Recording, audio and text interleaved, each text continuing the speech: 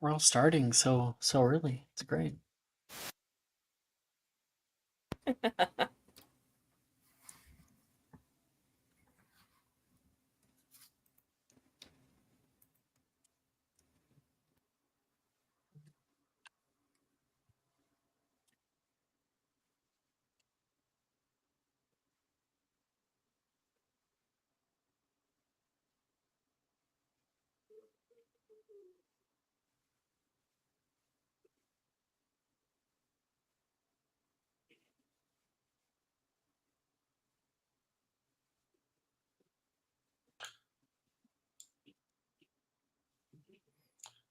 We're still level 1, right?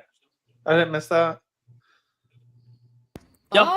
Yeah. Because we've been taking our sweet time. This is good news for Building me. up So I didn't have to do relationships like and 12 everything. levels right before the session. Mm-hmm.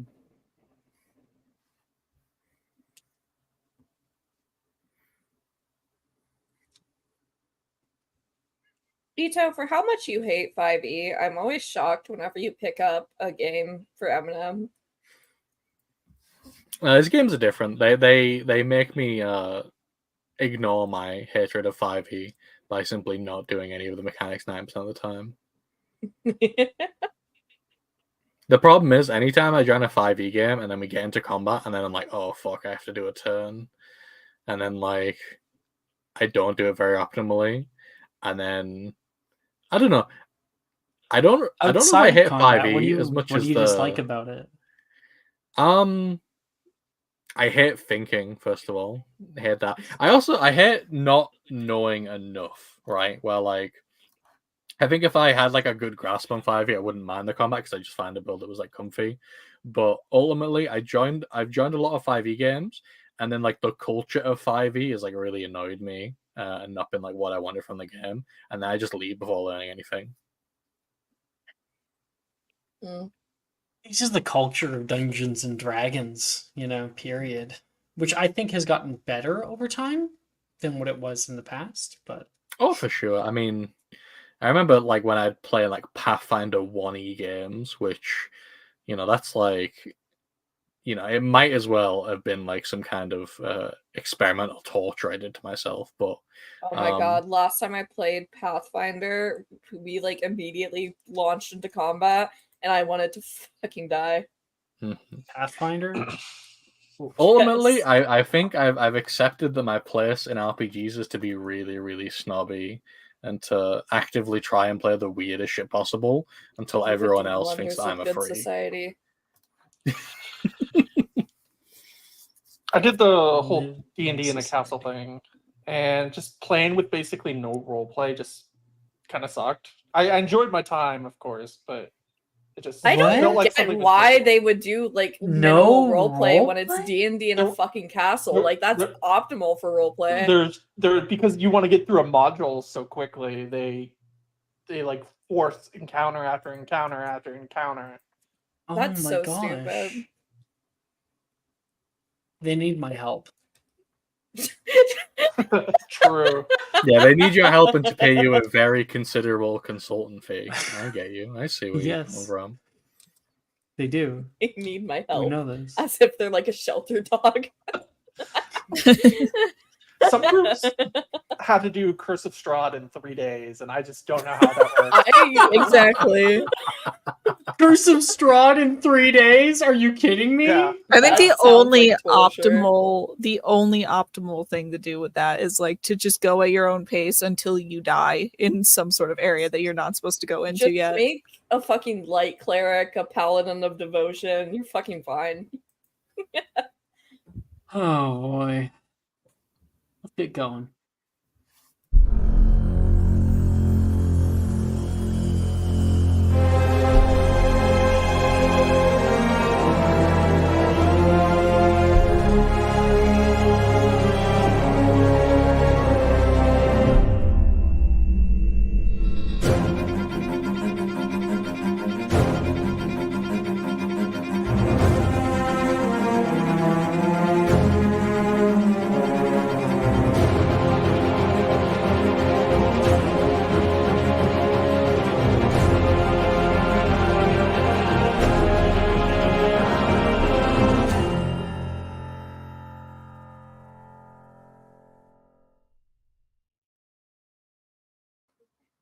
Hello, everybody. Welcome.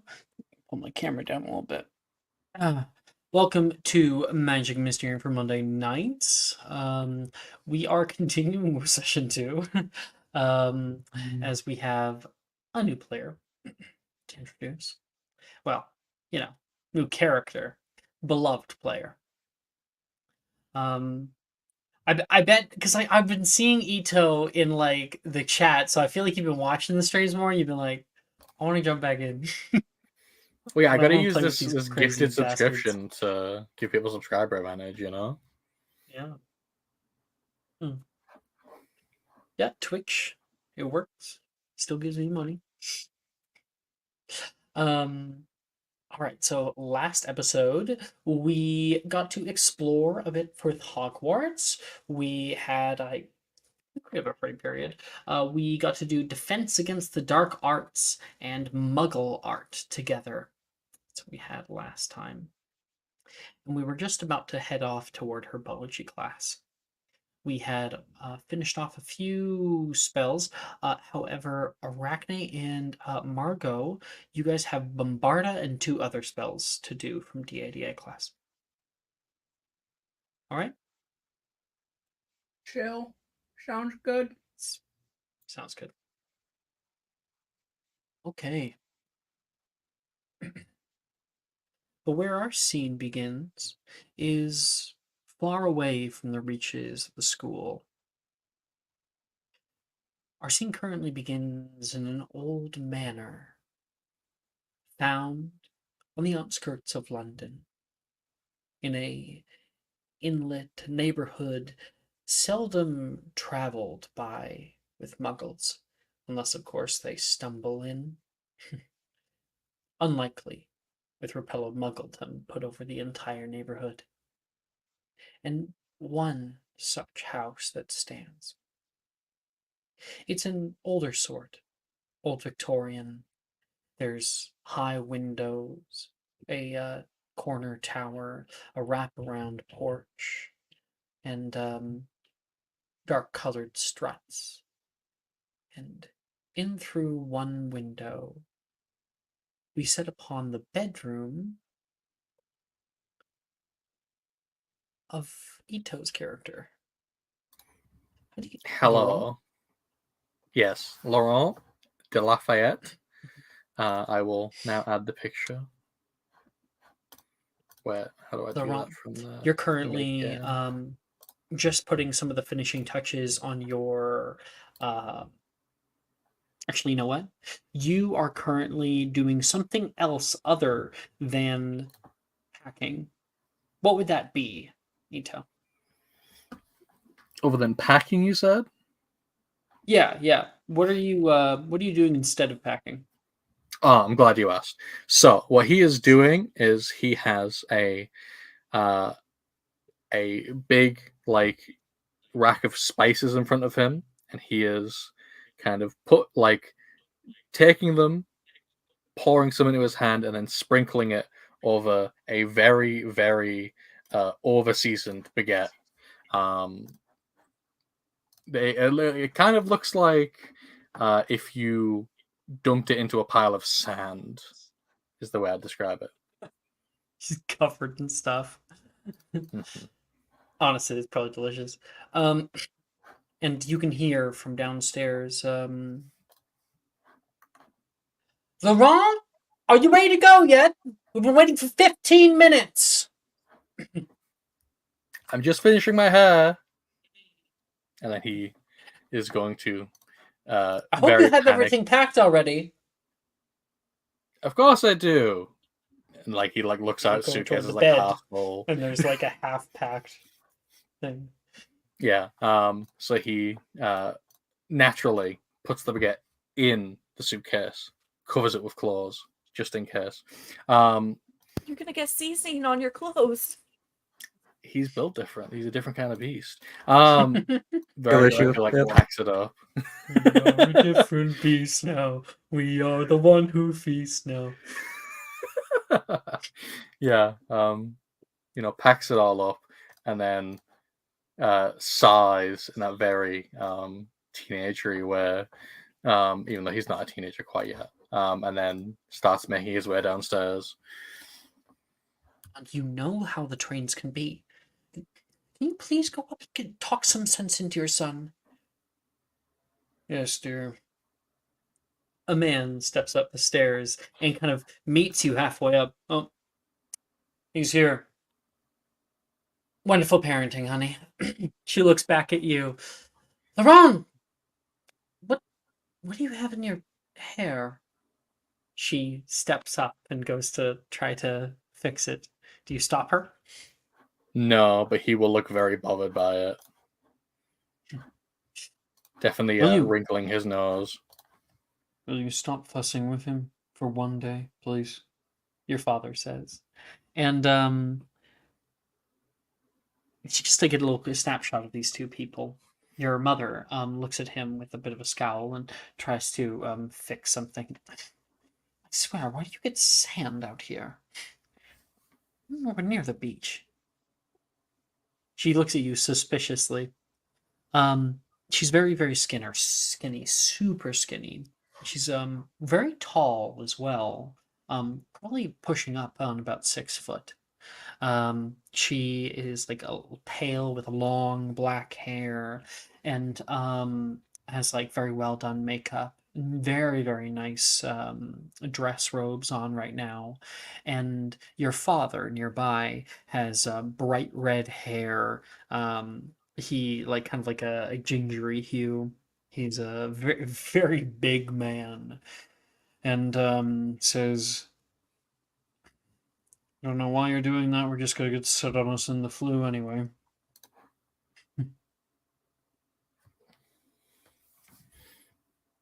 Exactly. I mean, it was probably just from the last time I used it. Definitely wouldn't be sand or anything like that in terms of texture. For sure.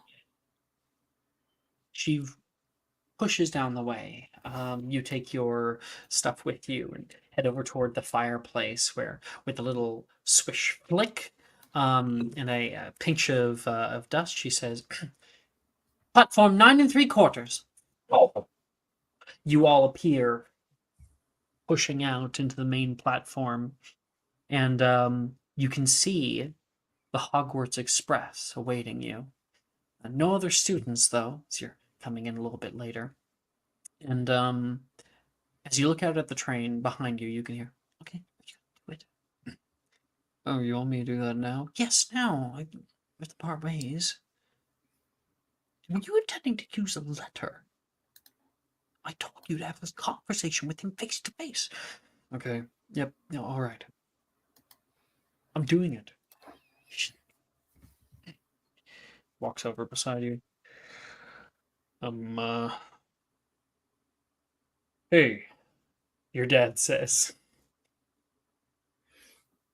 Hello. He will reply. Big. It's a big day. I think you said that the last time you sent me off to a school. I feel it's kind of losing its impact now. Well, it's a bigger day because we are running out of schools to send you. It's only first year. Your mother wanted me to have a talk. Man to man. Yeah. He gets down on one knee. I want you to focus on your studies this time. Try not to be a nuisance in class. And if we don't see those kinds of things, if we don't have a good report, the next school would be Durmstrang. So. Durmstrang? Don't they like make it like illegal to climb in Durmstrang or something like that? Durmstrang is the last one. I don't think that we can afford going to Mahotokoro. And I don't know about you, but spending every waking day trying to teach you magic is not exactly my idea of a good time. I don't think you would. I don't think you would think so either. There's always Ugadao. So, I think I'd fit in pretty well there. He gives you like the dirtiest of looks. You have one chance here, Laurent. One. And go and make us proud. He stands up. Where did it go? I did the. Can you stop checking in on me, please? I know how to do my job. Thank you. He says to your mom. And your mother looks back. Laurent? Good luck, Yes. she says. Comes over and like goes to give you a little hug, and it's like a.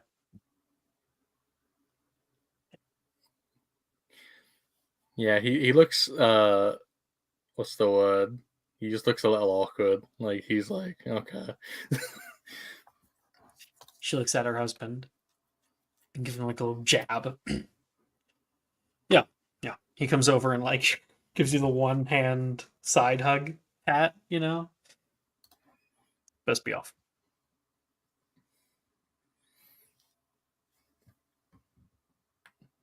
Yeah, I have a wonderful 9-hour train ride. Trying to make friends, your mother says, and you can see them go a little bit farther away. You pull up onto the train proper and start heading through the hallways. You can see other adults going on the train and plop down into an empty compartment. And I don't think I've actually introduced him yet. Yeah. And shuffling through the hallway, multiple people are passing. And then there is one person who passes in front of the compartment, gives like a little knock. Most of the places are full up. Am I good to sit here? Yeah, it's fine. I don't own the Man train, enters. so A man enters into the compartment. He looks a little nervous. He's got like short hair that is like combed over nicely. And you can see under one hand is a rolled up like daily prophet. And you can hear a little croaking noise. Oh, sorry. Stay quiet. Right? I'll give you something soon. He pets whatever's in his pocket, and you can see a little pink frog. He gets himself ready and sits down, and you can feel the train beginning to leave the station. He reads the Daily Prophet for the better part of the first hour, and then he like feeds this little frog for you, and you do various things, read books and whatnot, and mostly quiet until eventually time has passed so much that he has very little to do. So, you'd first year student, seems. yeah, I did so well at Bobatons that they said I should go to here as well, just to get out of the way. Transfer. That's great. I'm actually heading to Hogwarts myself. Been a long time since I've been there. Maybe you'll take my class. Oh, what do you teach? Herbology. At least I'm going to. I had a little bit of a mix-up. Had to have a substitute pull in for the first week or so with the older years. I'm a Longbottom, Neville Longbottom. Oh, it's nice to meet you. And he'll shake his hand. And you are. Oh, I'm Laurent de Lafayette. I'll try to remember that. I'm not the best with names. I'd have to ask a few times. It's okay. I mean, so many people have such complex names. It's honestly really stupid. I think we should go back to only having one name. And if you don't differentiate yourself, like, it's kind of your problem,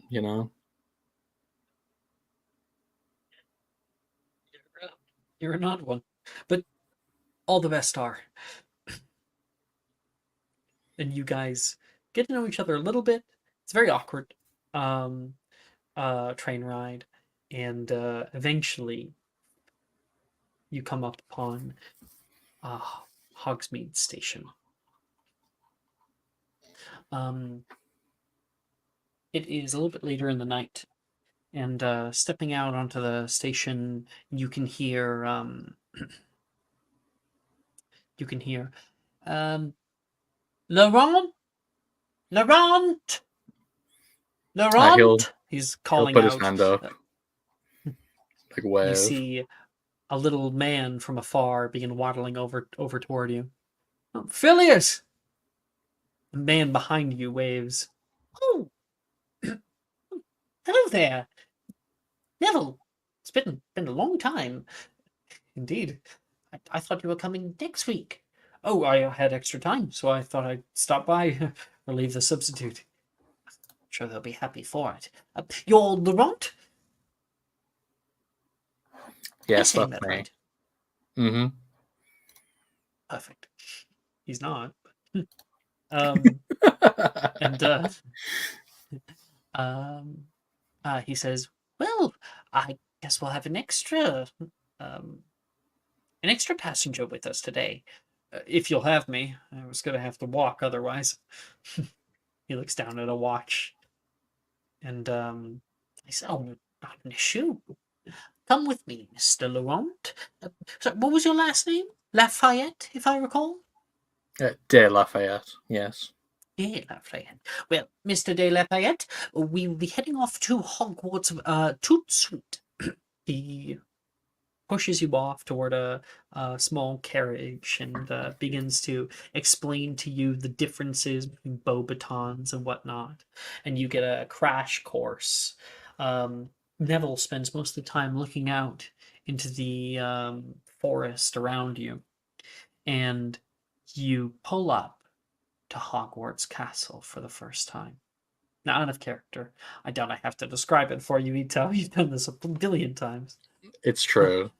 It's not even my first time But transferring, so I don't even get that excuse. you can see that dark castle set up on that high cliff awaiting you. It's majestic. Certainly different than in Beauxbatons. It has an aura about it, a history deeply rooted into the ground around, and the trees rise wild all over the hills down here. But not on the main courses.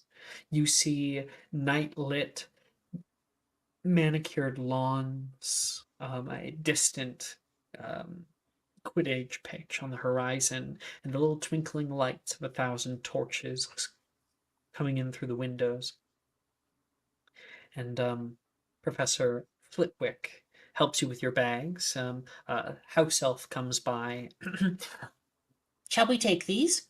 Yes, just put them in holding, and then once Mr. Lafayette here is sorted, send them to his room.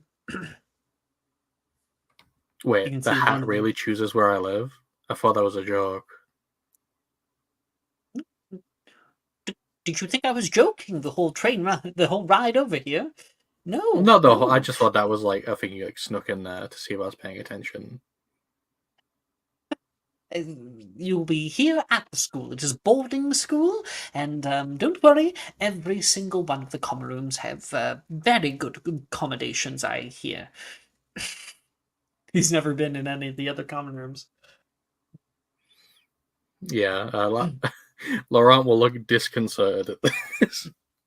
Gryffindor's plenty cozy. Neville says behind you. Professor, where's my office? Oh, you'll be taking over the sprouts. Should just be right there on the right. Oh, thanks. Good luck, Laurent. It was nice meeting you. I'll probably see you tomorrow, actually. Yeah, I'm looking forward to it. I think herbology was one of the only classes I actually did well at. He hands off, and Professor Flitwick leads you up to the top of one of the towers. And on the way there, we pass by somebody. You pass by Thea. moving in the north courtyard. Professor Flitwick looks a little up. Miss Trelawney! Miss Trelawney! It's Huh? almost curfew. Is it? Yes, where are you going? No common rooms in that direction. Oh, I was following the will o' the wisp. They're Looks gone now around. because you frightened them. They don't like people. I thought they don't like goblins. That would be fucking crazy. Hmm. What are you doing so near to curfew? We're on a I'm a secret faculty mission. member. What kind of secret mission? No, no. Can't tell about it, unfortunately. It's Did you rob classified. Gringotts? I have a new student here that will be sorted to suite, and you ought to be back to your common room as quick as possible. That's a fair bit more boring than robbing Gringotts, Professor. Sorry that I can't be more interesting for you, Miss Trelawney. I Oh, will do not see be sorry to you. me. I would be more sorry for you. I'll be headed off to my common room now. I'll see you on. I think I'll see you on Thursday for charms class. Do try to plan your adventures more outside the box next time. Then you won't have nearly as boring a story to tell. That's one of your classmates. He says. I'll have to ask her about the Will o' the Wisps later. And up to the top of the tower you go until you enter into the little lobby for the headmistress's office. Danica Black sits there for a while. And 1 second.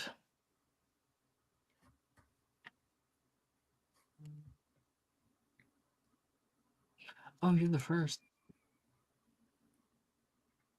Interesting. Okay. All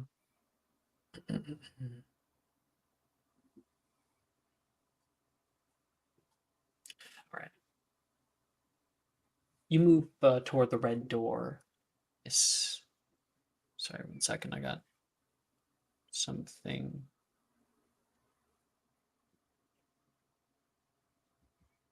You being messaged by the Will o' the Wisps. I heard a bloop bloop, but then nowhere to be found. The will o' the wisp.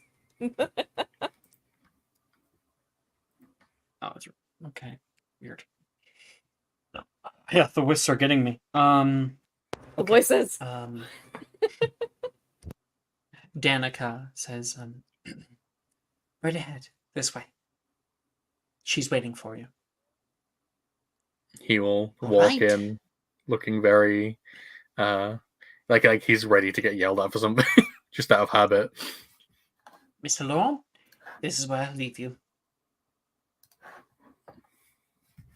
I trust you'll keep the details of our mission secret, and he'll extend him his hand for a handshake. He makes a gesture by putting his hands to his lips and locking his mouth. And he will Excellent. shake your hand. You head into pushing the door into the headmistress's office, where currently Headmistress McGonagall awaits. Hat off, something more casual because it's so late at night. Oh, I was wondering when the train would come in. Please, come in, come in. You see her place down a book on her desk and step to the other side of it to meet you. She looks down toward you. You fix your name, Mita? Yeah, sure.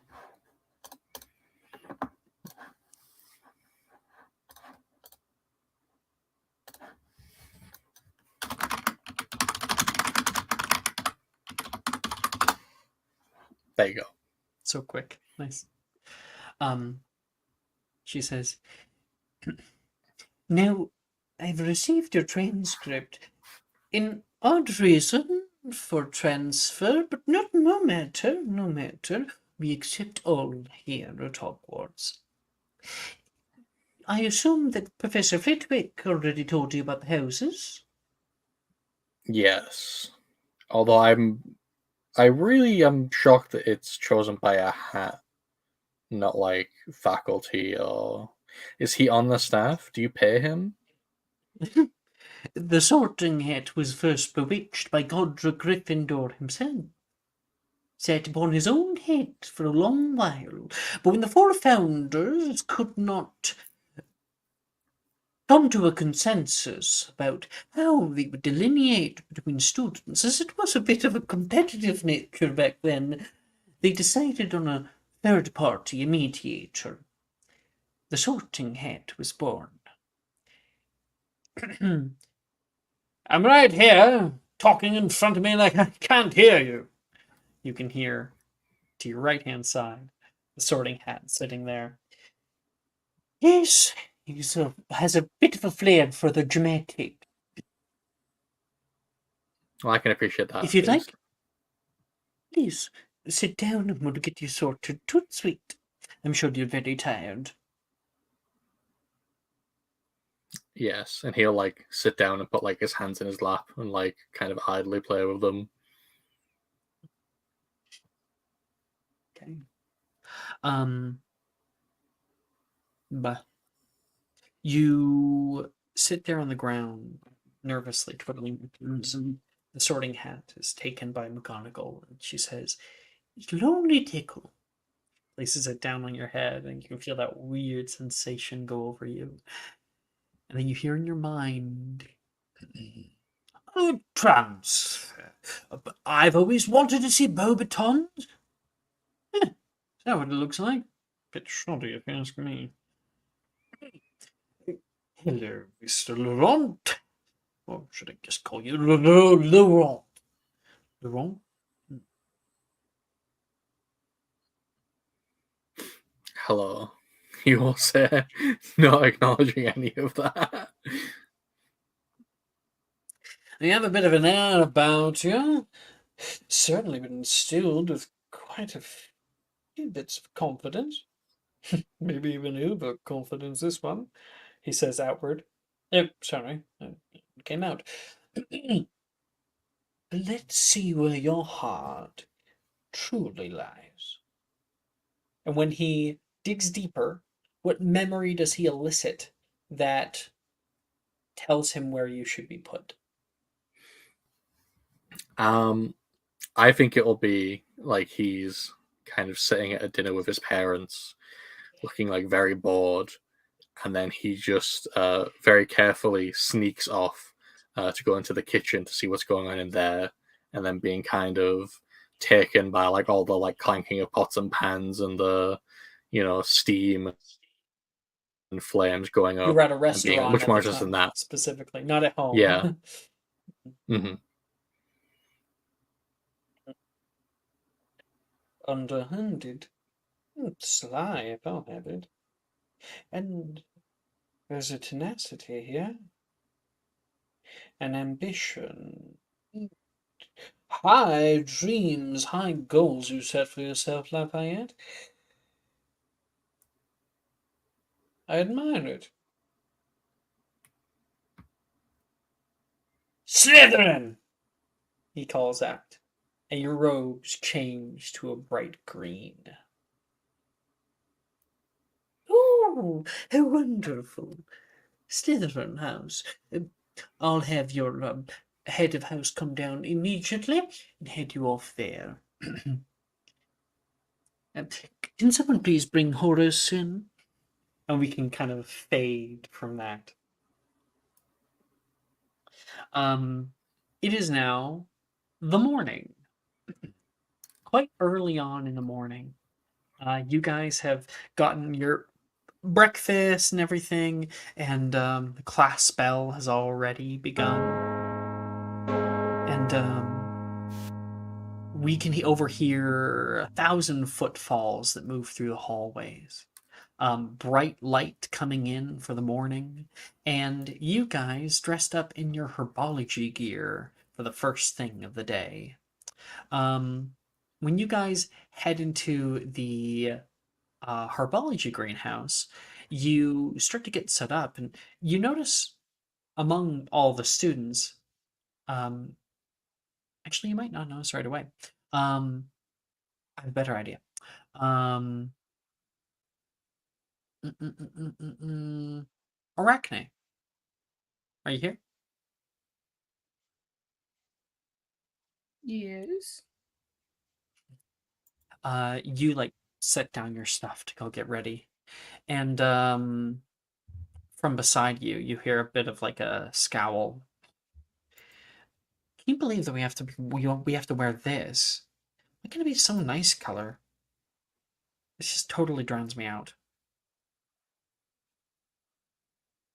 She Arnesia, like talking to you. turns her head. Doesn't look that bad on you. What? You think I rock it? I think with enough confidence, anybody could probably, and she'll like air quote, rock anything. Careful, Arachne. You can hear Nolan nearby putting down his stuff. That almost sounded like a compliment. No. It was being polite.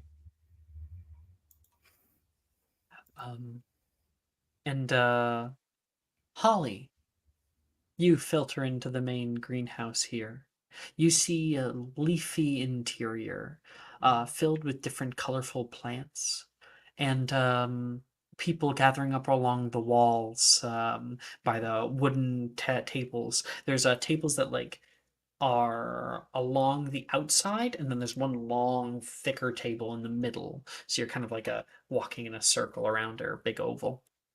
Um, Pushing through the crowd here, you can see Arachne, Ernesia, and Nolan standing nearby, and probably some others. What are you doing, Holly? Holly is carrying. She's carrying Sprout. Just like in his little pot currently. Her overalls. She did some work to them last night. She has like little patches with like little designs sewed on to it, and like embroidered a little flowers and stuff on like the big pocket in front. And she's just kind of staring like wide-eyed at everything. She's very happy to be in this place, and she like probably stops and says, "Oh, hi, Arachne." Hi, Holly. You look nice today. Well, thank you. I heard that the permanent professor came in last night. No one says. Like, do we know what their name is? I can't know everything. I thought you were all seeing.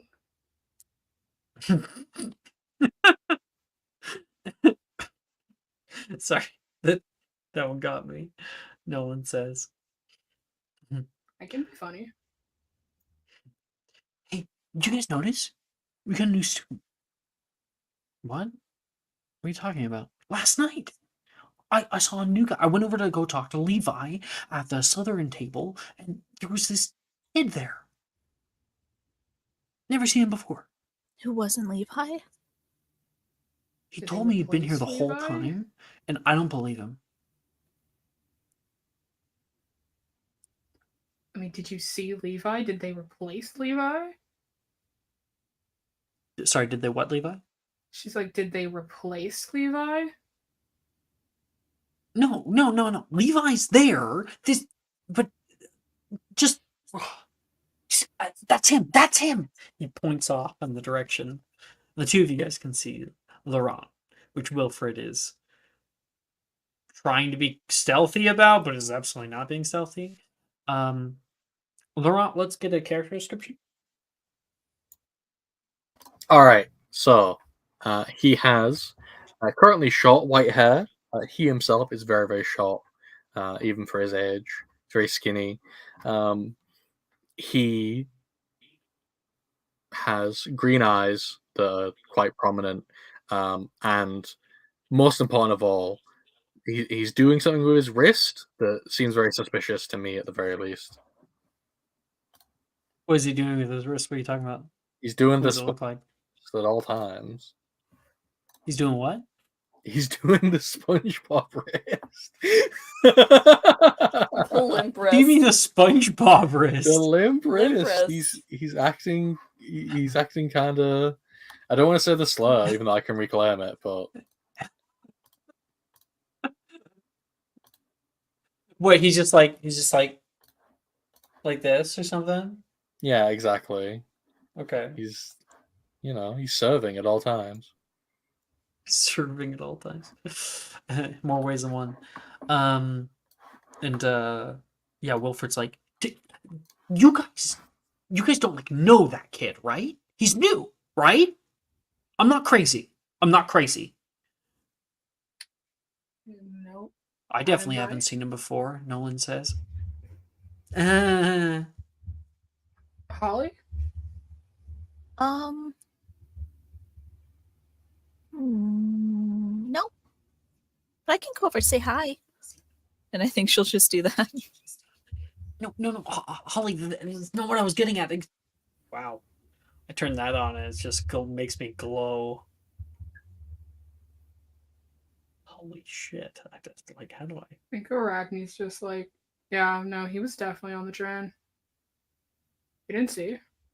Crazy. Oh, wait, actually, sorry, I forgot something about. Okay. Wilfred's like, he looks familiar. Like, I feel like I've met him before. Well, I mean, technically, you did meet him yesterday, so No, that's no. You mean this morning? yeah, you went over to the table this morning, so like you No, did like meet him before. before that. Just Okay. can't place it. Well, you know this could probably be solved if you go say hello, right? Well, Holly's doing that for me.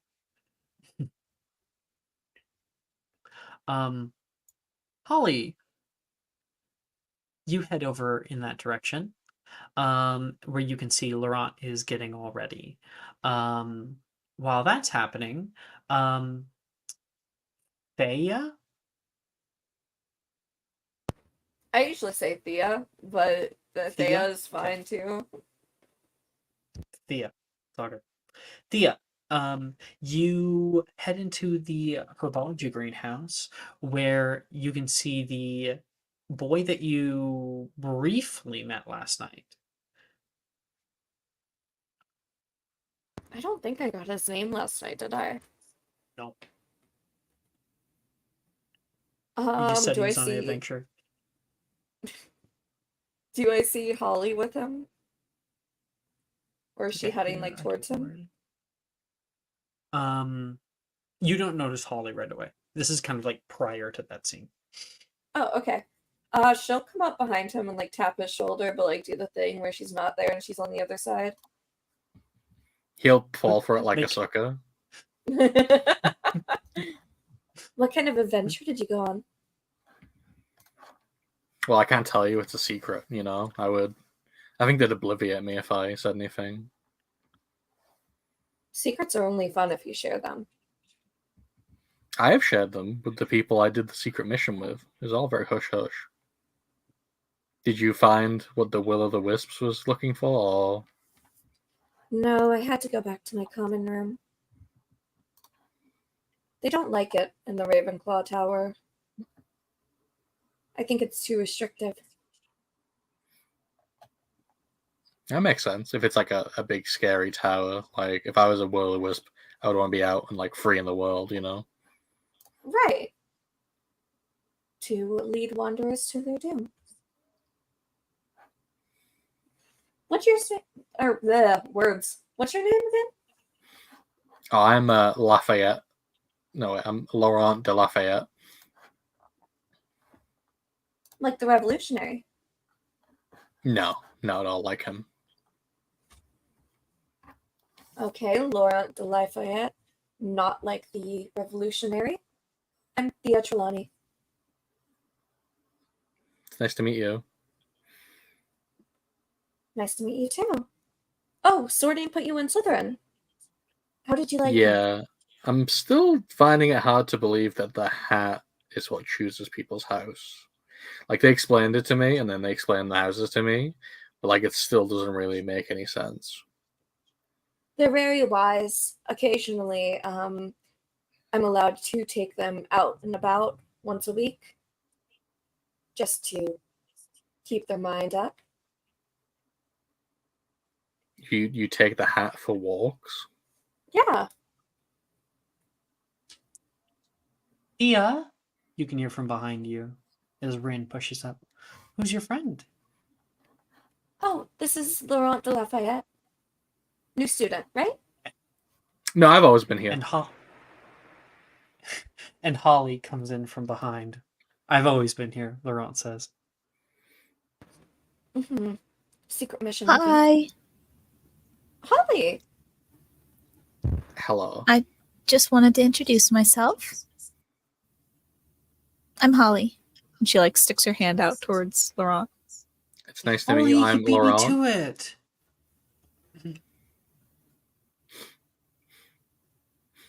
I'm Laurent, and I have always been here.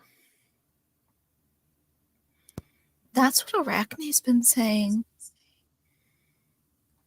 Well, whoever Arachne is, she's right. I'm just very, very sneaky. Well, he could have been here anyways. Maybe he's a new ghost. He was just non-corporeal before.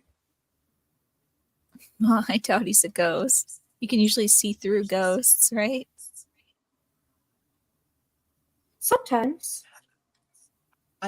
I like your hair. I'm Rin, by the way. Oh, hi, Ren. It's nice to meet you.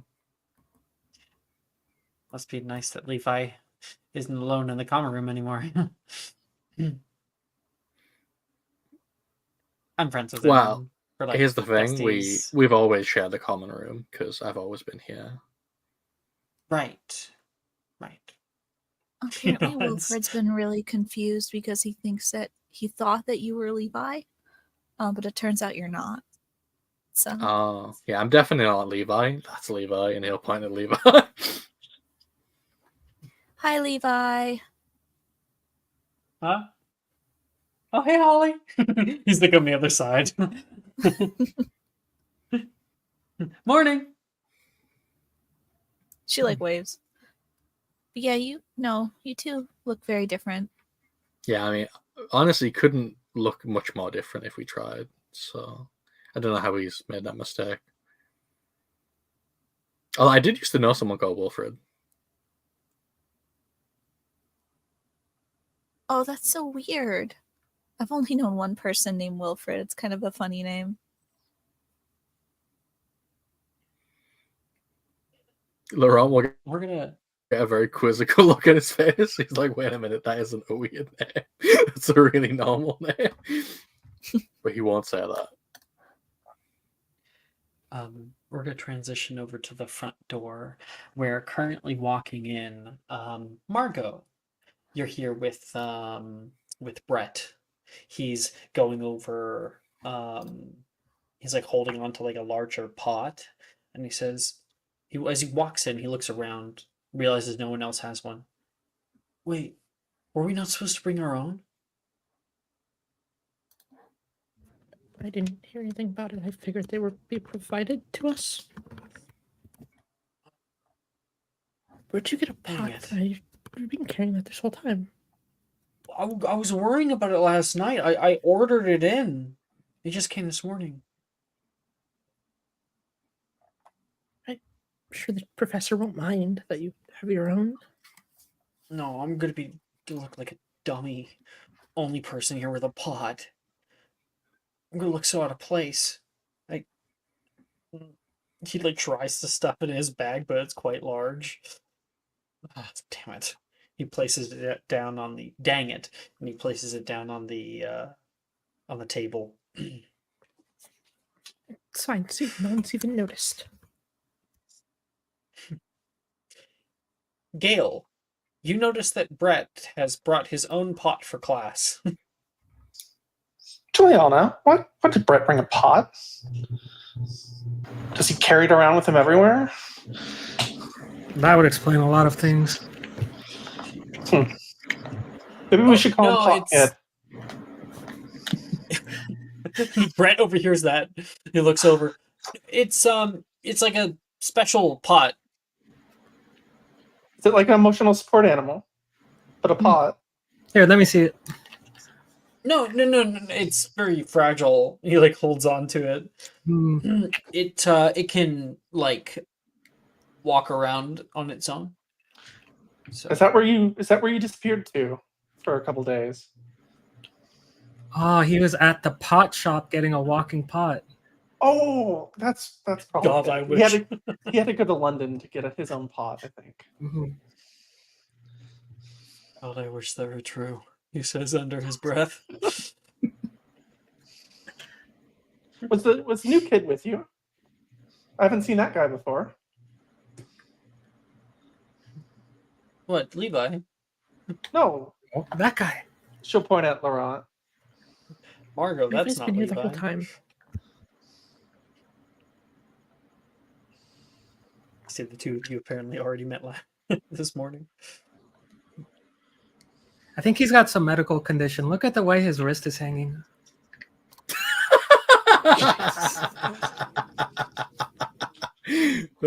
I should tell everyone this character has 7 strength. I don't even know how to reply to that.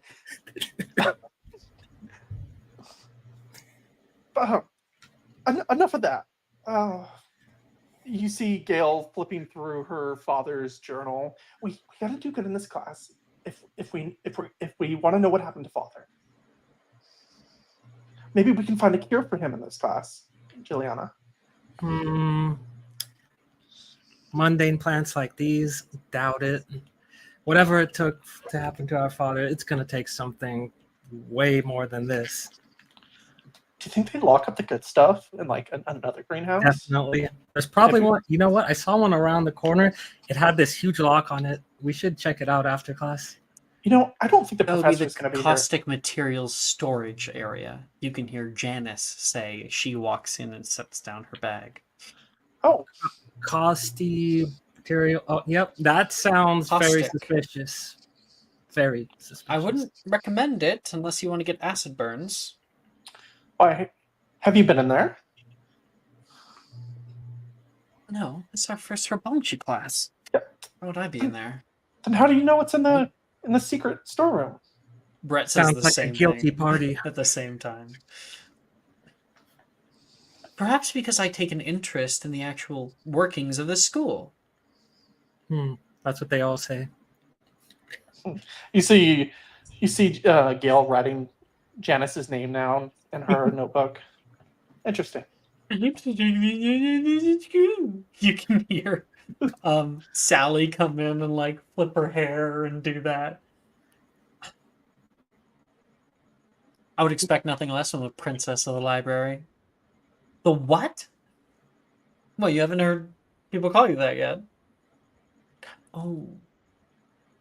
Sally says, and then Yes. walks over to her Straight from her Antarctica, section the land beside of Juliana. frost. I wouldn't take offense to her. I think she's just jealous you're doing good. Make a persuasion check, Gail. Flattery. 22. Yeah. There's a little. Janice will remember this corner of the screen.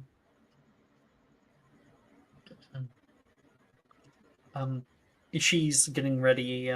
You can hear the class bell go off. Wait, where's our teacher? Janice asks. I'm not sure. I heard the other years had a substitute, so maybe they're just being a little late. Can the school not even So afford to have teachers that show up on time? I mean, after what happened to our father, I don't really Mm. trust anything this school does. Oh, Can someone open the door for me? My hands are all pain. Oh, I got you it. can see a silhouette from the other side of the door from the class. Holly runs over and opens it up. Class, great to meet you all. And Professor Neville Longbottom steps out into the greenhouse for the first time, and he's got a smattering of plants in his grass. Different pots and things are stacked up on top of each other, and some that are even following behind him, floating. Sorry, took me a little while to get ready. Hope you weren't waiting long. Only 2 minutes, Janice says nearby. And he starts to set things down. Nice to meet you all. I'm Professor Longbottom, and but you all can just call me Neville if you want to, or Professor L. So everyone, take a plant and Professor? pass it down. Okay. Thea will put her hand up. Oh, it was. I couldn't tell who was talking there. Professor looks over. Who said that? Me? Oh. Did you blow up a bridge? Huh? To- That's an odd question to ask someone on their first day. I'm certain it would Oh, be did you? most of the time. Perhaps if we could keep the questions to like the herbology topic, then yeah. Professor, I have a question on the herbology topic. Yes, please. Go right ahead. You Miss Lockhart. Really? Yes. Do you know my father? What's your question? I didn't bring a pot like he did. Did I need one? She'll point right at Brett. Brett goes.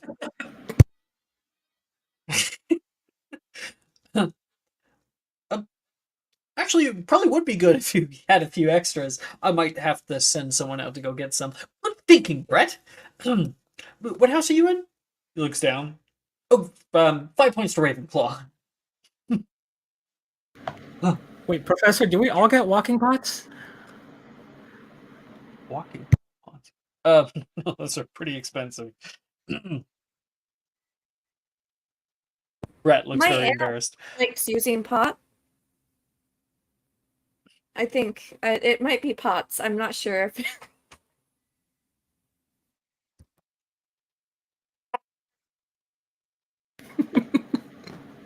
Wow. I love that all my friends are really interested in herbology. This is great.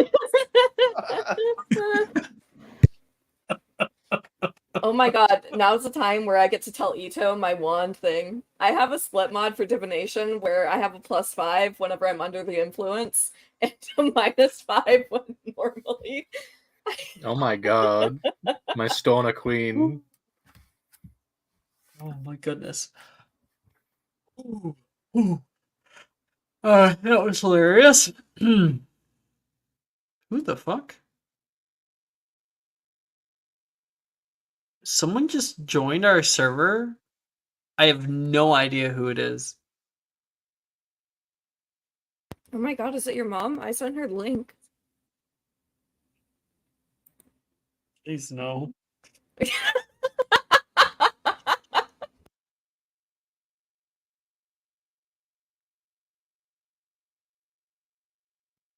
Yeah, I messaged them saying you guys are in game.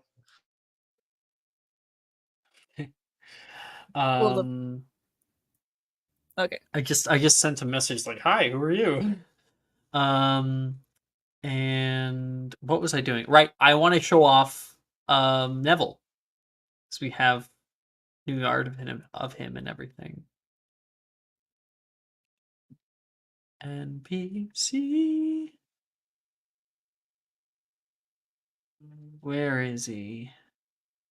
Come here, you twink. There he is. Fuck yeah. No, I'll open up.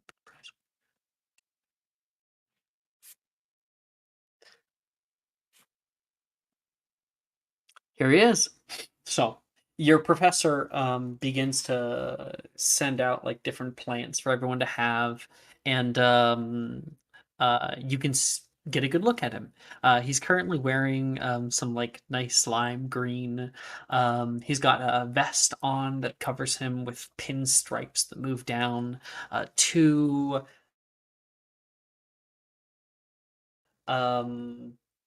sorry, fenders that like are latched on with little brass rivets, and he's got corduroy pants that kind of swish as he walks, but are like have been.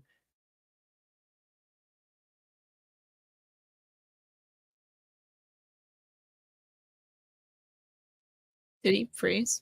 He definitely froze, dude. He Okay. did. Thought it was just me. I thought he was like holding a pose for a second, and I was like, damn. I was like, damn, did he just ask me a question? Because I was completely zoned One of these out. days, he's gonna do that and just freeze and hold the pose. He Just did that to me fucking- once. Mogging at the camera. Yeah, I just need to say my character literally does have a 7 in strength. I have a 4. Back now. Jeez. I have a 5 on another That's character. crazy. I'm back. He's got Welcome corduroy back. pants that have been pressed to kind of be very formal looking. However, they are like rolled up, one at the very hem, having like a lighter tag to it. And he's got his sleeves rolled up and already has a bit of dirt that's gotten on his arms. His hair is a beautiful chocolate brown with it's curled over onto one side and hangs in front of his face a bit. And he says, today's lesson is going to be about the different stages of life that we can have and the different types. Now, we're going to start off by doing a few classifications. If everyone wants to go to 1,000 magical herbs and fungi, you are all going to take the time to tell me what you've got in front of you. Now, you'll see that it is sectioned into a few different places, such as flowering plants and meaty tubers. You'll be able to find it. Do your best, everybody. And if you need any help, I'm here. And people start to go through. I'll have everybody roll me a herbology check. Hey, real quick, how much intelligence is needed to read? A 5. Okay. Do I impose disadvantage on myself if I'm reading from my father's textbook rather than the curriculum? Not necessarily. As you recall, he was a bestseller. The stuff that was in his books wasn't actually like false by any means. Remember, like he actually had like good things in his books. The stories behind them were false. So it should be at advantage instead. Got it. No. You roll and we see if it was false or not. Mm-hmm.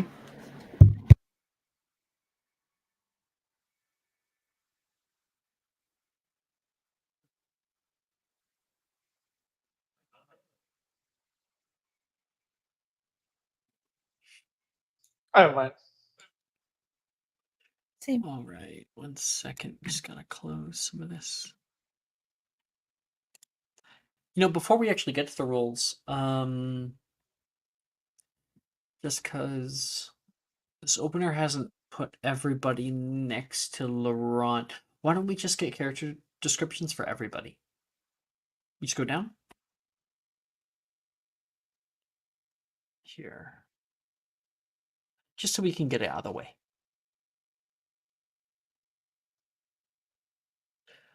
Gotcha.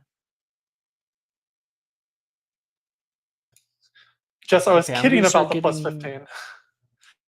I'm not kidding. extra arts. It's like this is gonna be the one of two things that she's good at, and then the rest is gonna be bungled. You actually have a plus Oh 14 my at god, level that's 1. disgusting. I'm not kidding. It's It's disgusting. so The disgusting. only thing that kept me back was that I rolled a 14.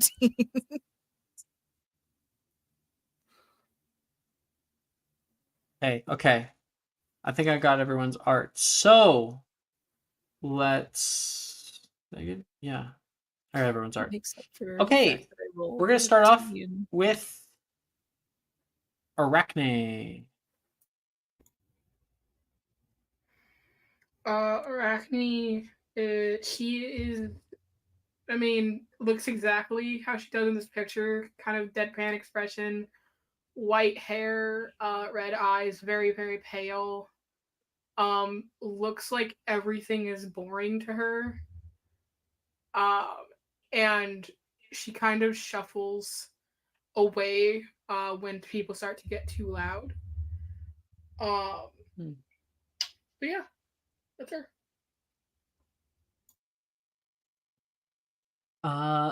Thea. Let's show you off. Yeah, Thea is her appearance, while striking, is not the most eye-catching thing about her. Instead, it's rather her kind of like staring off into the distance, and you'll see her tilt her head as if she's listening to something for a second, before going back to her identification work. She is wearing the usual uniform, however, has topped it with one of the old, rarely used hats, the witch hats, that seems almost too big for her. And there are various charms weighing the brim of it down, that you recognize are kind of various good luck charms. There's a dried four-leaf clover, a rabbit's foot on the tip of the hat, trying to figure out other good luck charms.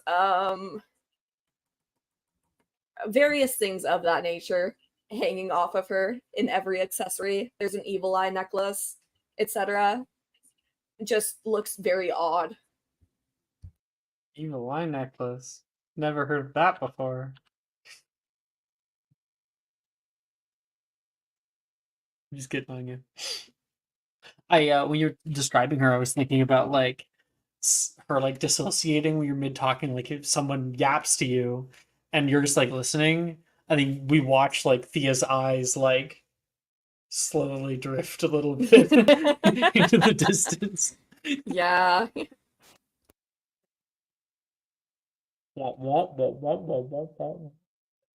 Okay, Margot, you're up. Yeah, Margot has dark skin. She's shorter than everyone else in the class. Well, not everyone, but mostly everyone. She's got long braids, currently pulled up into two pigtails. She has these wide, deep brown eyes that seem to kind of be constantly looking around, observing everything around her. She just kind of has this bright, cheerful aura about her. She kind of goes about her day. Thank you. And Holly. Yeah, Holly is kind of average height. She's got very long, wavy, strawberry blonde hair. These big, kind of wide brown eyes, very rounded features, kind of flushed cheeks, with the light dusting of freckles. And she's like, she's always in uniform, but she's always like modified it in some way, like with little pink patches or like things that she's definitely sewed on to her cloak that she probably shouldn't have. And yeah, she just looks incredibly like wide and happy to be there, if a bit off kilter sometimes. Thank you.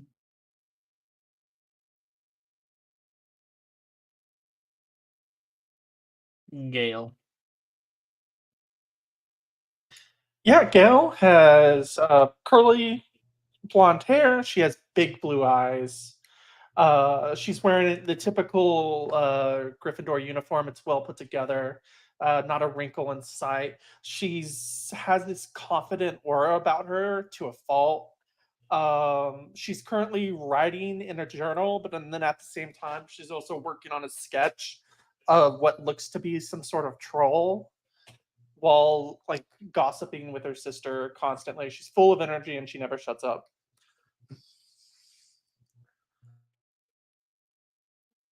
Wonderful. Thank you. And then her sister.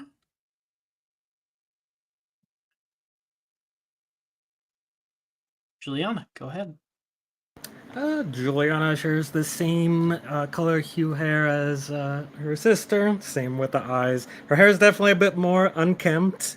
As far as the uniform goes, it's probably a bit more loose and looks like it's more styled for comfort than etiquette. As far as demeanor, she's always got this like confident smirk on her. And right now, you'd probably see her as her sister's doing like the writing and the sketching. Juliana's got like her feet up on the desk and she's like leaning back, thumbing through this old book. Occasionally, every now and then, looking up at the professor.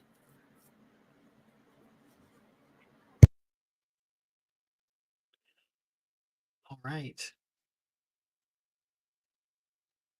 So everyone's rolled your herbology checks. Yep. Okay. 1 second, please.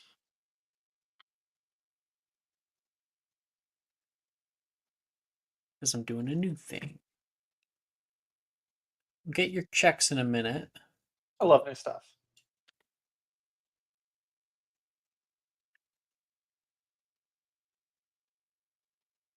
Boom. And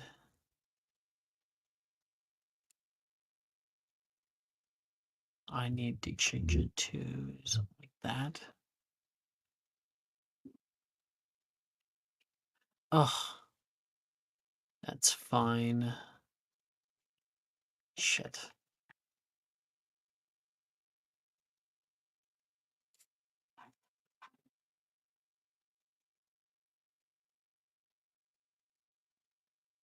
Okay, yeah, no. All right. I'm going to be ready in about 5 seconds here. That's what she said.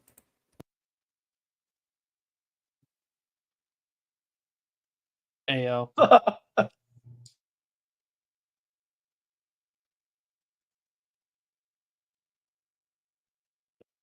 Just me making a new rolling table in about 5 seconds. Oh, Impressive.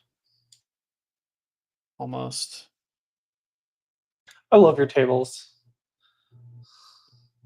Rolling the D600 or whatever is my favorite thing. It's going to be something like that. I'm already at 252. Okay, everyone, roll me 1D296. We'll roll that separately from whatever you rolled.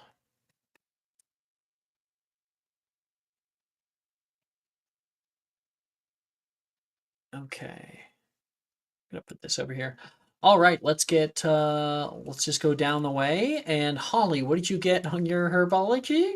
I got a 28 on my herbology check. I am plant. It's the one thing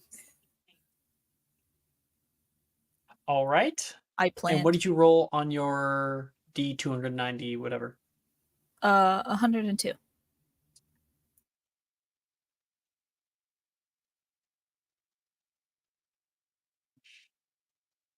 Why did that go away? That's weird.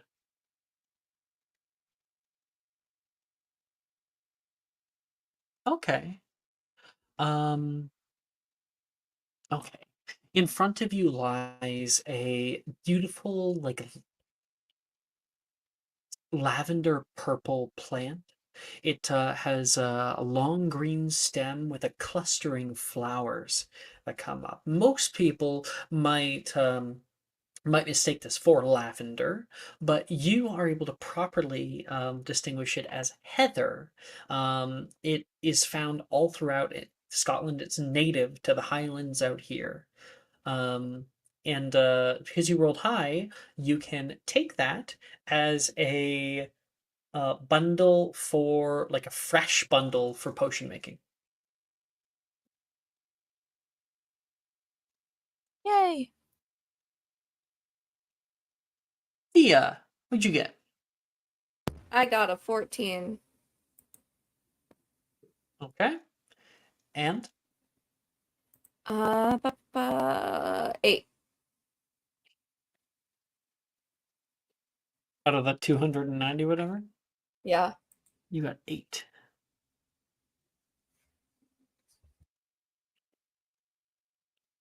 Okay, it looks like you got. In front of you is a flower. The flower is quite odd. It has a stem that like hangs over onto the side, and then little flowers that hang low like this, and they kind of curl upward like that of a trumpet.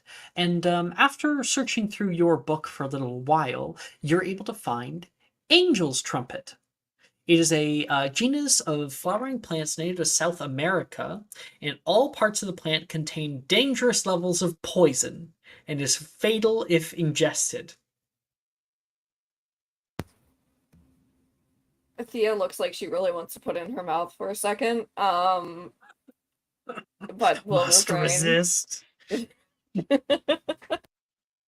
You like flash and see your death for a minute. Maybe I shouldn't. Yikes. And you rolled high enough to get a fresh potion ingredient too from this. Specifically, if used for a poison. I am getting so many questionable items. I need you. Indeed. Indeed you are. All right. Margot. Rolled a 9 and then 284. Okay. Let's see.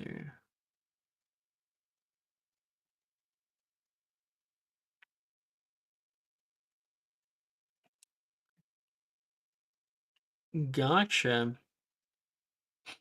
Okay. Um, you look down at this and you're like,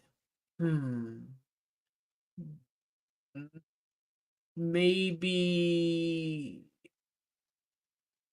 ain't like baby's breath? You're completely off.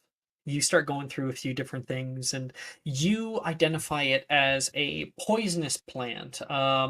Very, very caustic, and if ingested, can actually light biological material on fire. So you're kind of scared almost just even being near it. And Holly, as you're working on your little plant here and clipping the heather, um, what's the name? Sprout? Sprout. Sprout begins to flutter up a little bit, and it turns over toward where um sorry, was it Thea? Who was I doing? Margot is. Um he's gonna try to stealth away from you. Oh, okay. He doesn't do so very well. You can see he's like trying to get out of the bag. Hey, what are you doing? Mister? He turns over toward you and looks very guilty and is going to try to make a break for it. Can I The 15 snatch for him? acrobatics check. Oh no. You can make a contested acro if you want. Oh no. Oh no. 17. You're able to grab onto him as he leaps onto the table. He was about to like run across the table. You can pick him up, and you see his like little legs trying to go, and one What of do them you is want? reaching out toward Margot. Oh, what do you want? Margot, were you being mean to Sprout? No, I didn't even know he was there. I was just replanning my baby's breath, maybe? What do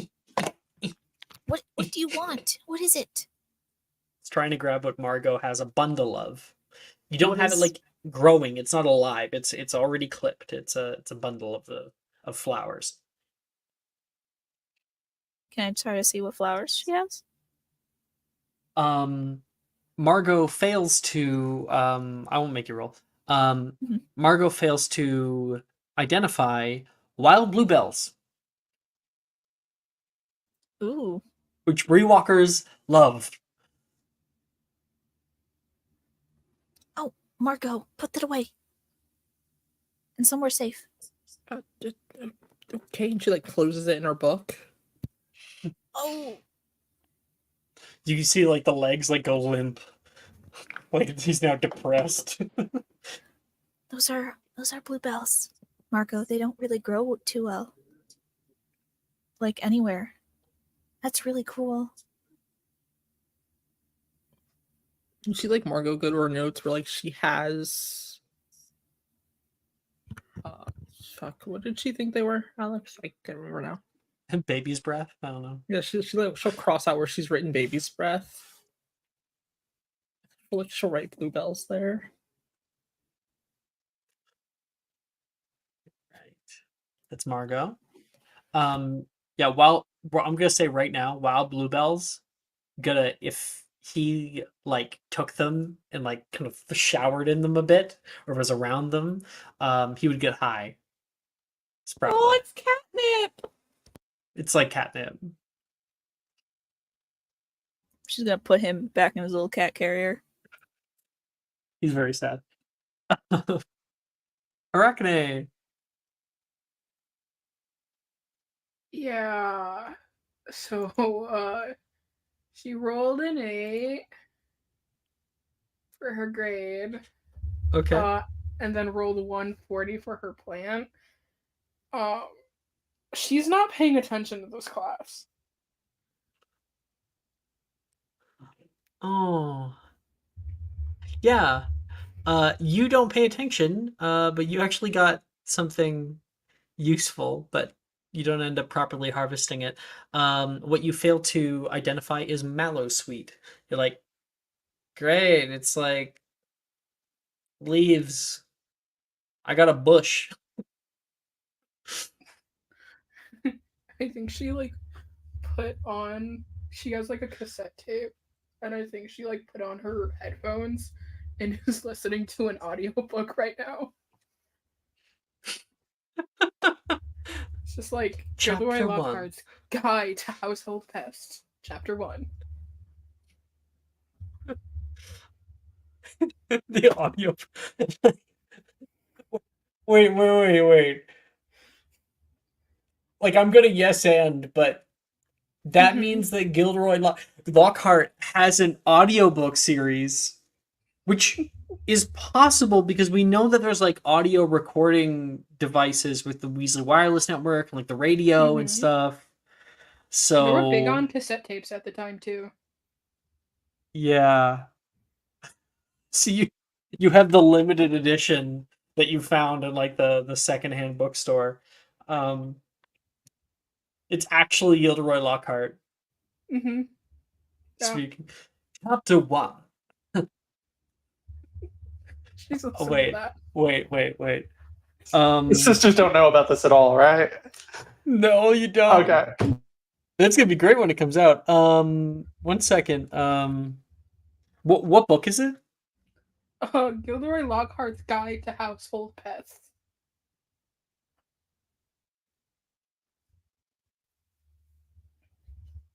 It's the second book he made, I think.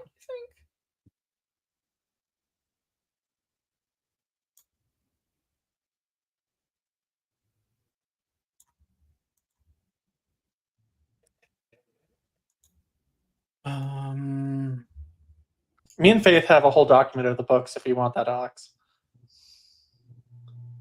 I'm sorry, what? Yeah. I'll just post it in the chat.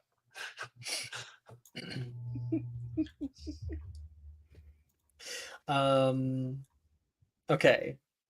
So, Chapter 1. Forward. My dear readers, it is with immense pleasure and a hint of nostalgia that I present to you yet another invaluable addition to the ever-growing Gilderoy Lockhart library. Gilderoy Lockhart's Guide to Household Pests is not merely a book. It is now my new beacon of hope for witches and wizards plagued by those unruly critters that seek to disturb the sanctity of our homes and houses. Now, I must confess, dear reader, I've always had a certain flair for pest control, for banishing a particularly troublesome Jarvey in the heart of Yorkshire, to charming away a herd of gnomes wreaking havoc on a garden party in Wiltshire. There's no creature too small or too stubborn for the unparalleled expertise of yours truly, Gilderoy Lockhart. Yeah. Interacting is like, I like the way this guy talked. 100%. It's gonna be her thing. Is every time she just has a new tape she's listening to. You should get 50 Shades of Grey read by Gilderoy Lockhart. I don't think the world could survive. Alex, can you do that now, please? Thank you. I also have the one. If you guys obviously have seen the Gilbert Gottfried reads 50 Shades of Grey, right? I haven't. It's pretty good. My clitorian. Gilbert Gottfried. Oh, I gotta find it now. Gilbert. I'm just gonna send it in chat. Gottfried. In my opinion, it's the funniest shit he's ever done. 50 Shades of Grey. Yeah. It's an old college humor skit. Sending in discussion. I just can't believe she wrote the words meat sandwich is like a real thing in a book that people read. My inner goddess has started dancing.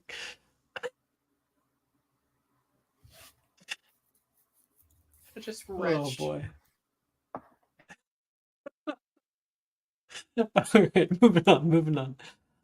That's Arachne. Margot, not looking good for grades so far. By the way, did you guys do the Bombarda and 2 others? Yes. Can we just get those now? Yep.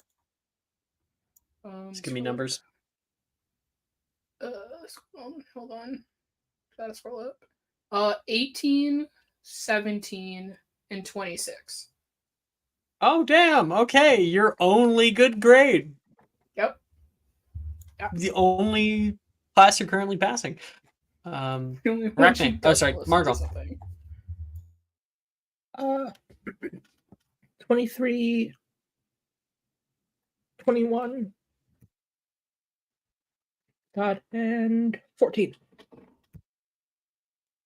Overall.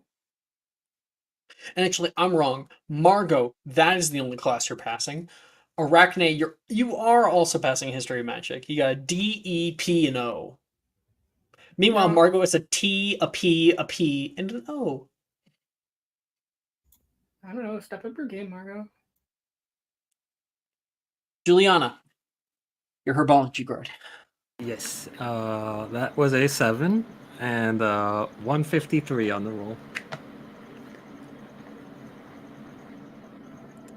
Ooh, interesting.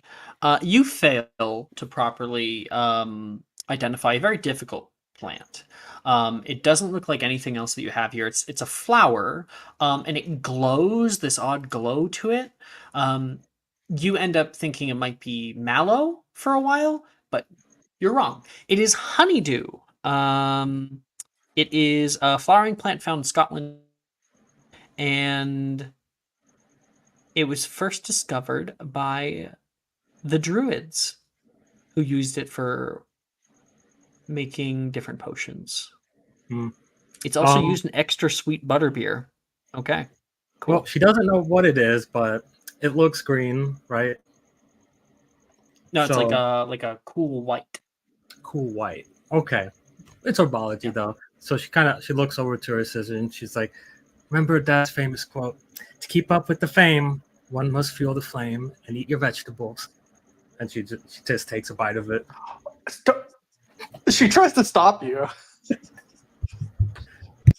Uh, Did he freeze? Call him frozen because he is frozen. His face is stuck. Oh, there he is. back. You're back. So, con save. Oh, Conte, got it. All right. I hope it wasn't that poison that killed you. Nah. 22. Okay. Cool. You begin chewing on it. At first, it's very bitter, very, very bitter. But then it like converts to a sort of sweetness. It's not bad. And Juliana, your skin begins to slightly glow like moonlight. Huh. Wow. You're beaming today. Must have got some good sleep. Laurent, you see this. You see her eat this fucking flower and start glowing. Am I close enough to like lean in? Yep. Okay, Laurent will lean in and say, "Did it taste good?" Just kind of finishing the chew. You know, I've had better. Hank, wait, who are you? Oh, you're the new kid. No, I've always been here. Okay. Okay. I don't know. It's an acquired taste. It did taste pretty sweet there at the end, and judging by the effects here and the expert lineage that I come from in assessing these types of things, it only enhances one's beauty. Would you like some? Yes. He like looks around with us. And Laurent, you gain a special ingredient that might be able to be used to make something custom. Just one time. Hell yeah. We stay winning. Makes things glow. Gale. 20 and 146. 146. you get a completely edible plant. You're like, look at it. You have difficulty for a minute, and then you catch a whiff. Can't be. You move down and pluck off a single green leaf. It's this tiny little plant. Smell it. Put it on your tongue, like resting on your tongue. Mint. Hmm. I don't Tastes know like if you mint. guys have ever actually had real mint. I Like the haven't. plant. It is pretty cool because you can just like actually chew on it. And it tastes like mint. Juliana, put this in your mouth. Oh, gimme. This one actually tastes good. Okay. I mean, they both taste good, but this one doesn't bring out, what's inside. I hope you knew what you were doing Juliana before you ate says it. glowing. You think I wouldn't know what I'm doing? You're great to say otherwise. She'll And- whisper under her breath. Gale, you get a potion ingredient, a bundle of fresh potion ingredient. Basically, it reduces the DC for exceptional quality potions. Awesome. When Was you that use an it. O as well? Yes. Okay. There's I no, think there's your third O. Okay. I think only History of Magic I don't. Do very well. Laurent? I got an 18 and I need to check the other one. And a 116.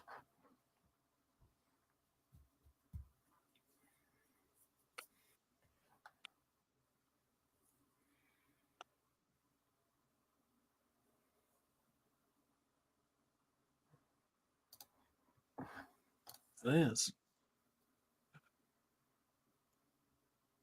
What the fuck? Okay, this is weird. You got an interesting one. You can see in front of you a flower. A flowering plant. It mostly creates like these large leaves, and the leaves themselves are slightly see-through. And in certain lights, they cast like a prism. They cast a sort of little rainbow around them, like uh, oh, what's the word? Iridescence. And you were able to properly identify it as a jewel weed. They're they grow in the Nearctic ecozone, which is North America. Weird way to say that. And they can be used as ingredients in certain potions, as well as it's in the pepper up potion, so it's likely that the effect has a bit of caffeine or something that kind of jolts the spirit. Excellent. I'm also pocketing that. Yeah, drugs. It could also be used as like sprinkles or something. Smoke Woo, it. drugs! Yeah, I'm Roll it gonna up, bro. I'm gonna invent methamphetamine again. If The it's like a second time. pepper up, you could just make it like Adderall. Dude.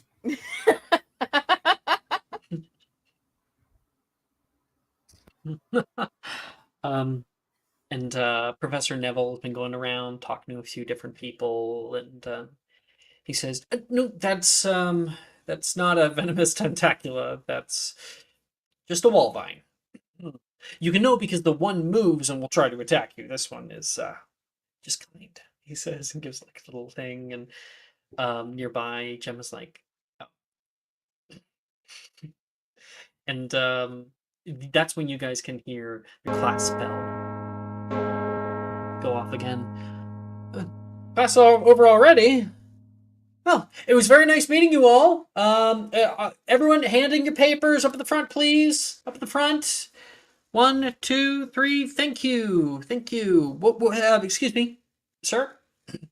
You you just put in all bold font. No, I think that's gonna be a detention. He says, looking down. You can see a swear word "f this" over top of it, and Wilfred's like, "No, that's what the plan's called." Oh, I'll see you in detention. Can I stay after class? Like, kind of creepy, waiting for class to everyone to leave. Yes, yes. So, as everyone begins to filter out, and thank you, Holly. Very good work today. You had a difficult one, but you found it. Oh, thank you, sir.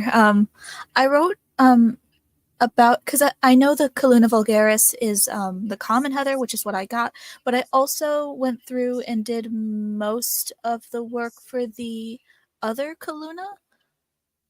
There's Caluna erica too, which I didn't see in this class, but I wanted to write about as well. I don't have a specimen yet. Well, Perhaps you could help me out with that. absolutely. I'd love to. I'm sure they grow somewhere sorry. on grounds. Sorry for taking up too much time. If you ever want a little bit of extracurricular, I have a lot of work to do after the last teacher left, so you could help me out to reorganize some stuff around here. I would love to. Anytime.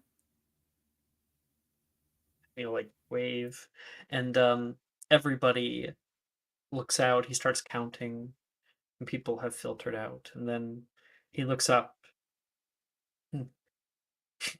And Thea, are you on the other side of the greenhouse, or are you right next to him? She's right next to him.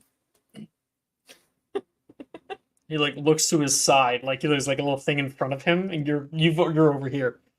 Her hat like jingles a little bit with all the charms that's on it. Hello? Hi. Thea, right? Yes, Thea Trelawney. It clicks in his head.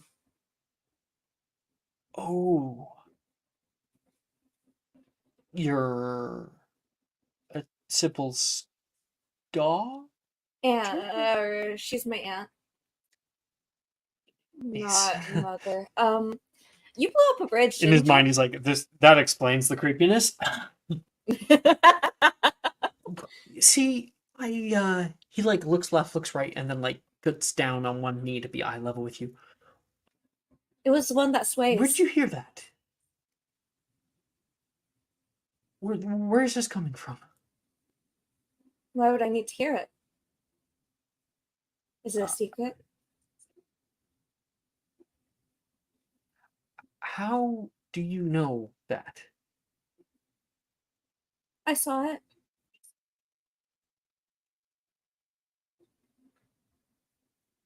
Insight check.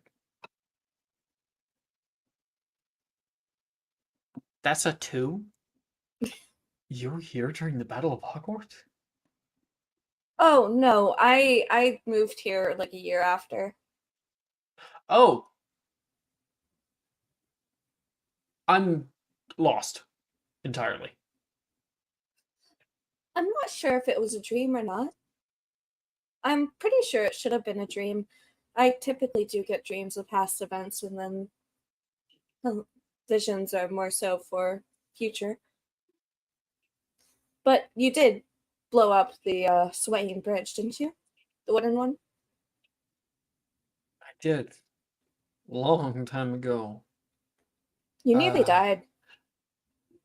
I'd like it if that wasn't just set around in a classroom. I don't want to get a reputation as being destructive. It's all behind me. It was a difficult time, and we did what we had to. But that is not a discussion to have in class. I suppose not. But I don't think that anyone would think you're destructive if you did it for a good cause. Looked like a good cause. Kids are kids. And I'm happy that you can understand, at least. I mean, I'd blow up a bridge just for fun. So I don't know if I'm really the right judge for that. Yeah, I think I kind of could garner that. Obviously not You have with your people paper? on it. There's a paper. For identifying the plant, the worksheet. She like kind of spaces out for a second. The worksheet camera like just cuts back to her and like eyes are in two different directions for a second. Huh? You know what? Just get it to me by Is that why we were looking at the plants? Wednesday. Here you go. He's gonna hand you the worksheet. You have your plant. Just get that back to me by Wednesday, okay? Oh, okay. It's very It nice was nice meeting meeting there, you. Miss Trelawney. The pleasure is all mine. Bridge blower.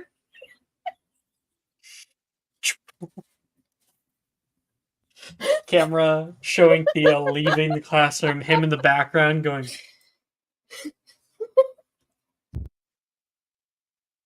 The tremble in your Hey. voice before you said bridge blower. Like you knew exactly how it was gonna come out. I thought about it and I was like, oh fuck, this is not gonna go the way I think it should. But I'm gonna do it anyway.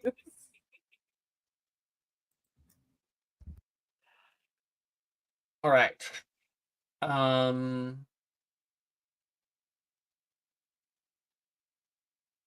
I think that's what we'll take our break. When we come back, we're going to start potions class, and we'll have a bit more role play for everybody.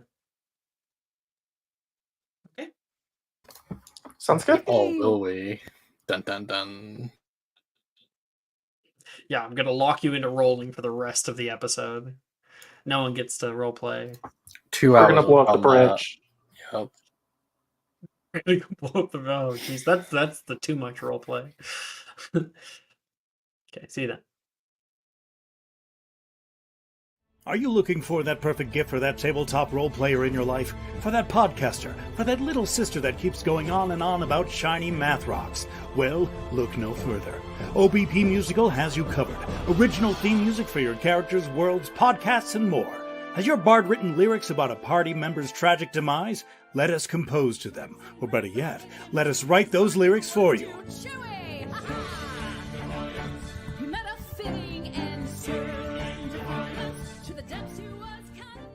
But the goodness, no, greatness, doesn't stop there. How would you like a cast member of Les Miserables, Disney, or Come From Away to sing your pieces? Oh, you bet you would. Fully orchestrated cinematic pieces.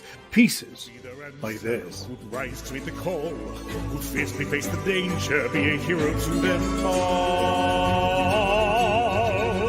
For the hordes of people We have 8 vocalists, 7 composers, 2 lyricists, and an admin team ready to take your request. For as low as $60 US, you can get your own musical theme.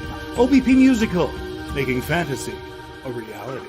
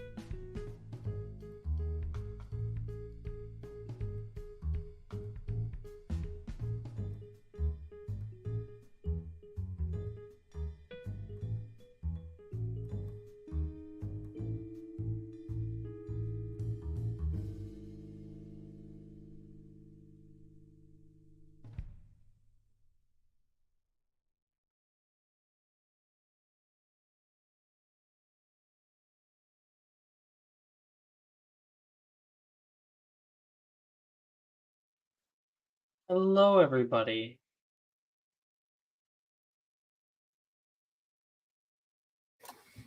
What's so low about it?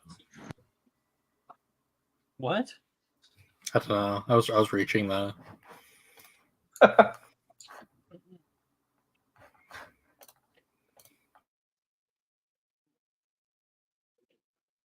I'm like, I want to find funny bits of 50 Shades of Grey to read as Gilderoy Lockhart, but not like, not like I just keep finding like raunchy. No, it's the whole book. I'm sorry. She's always talking about people's meat sandwiches and shit. It's like it's not very subtle. I've never seen 50 Shades of Grey, and I don't think I ever want to. You're not missing much. With my other hand, I grab her hair at the nape and tug gently, holding her in place. She cannot move. Her hands are helpless and splayed against the sheets, out of Don't harm's like it. way. I hope a new Don't like viewer it. came in just there. I whisper. Twitch is gonna sanction your ass. Only mine. I hope they Don't do. forget it. Only mine. Gilderoy Lockhart. I will. I'm gonna Don't leave. forget. 50 Shades of Gilderoy. That's the next campaign. Mm. Can we romance Sildra I on just that keep saying one? really raunchy. Woo. 50 Shades of Professor D. 50 Shades of D. Oh my god. 50 Shades of Double D. Darius. Nah, you gotta enter your mind palace for this one. You know, this is how you know someone really reads. Is what you have to do is you have to find something that's catchy and at first does not actually seem to be pornographic, but it is pornographic. So what you do is it's got to be something like Professor D's Dark Expanse, but the Dark Expanse is his penis. Guys. Huh. Guys, Mm-hmm. there's a new Class of 09 game that came out There yesterday. is? Oh, No. Is there serious? No. What the hell? I'm back in my Class of 09 era. No. Oh, I hate Class of 09, bro. This is the worst things.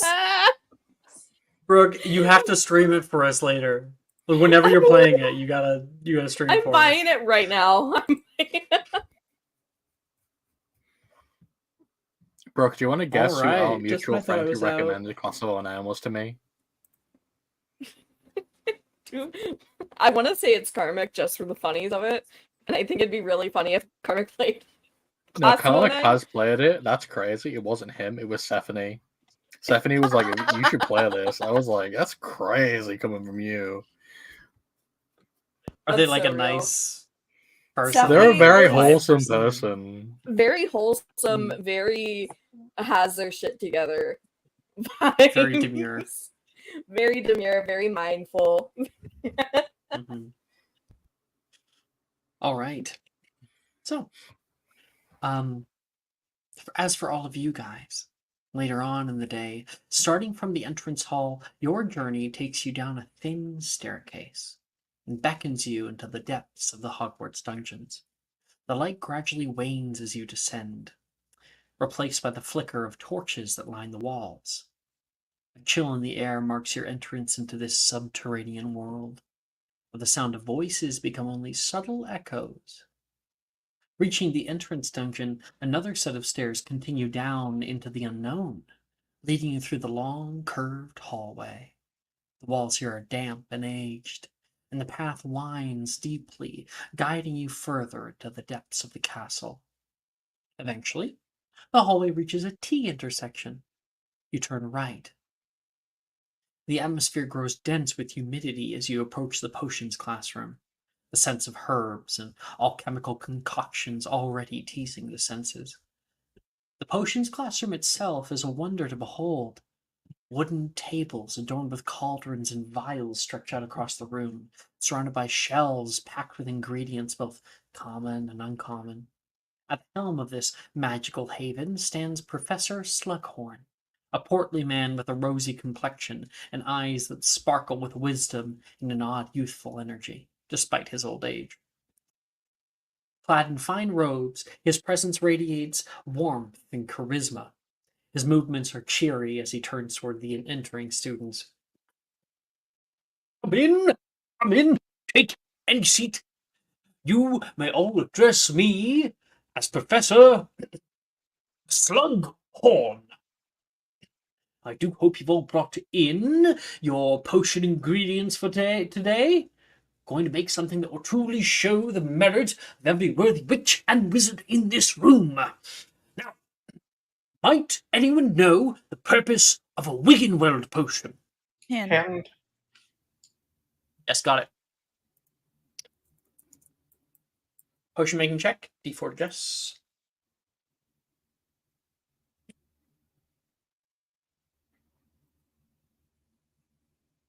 that wasn't great. Well, yeah, if you're gonna bungle something, it better be this rather than the actual rolling for the potion itself. Mm-hmm. A 27. Who got A 27? A nat 1. Might anyone know the purpose of a Wiggenweld potion?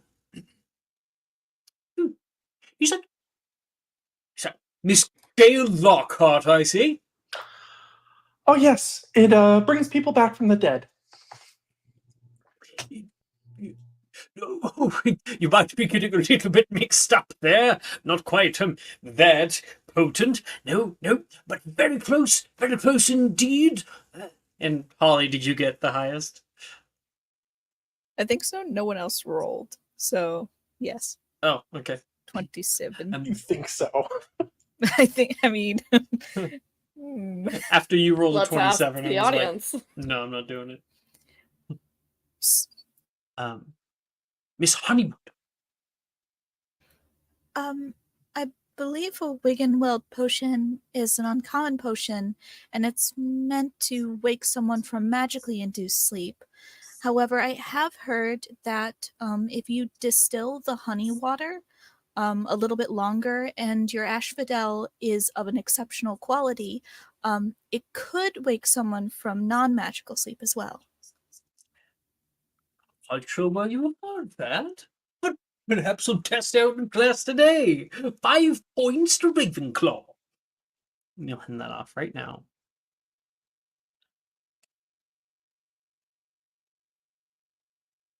Okay. It's a great potion to have in a pinch.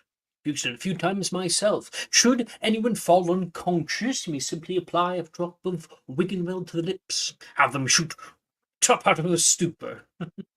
You'll be dividing yourselves into threes this class and following the instructions on page 216 of Magical Drafts and Potions by Laurentis Jigger. Every bit of the visionary of his father. Though we don't work together anymore, I always get a few extra ingredients whenever I visit the slugging Jigger and Dragon. Oh, yes. Good times. Good times. And everybody is going to pair up with each other. You must pair up with one other person and PC. I'm grabbing Margot and going to sit with Nolan.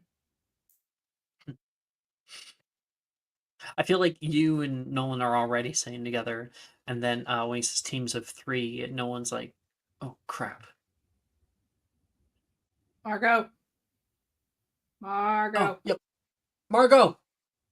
The two of you guys start yelling out together. Margot, you Margot can like hear looks your at you guys. name being called. Do you take it? Yeah, Margot looks over, glances over towards Ornisia, then like sighs and heads over. Good luck. Arnesia, come on. Duty calls.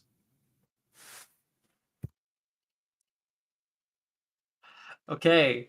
You head over and sit at Arachne's table. She's already got a few of the ingredients out, and Nolan is reading a little braille recipe list. There's a lot of things on this list, guys. There's like over 12 ingredients for a dozen.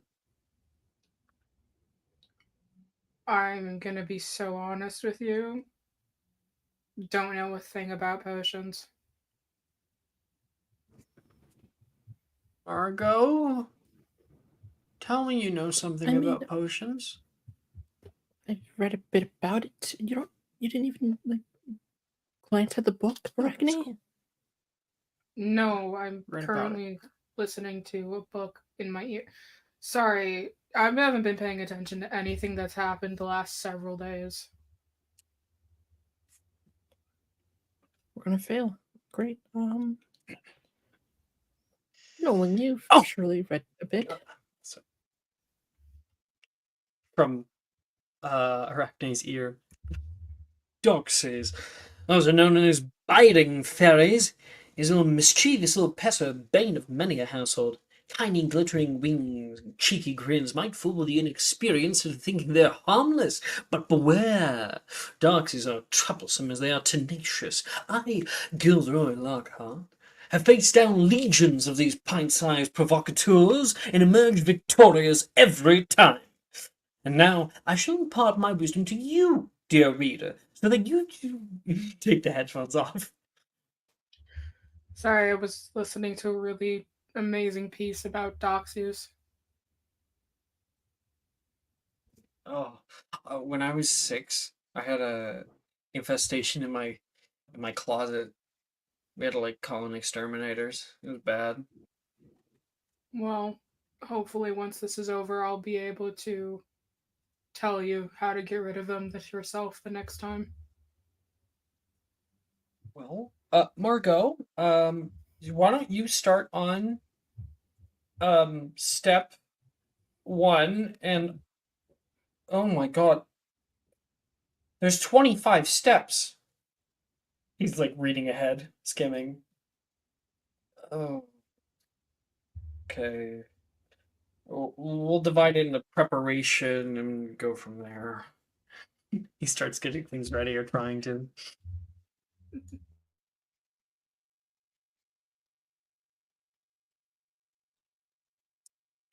That's that group. Juliana. Hey, I think Lockhart. Why don't you come over here? Sam and Sally are sitting over there. Ooh, dang. Okay. All right. Dale, are you trying to partner? Are you trying to partner up with your sister? You see Gale going into the shadows, avoiding her sister. So you look back. Oh, Huh? you don't have to go to them though. Okay. You maybe already promised somebody else. Yep. And so we'll go over to the appeals. And Sam's like, this should be fine. I've seen my dad brew this potion like 50 times in the past. He falls asleep a lot. It puts him to sleep. No, it wakes him up. Narcolepsy. It runs in the family. Huh. Mm-hmm. Up. Professor, Huh? emergency. Mhm. Up. What? Hmm. Sorry, sometimes I just fall asleep. Terrible. It's my cross to bear. Sally says. Are you sure you're in condition to be in this class? I wouldn't want any mistakes happening. You have a reputation to keep up. No, I'm good. I'll be fine. Fight it back. If we make a Wiggenweld, I'll be just fine. Just like Dad. Sam looks at her sister, rolling her eyes. Well, I'm glad to be part of a team with such esteemed classmates. Well, I mean, you were saying, sorry. You were saying like a few days ago that you know a lot about potion making. So my sister and I thought that may as well get your help. I mean, naturally, she pulls out the Lockhart's Guide to Household Pests. It's like, right? For example, that time my father actually saved the entire village of Essex from being overrun by horclumps by making his own unique potion. They look at each other. I think you're going to fit right in. And we'll see. That's Juliana. Gail! I'm assuming Janice is just avoiding everybody, so I'm just gonna walk up right to her.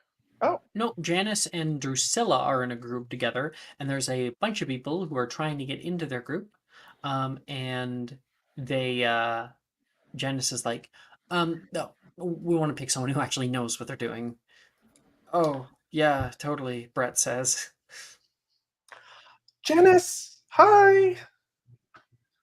Gail! You're good at potion making, right? Of course. I'm good at every class. I have 3 O's so far. Good. You met Drusilla? Oh, I don't think I have. It's nice to meet you. Nice to meet you. Her family are potion makers, so. Oh. Yeah. My family taught a thing or two. My family's a bit of everything. I'm Gail Lockhart.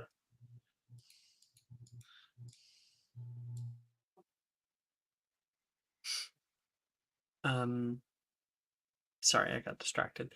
I'm trying to think.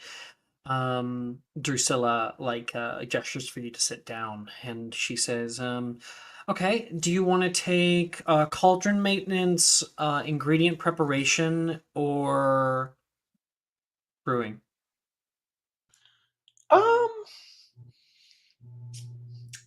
I'll let you guys choose, and I'll take whatever is left over. I'm sure I can handle myself.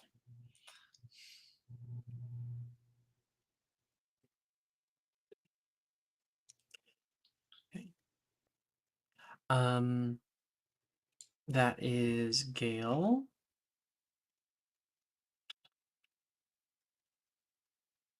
Thea, what about you?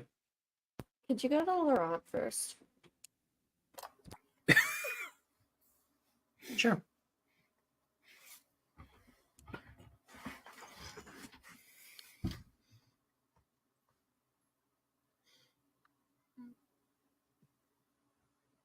Laurent? Hello. Laurent, he's desperate for attention, so he's doing the classic thing where he pretends he didn't hear to group up, and he's waiting for people to come to him because he's that important. Gotcha. Okay.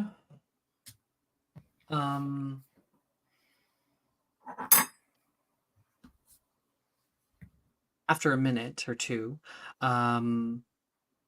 somebody walking around the aisle here, Taylor eventually finds you. Is this seat Oh, taken? hell yeah.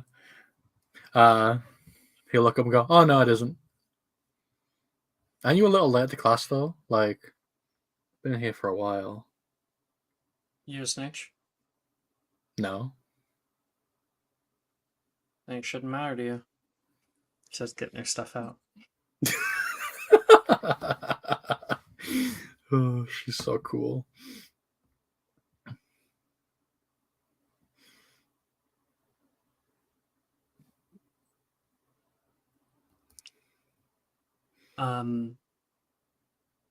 You're with Taylor, and I think Brett, who was turned down earlier, starts going around. Do you guys need a third?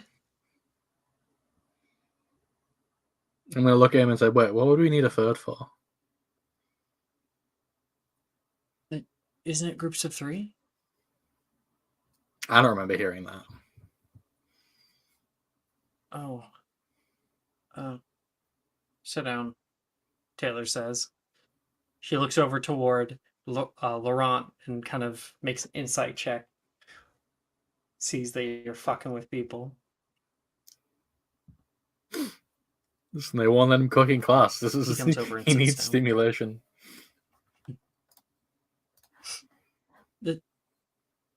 What smells so nice?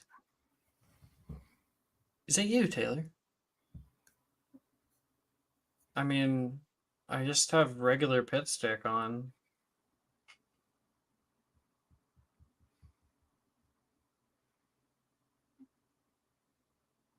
It's probably just all the potions bubbling up.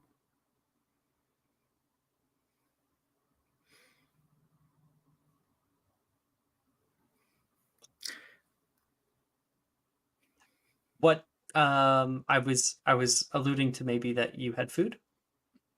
I don't think he does right now. I'm waiting to unleash that later. Don't worry. All right. Okay. I appreciate the opportunity though. All right. Thea, what about you? I think for the majority of the time that people were grouping together, she was like not paying attention whatsoever. So like someone probably bumps into her and then she's like, "Oh, fuck, we're choosing groups." And she'll look to her right and she's probably sitting next to Holly. Do you want to be partners?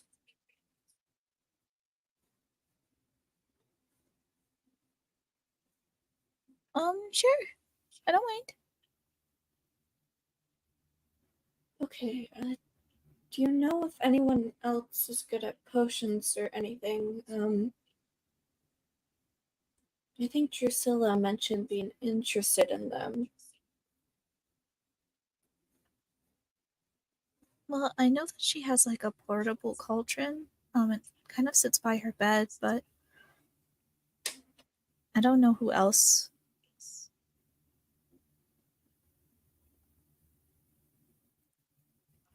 Organs available. Thea's gonna look at where Drusilla is sitting with Janice and kind of like wrinkle her nose, trying to think. Okay, I think if we tell her we found a very secret, cool, rare potion ingredient, she will join our group. Do we know about a super secret rare potion ingredient? Well, not exactly, but I do have stuff to make poison, and I was gonna throw it in there to see what happens. I feel like that would harm someone rather than create a Wiggenweld potion. Well, it's not going to create a Wiggenweld potion, but it also could create a superior Wiggenweld potion. It's all about the imagination. But you just said it was poison. And it could not be if it's boiled correctly. Like tuna. I don't Or not think tuna, we it's pufferfish that's like that.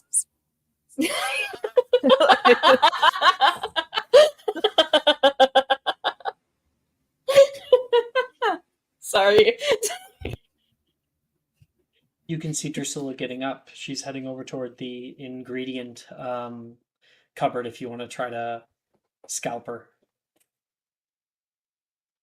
Go, get her. Thea's gonna like push Holly towards the cabinet. I don't want. That's rude.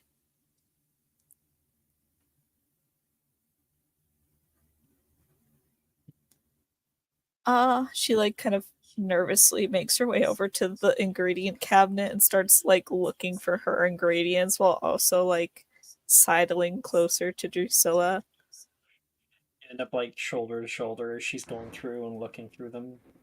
Thea's giving a thumbs up from the side. Oh, Oh. Do you want the butterfly wings next? You need 5 of them.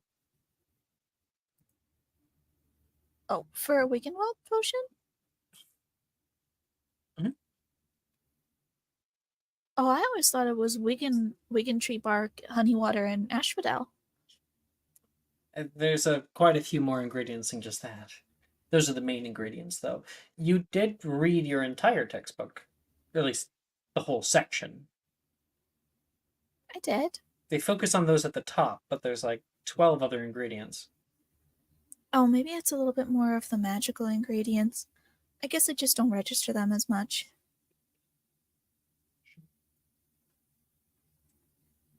Good luck in this class. You're good at potions, right, Tris? From time to time, I dabble, yeah. Oh, do you mind coming over and helping me and Thea out? She looks over at your area. Oh, I'm Thea's sorry. trying so hard to look cool. I kind of was begged by Janice to be in her group. She's been super annoying today. I think it's just because she constantly, wants like it. all up in my business. She's just like going off and on about sorry. She's going on and on about getting a good grade in this class. I swear she's gonna sweat into her own potion and ruin it. I think that maybe she's just using you to get a good grade. She recognizes that you're good at potions and probably just wants you to be there.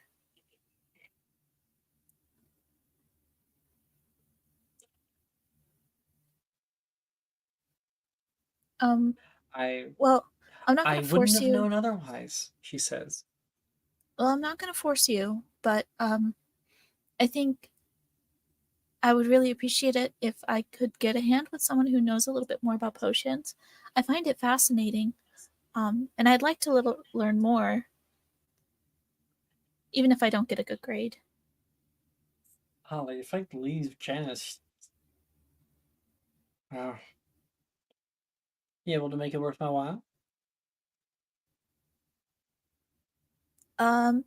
Thea says that she has some ingredients for a poison she was just planning on throwing in there. I told her that wasn't really a thing for a Wiggenweld potion.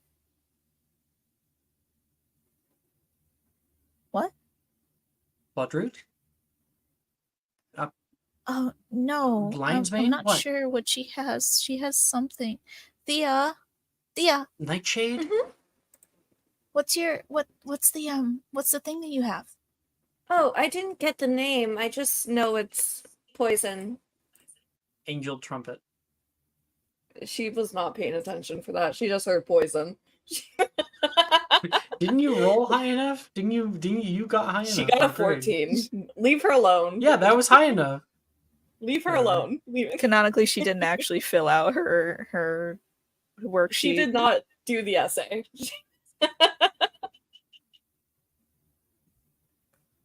It's she'll like root around in her bag and grab like a fistful of just what looks to be dried grass and flowers and like twigs and shit.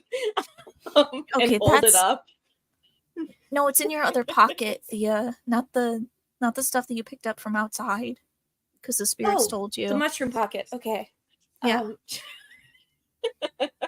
She'll pull out the mushroom pocket, and She's there's very careful about her shroom pocket. Mm-hmm. There's the angel trumpet, and then there's various like mushrooms around it, and she's holding Drusilla it very takes a gently. few steps over there and looks through it for a second. Oh, that is going to be pretty potent. I've seen it used in moonseed poison to add a little bit more of a kick. Where did you find it? It was in herbology class. I think so. That or something put it in This my was pocket. mixed in with the bunch. Make a persuasion check, Holly. With the help action from Thea. Sure.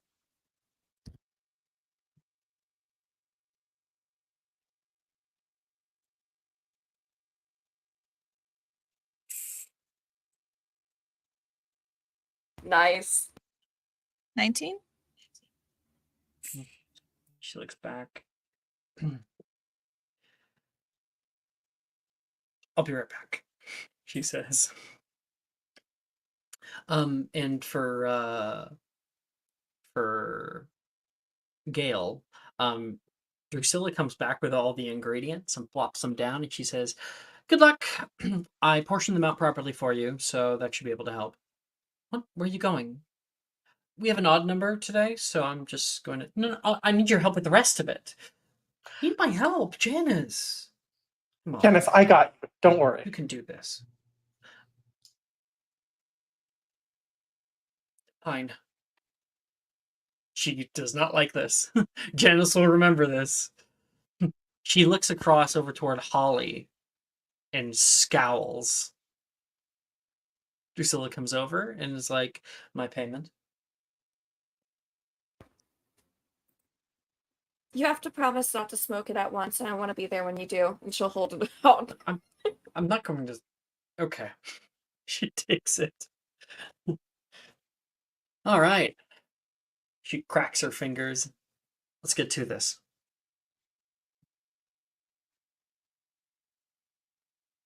I didn't miss anybody, did I?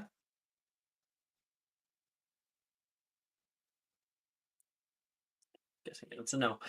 Everyone, go ahead and make me a potion making check. Oh, we'll go group by group because it'll be simpler. Okay, Holly and Thea, go backward. Come on, Holly, you're carrying us on the back.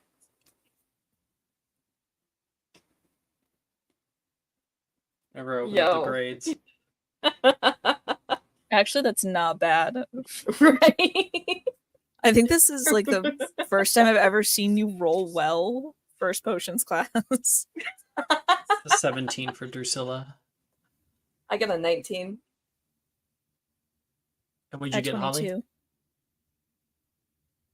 It's an E overall.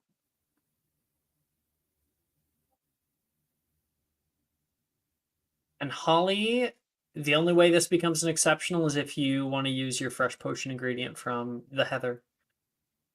I'll use it. You guys both get exceptional quality. Yippee! Margot. Wait. Mara? Yes. Where's the T?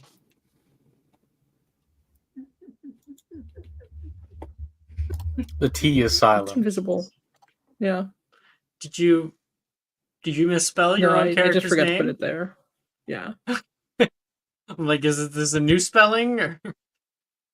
I think It was that giving this- Margot from Paper Towns rather than French Margot. Sorry, go This ahead, is Jess. the second time that I've seen Mara like spell one of her characters' names wrong, and it's always because she misses a letter at the end Right? of the first name. I give up Some halfway little through. It's weird fine. one. Because you give your characters like weird ass names usually, other than Margot. So, Margot, who are you with again? Arachne and Nolan. Arachne? Go ahead. Mhm. Nolan. Oh, Nolan actually got good.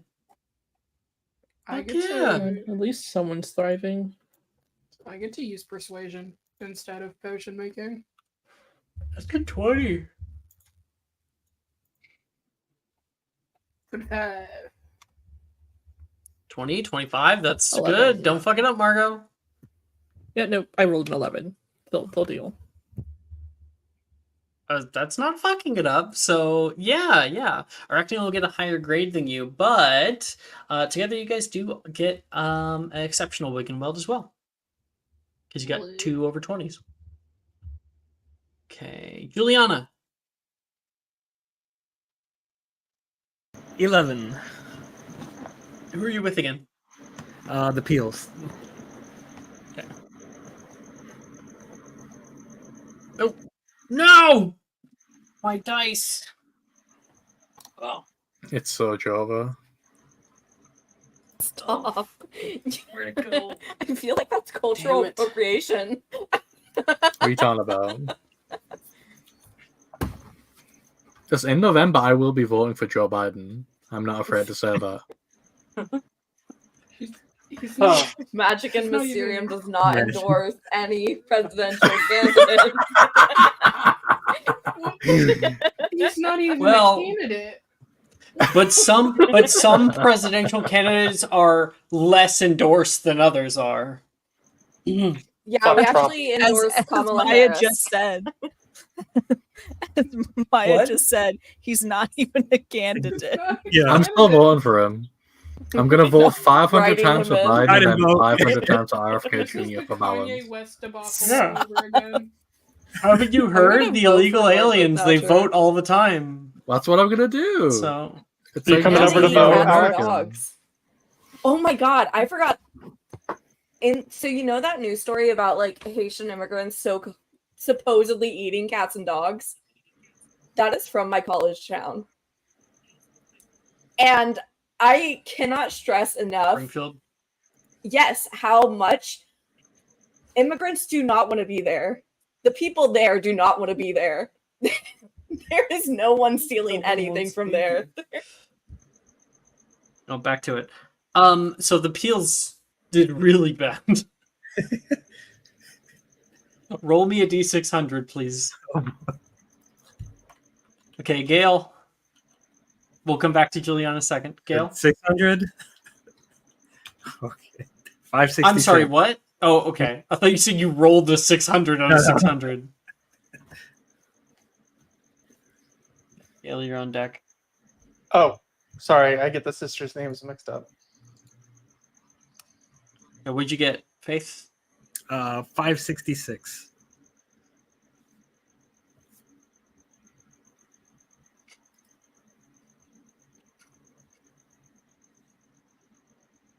And if it makes any difference, she's going to propose to the group that each person takes a beaker and we all chug it at the same time. Jesus.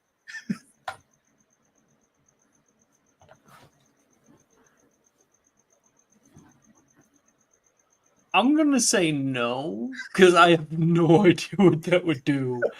The potion in question that you do create is not a Wigan Ball potion, is completely something else. It is a potion that, if poured on cooked food, will make the food uncooked. Oh. Huh. So I don't know what that would do to the human body. Interesting. Yeah. It gives you salmonella. Salmonella and Campylobacter, like Northern Lion. So Juliana and the Peel sisters are like, cheers, cheers. Cut to hospital wing. All of them have salmonella.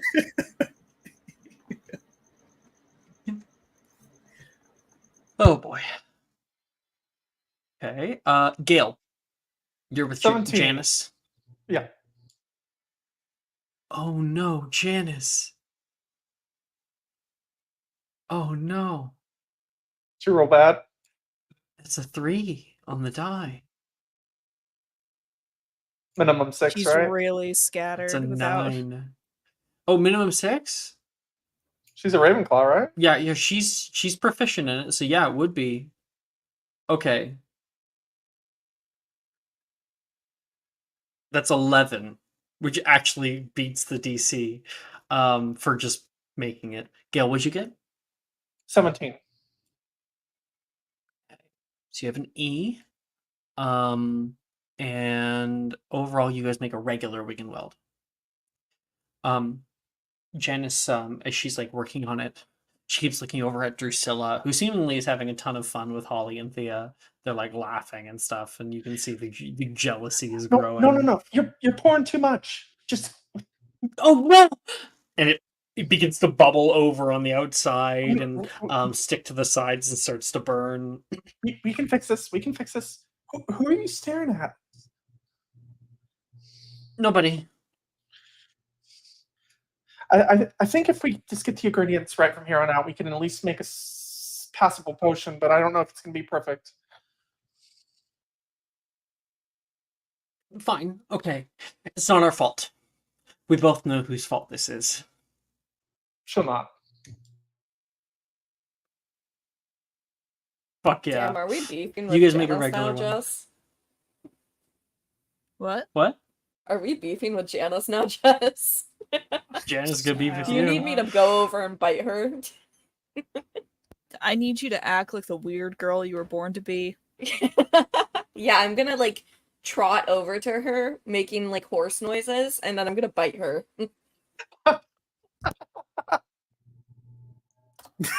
Laurent? Are we just moving past that? Yeah. Okay. I'll roll a potion making check like I didn't just hear that. Dia is a horse. Yeah, I got a girl. 21 because I'm best. You got 21. Brett got a 23, and Taylor got a natural 20. The system works. You guys get a superior Wiggenweld potion. Drinking it adds 10 HP.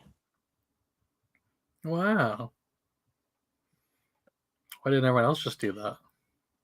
It also makes the user immune to magically induced unconsciousness for 10 minutes.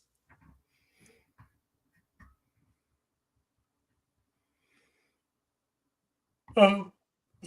As Professor Slughorn is going around watching everybody, he sees Janice is boiling over. He stops by yours, kind of. It's an uncommon hue, he says, looking down at the potion. Yeah, I was just kind of messing with it. Maybe I was messing around too much. Comes down, like, takes a sip. Ooh, ooh. Walk me through exactly what you did. And she'll go through it. And you help out Laurent. And he looks at all three of you guys and goes, everyone, please, come over. Come, gather round.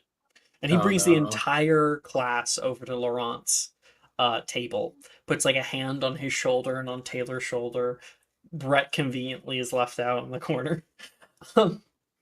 And he says, everyone, I want you all to open up your textbooks to page 216 and mark down a few edits. This team right here made one of the most potent potions I have seen in a first-year class in over a decade. Okay, we're going to change step 12 to the... And 5 points are given to Slytherin, and you are in Slughorn's good graces. Oh, this is how I get in a slug club. We're so back. Very good work, De Lafayette. Very good work. Thank you, Professor Slughorn.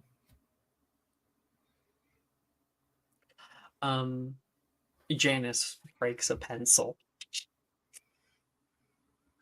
It's I guess fine. a quill. It would be. She's writing and just snap. Oh no! Remember, it's not our fault. It's nothing we could have done. We got abandoned. Well, apparently we could have changed step 12. So. Oh, I love her. That is potions class. All right.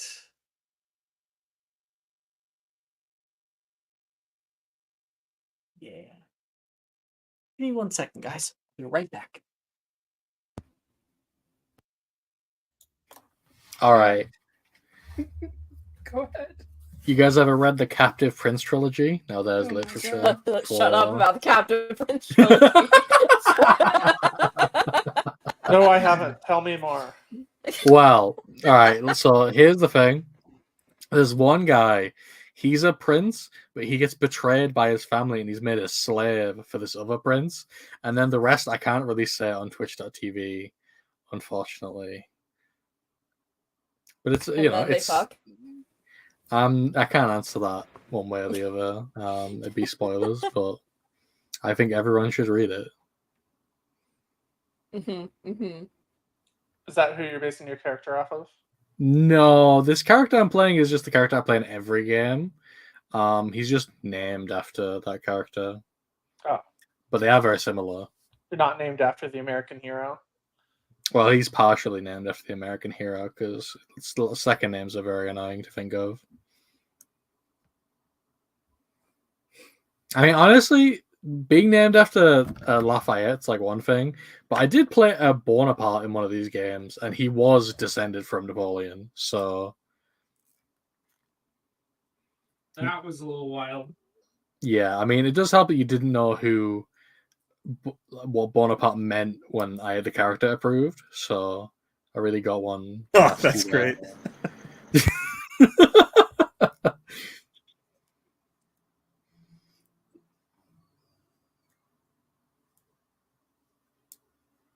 Oh.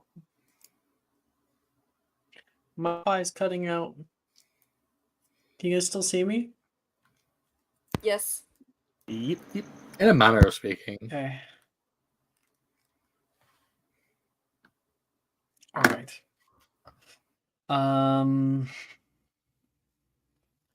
After potions class ends and you guys all are able to leave the stuffy potions classroom, Holly, your group pops out in the hallway. You guys didn't do half bad.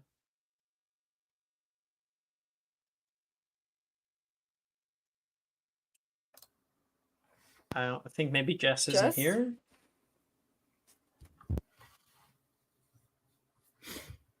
Jess was Here. killed. Very So unfortunate. you guys weren't half bad. Oh, thank you. I didn't really do anything though. That was all Drusilla and Holly. You mean you and Holly? Because Drusilla's the one talking to you. Oh, I'm an idiot. Sorry. That was all really Holly carrying the weight. I just chopped what she said to chop. Well, if you ever need help in the future, let me know. You guys are kind of a riot. Oh, thank you. If I see any nargles or anything by your bed, I'll let you know.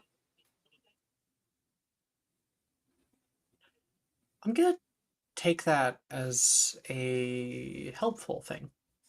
It is. They cause bad dreams and forgetfulness. I don't dream much, so. What a shame. What Dreams if are I where want to forget? How do I summon Nargles? well, I suppose leaving out a forgetfulness potion might do the trick, like in a saucer, as you would milk for a cat.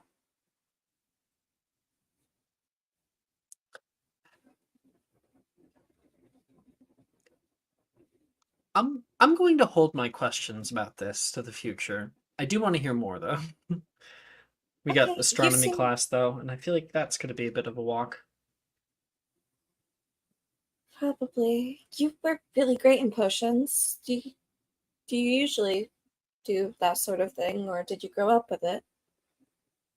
Yeah, my parents, it's kind of the family business. So, Generations of potion makers? something like that. I I don't really like talking about it, to be honest. I get it. It's a hard legacy to live up to. My family is all made up of seers, so you get one vision wrong or interpretation off, and everyone's squinting at you. Like you might not actually be who you say you are. Right, like you were found on their doorstep.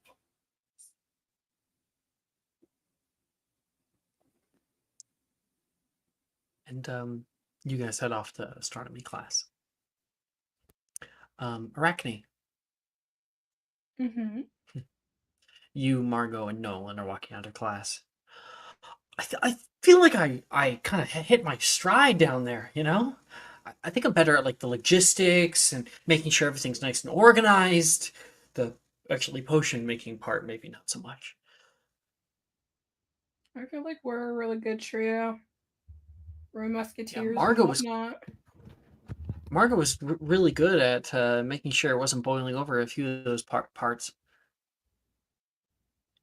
Yeah, potions isn't my strong suit, but I'm pretty observant. You did a really good job. Better than Give that Some job to me. people I'll in just put my class. hand in the fire. I That mean, would you be did a less really than good job making ideal. sure everything.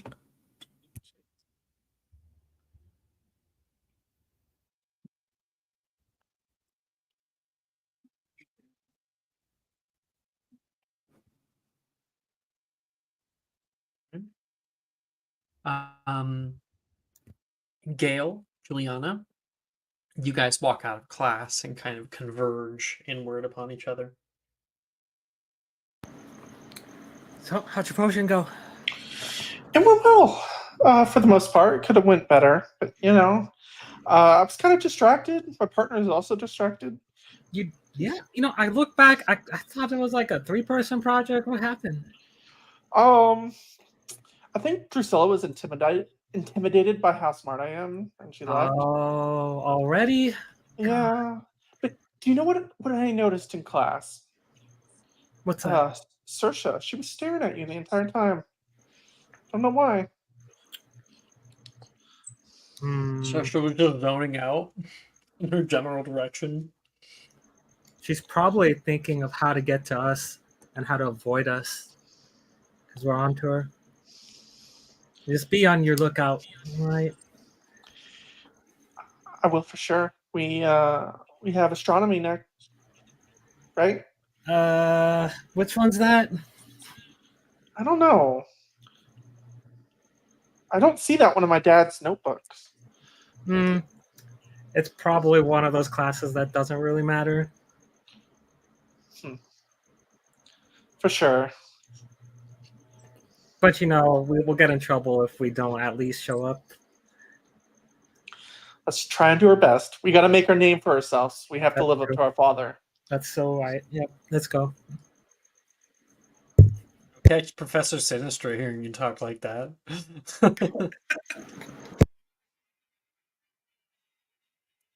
And Laurent, as you head out into the hallway, there's a tap on your shoulder. Hey.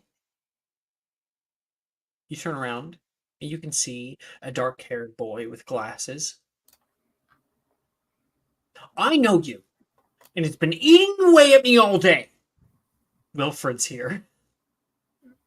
Well, of course you know me. I've been here for a whole semester.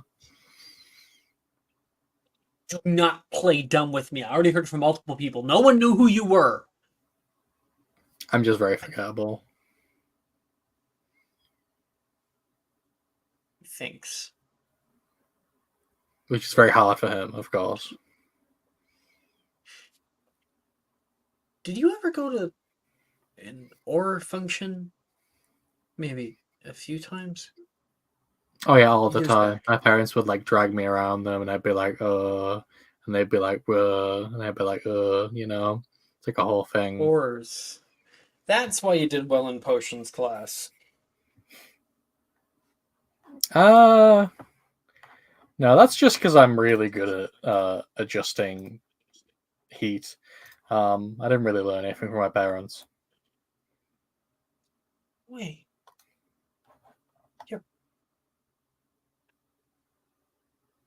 You're that kid.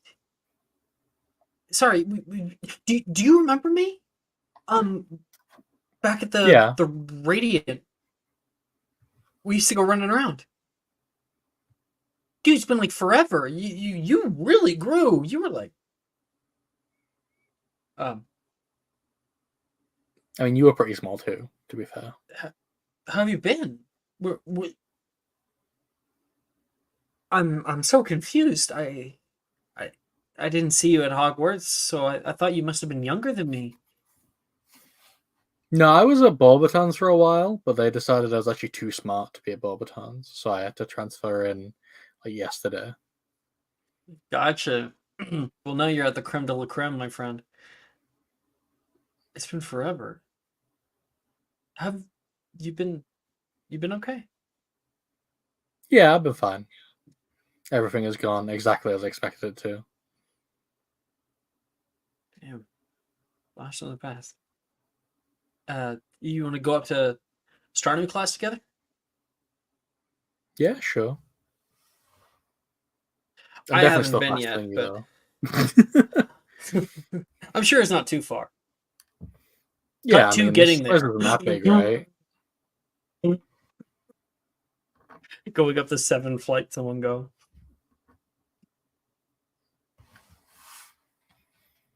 I want everyone to make me an athletics check.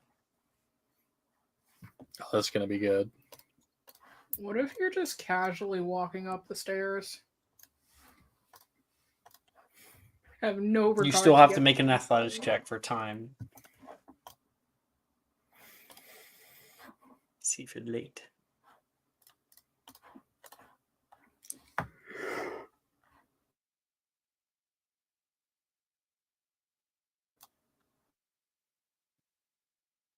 I'm loving these negative modifiers from everybody.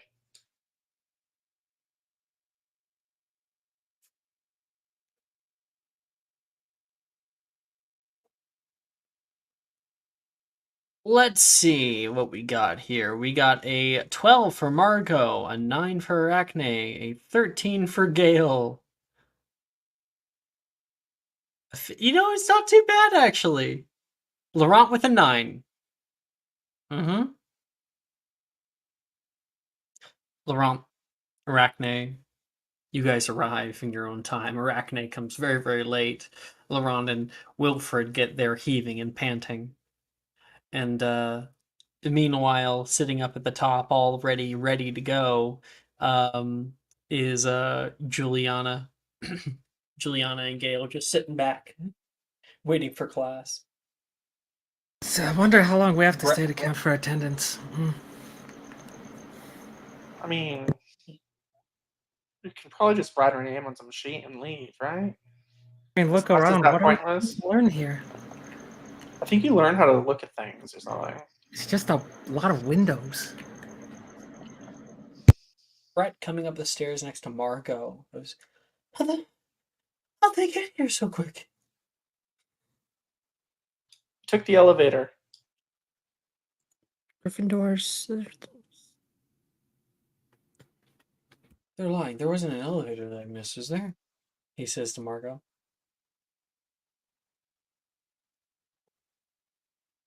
Can you repeat that? Sorry. I think really. They're lying. There wasn't an elevator, was there? He says to you. Did you not bring? You You didn't bring your elevator Yeah. pass? I mean, you were so prepared to herbology. not elevator pass.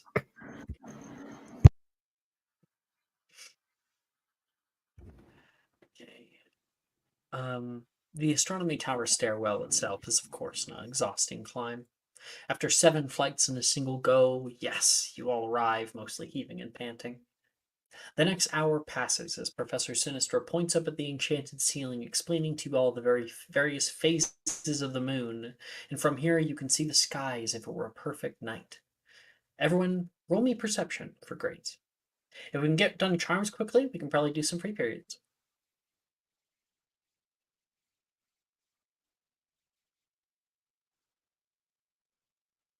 Unless people really want to do flying class.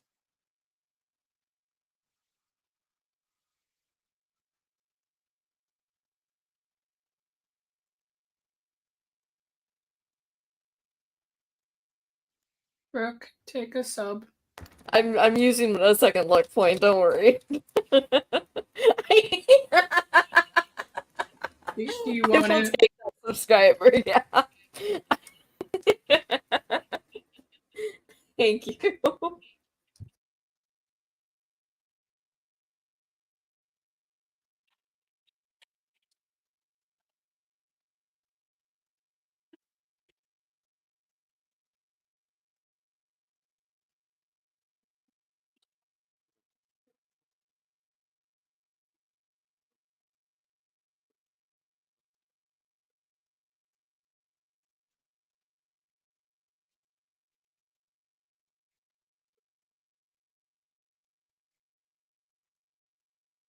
All right. We'll just go down the way. Holly, what did you get? 16, I think. Thea, 17. Margot. 25. Oh. Arachne. 7.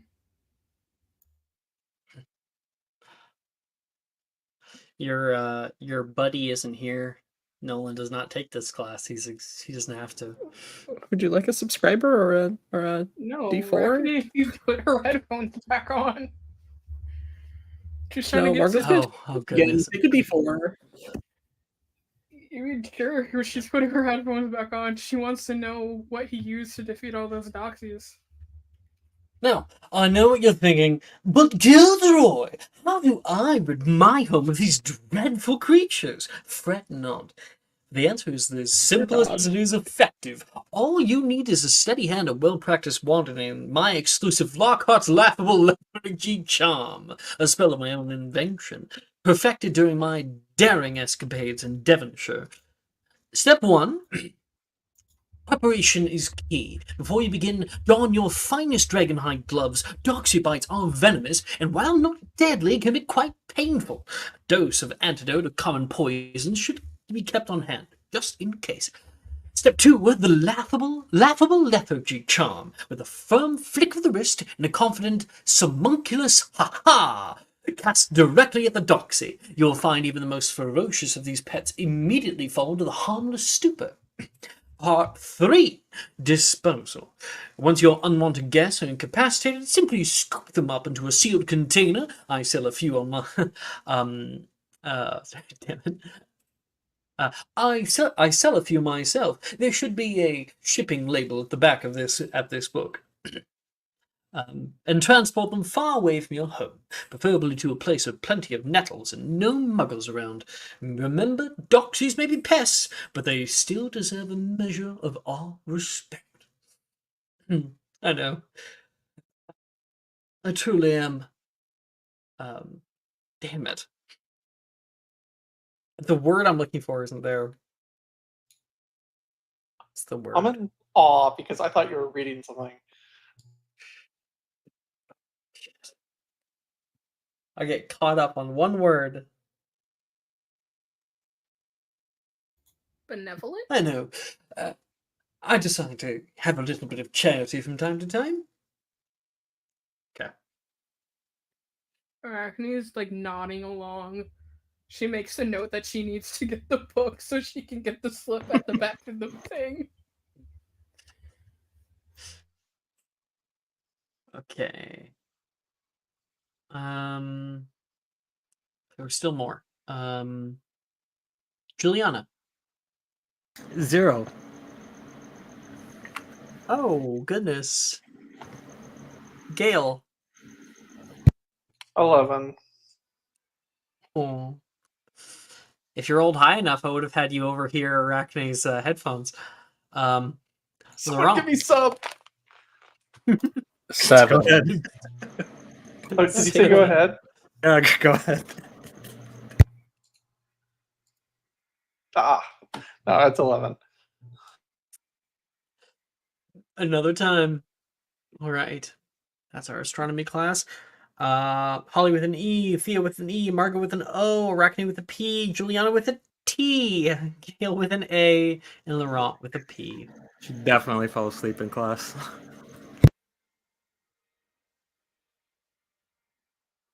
Okay, Charms class. This would be the next day for anybody who has one-a-day things.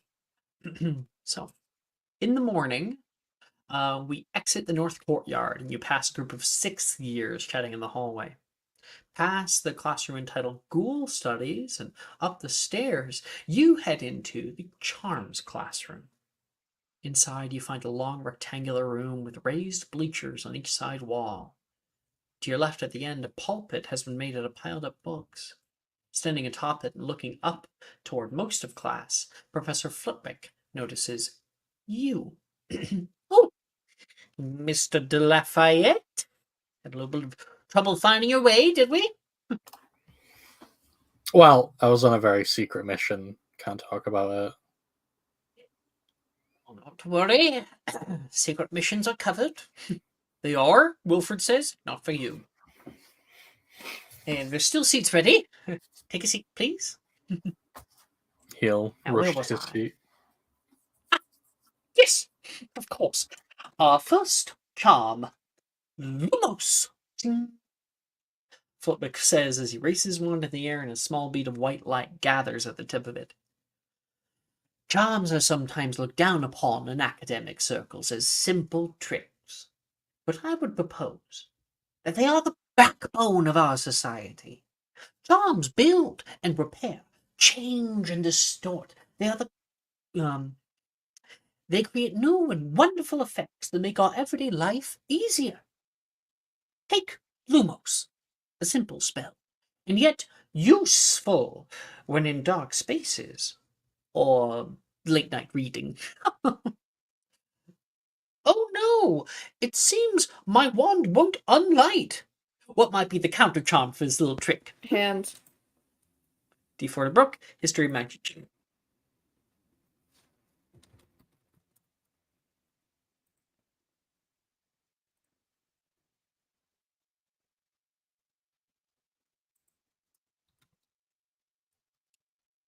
Oh my fucking god. I got a 6. Take my subscriber, Brooke. I'm good. Unfortunately, good. you cannot because it's a kind of contested check. Oh my god, that's crazy.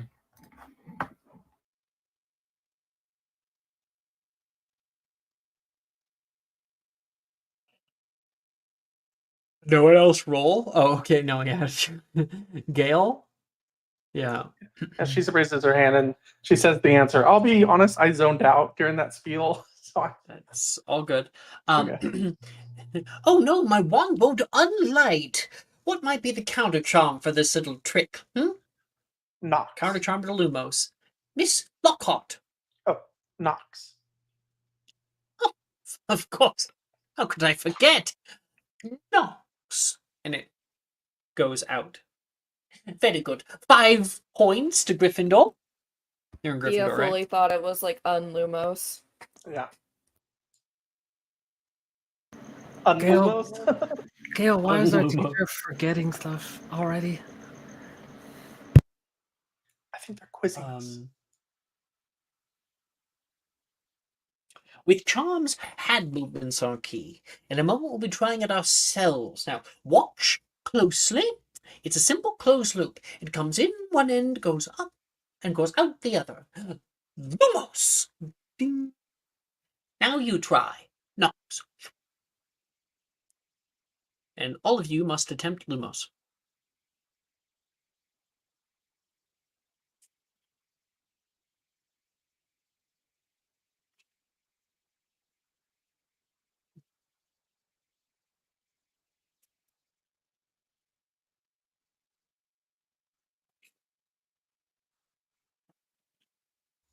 Damn, y'all. I'm going to fucking lose my mind if my luck points are any more useless than they already are.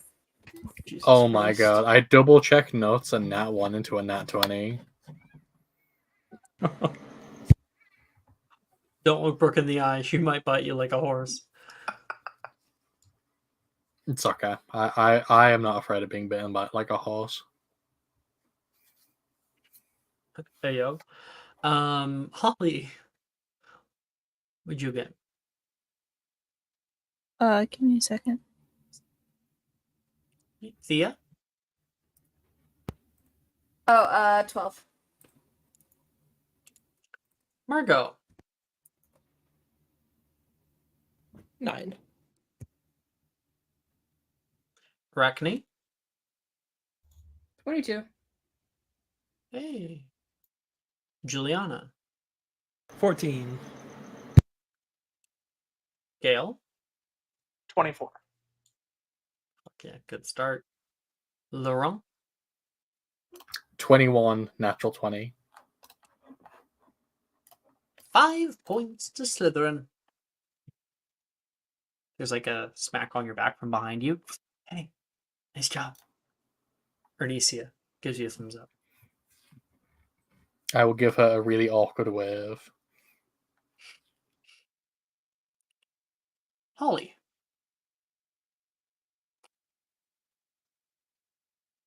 Oh, 16. All right, and now everyone has 2 other spells of their choice.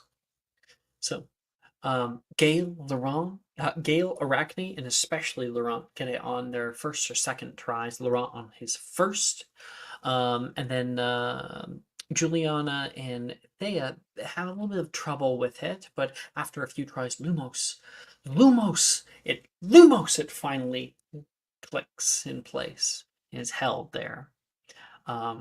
Holly, you get on after a few attempts there, and Margot, you just keep trying and keep trying, and you get like a little bright light, and then it always goes out. What are you doing wrong?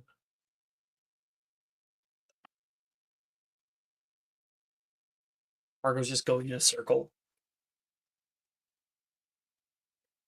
Yeah, she's just getting more and more frustrated to like her Out, wand yeah. movements going on.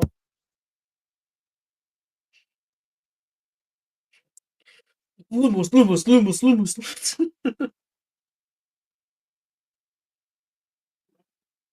It's like a strobe light. People start raving.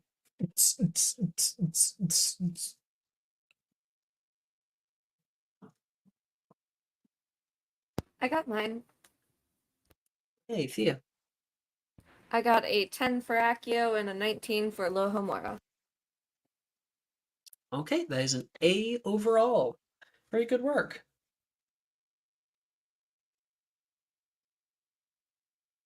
I have mine. Holly. I got a 14 for Calavaria and an 18 for Accio.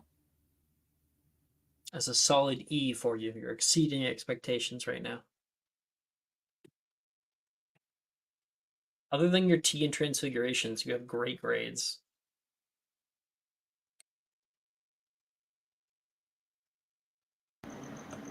All right. I got a 5 and an 11. 11? Yeah. 5 and 11 on Moliere. Overall, that's an A. Did you do double Moliere? Yes. Why? Because Why did you pick the most useless spell in the game? Listen, if I'm gonna fall asleep in class, I better do it on a nice cushioned seat. All right. Based. I have mine, by the way. Okay. I did Aloha Mora and got a 17, and I did System Aperio and got a 19. Okay, that does bring down your grade from what I had initially. Oh, no, you got a nat 20 earlier, right? Yeah, I did. So yeah, you get to keep your own. Cool. Dang. You were like cock of the walk in potions class, and now in charms class? Everyone's like, everyone, look to Mr. Laurent here. He is following the instructions on the page. A perfect kind of wand skill. You holding it in second position, moving up one end, out the other, just like that. Very good, Mr. Laurent. Everyone give him a round of applause. A few people do, and they're like, I think people like Janice and like Gemma and stuff are like, again. This is like the best run of rolls I've ever been on. I'm normally absolutely beefing it, so I'm sure something really horrible is going to happen soon.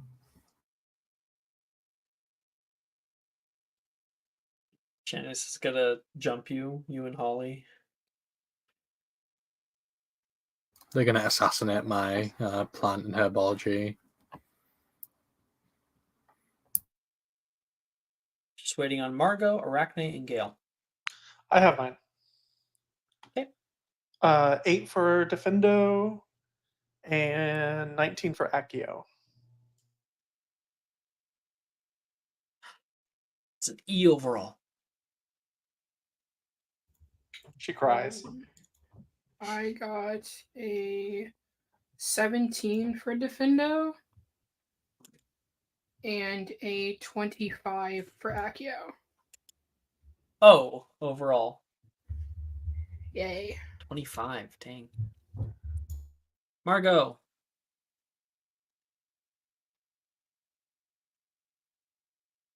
Margot, didn't I already get you? Did I just forget to click the box? I don't think so. I got a 9 'Cause and a you were doing 13 the for circle System of Perio. after.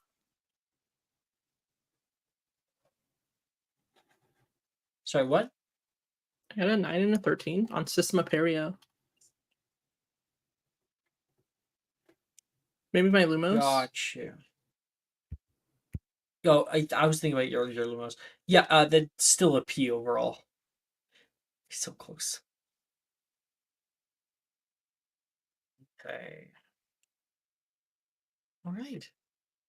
We all can hear, after such a long day of doing classes and casting out spells, we can hear the faded sound.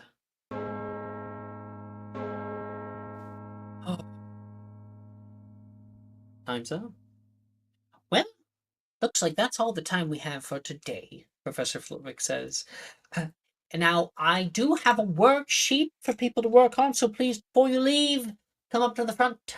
Take one. Take one. There you are, Miss Verdon. Mr. Laurent, here's your worksheet. Sure, it shouldn't be that difficult for you. I'm sure I'll find a way to make it hard.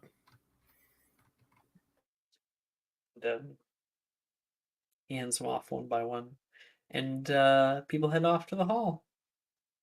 Everyone has a free period.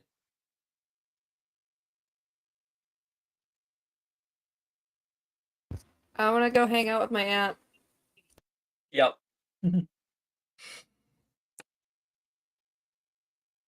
Okay.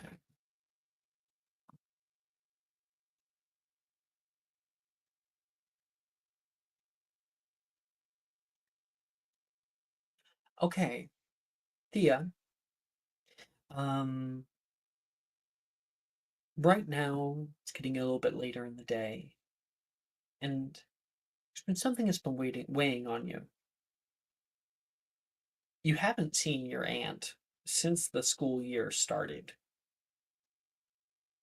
except for, like, you've been living here for a while, and so you used to live like with her, and now you don't anymore, and so you never see her because you're so busy, and you've got new friends, and you head up. You know where to find her. She rarely ever leaves. Move up to the top of the serpentine staircase in the Oxford building, and at its precipice, there is a ladder to a small trapdoor. You head up there, and you still have the key because it's locked right now. Classes aren't in session. Unlock. You open up into it and step up into a wood-cladded tower top. There's curtains that are almost all drawn deep red, like a maroon. There's tables where like the chairs have been folded upward and put away, and you can see a silhouette looking out the window. Sybil is over there, standing in mostly dark. There's some candles that are emanating from her little abode off to the left-hand side. Aunt Sybil? I'm sorry, I should have rung the bell. You know the rules. Of course. What did we say Sorry. about creeping up again? I'm sorry. I haven't seen you in a while and I wanted to check on you. I think I feel my heart fluttering. Come here, come here. She takes your hand and places it like right at her collarbone. Oh, you You should think I'm sit going to have a down. heart attack? I think you'll be fine. Do you want me to make you some tea? Oh, yes. That would be good to have some chamomile. My special additives. If you would, please. Of course. She'll go to She, make some tea. Goes to sit down past the beaded curtain, and yeah, you're able to come back in, and you find so here's the thing, right? Trelawney's actual office is on the 7th floor. Or like, it's weird because there's like, I guess 6th floor. It's at the top of the Oxford building, but not in a tower.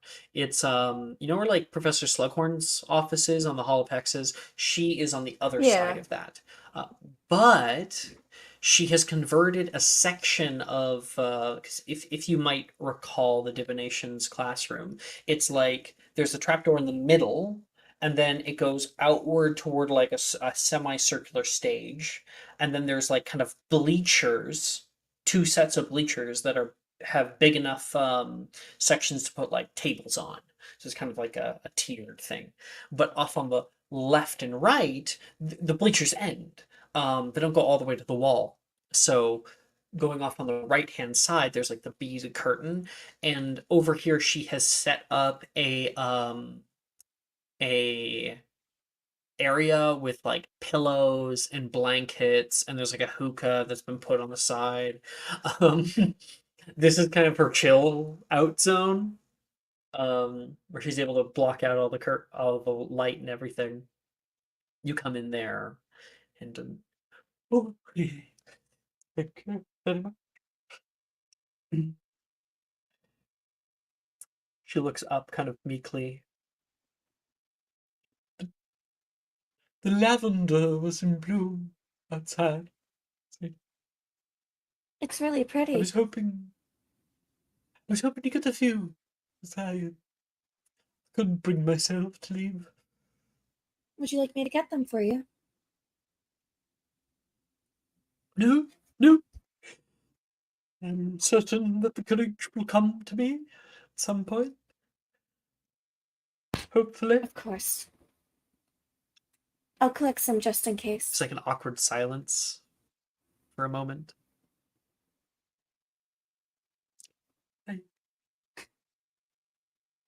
You looked very pretty during the sorting ceremony. Were you scrying?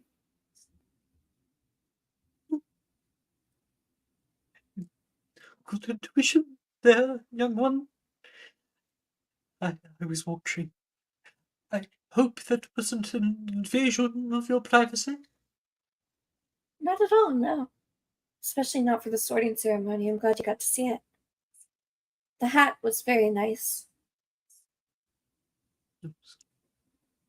The sight lately has been weighing on me, so I've been staying up here for a while. I do apologize. I do not mean to be a burden. I hope that you are making friends, as young ones such as you should. I'm making lots of friends, And that you're being actually. careful during third Saturdays of the month. Oh, of course. I took a nap in the circle of the standing stones, as you suggested, because of the energy accumulating there. And, well, I have you anything to report?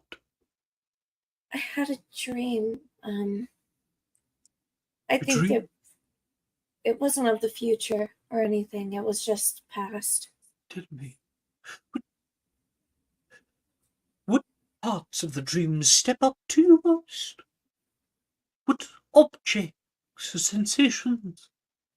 Was there colour? Well, it was like I was there. I think it was during the Battle of Hogwarts. Neville Longbottom blew up a bridge. And then whenever You I saw woke your up, professor. I did. This is an ill omen. An ill omen indeed, to be a portent of war. Not another one. Oh, I don't think that I could survive another war. There won't be another war.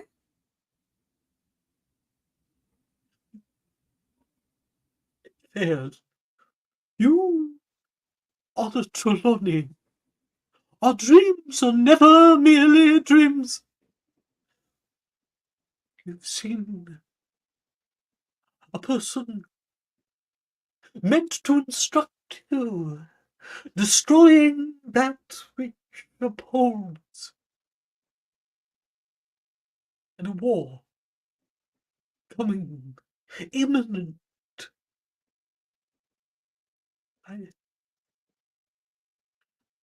I would do well to think on it. She'll frown and very thoughtfully nod. Whenever you're seeing your visions, have you ever heard a voice singing, maybe? What kind of voice? She's gonna try her Deep best to remember something what soft? she heard. Melodic? Faint. Voices and dreams often come with how we want to be treated by others, and how we will be treated for those with the eye.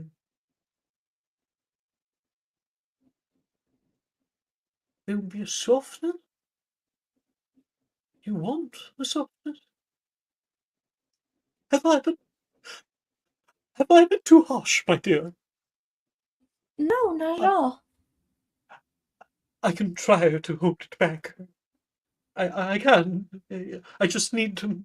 I need another sip. Another sip of You stuff. haven't been overbearing at all, Aunt Sybil. I just felt it calling to me. Not sure what it was. I couldn't make out what it was saying. Not everything that calls to one is meant to be called to. Do you understand what I'm saying? The universe is not that of a guiding light for the uninitiated mind. It is, at times, he sees something. A trap. Pitfall. Be found into the darkest depths. It pulls you in. Blocks out all light. Seeks to have you. To use you. I would do well to be cautious of these voices, this call. In the end, however, only you can decide for that. She begins to calm. The tea's doing its work. Oh, thank you. Of course. Thank you for giving me some clarity. Oh, I've missed these talks. So difficult. Few people understand. Even fewer choose to tolerate. Even Professor Sinister has been a little touchy as of late. Perhaps I've been too much. She looks over and looks at like a little frog statue that sits in the corner of her chill out zone. I think these people in my class kind of got on Sinestra's nerves. They were not being very nice in astronomy.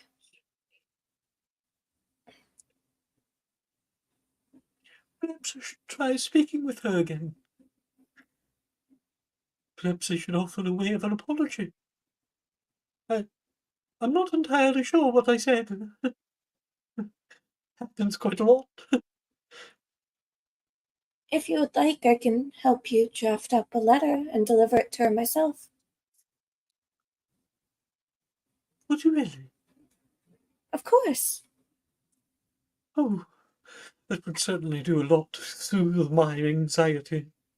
Confrontation has not been my strong suit, but ever. Except for when I was your age. Quite a few times that I stood up to a few friends of mine. It's a long time ago. Not too long ago, it looks like. You flatter an old lady.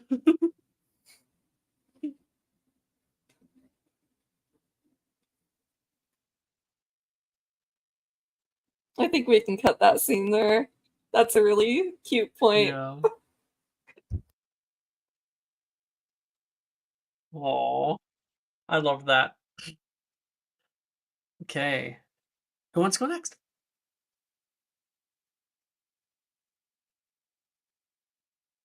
I can go.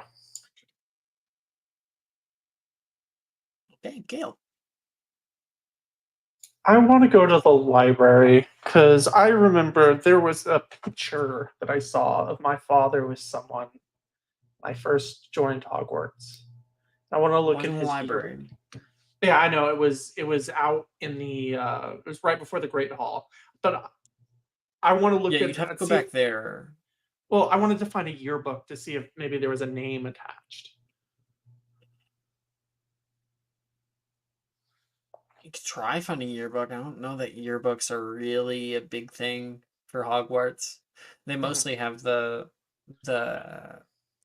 you know, the name would probably be on the portrait. You probably want to go to Okay. the room reception. Sure, I'll go there then. Okay.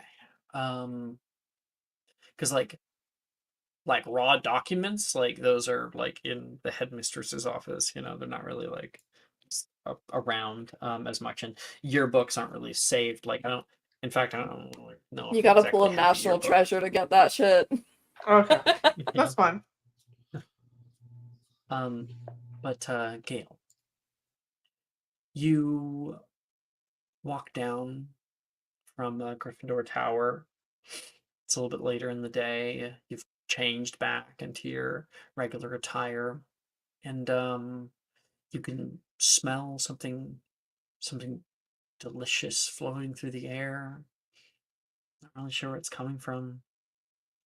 And you can see that old door. You've only been in once. You never see anyone go in it. Put a hand on the handle, and there's something in you that is pulling back slightly, feeling worried. You put that aside, and you head in. Um, the door itself is unlocked. It's just a mostly unused room of Hogwarts, except for its very specific times. And in here, it is a conical ceiling where you can see rows and rows of floating circular portraits that float up into the ceiling, into the sort of never-ending expanse, probably illusory. Where is it? I just take the Make a room in. perception check. Perception? Mhm. Let's open an investigation, but I'll roll it. I can Oh. allow investigation. Okay, I rolled perception. Do you want me to re-roll or just add my No, modifier? just you change the modifier. Okay. 21.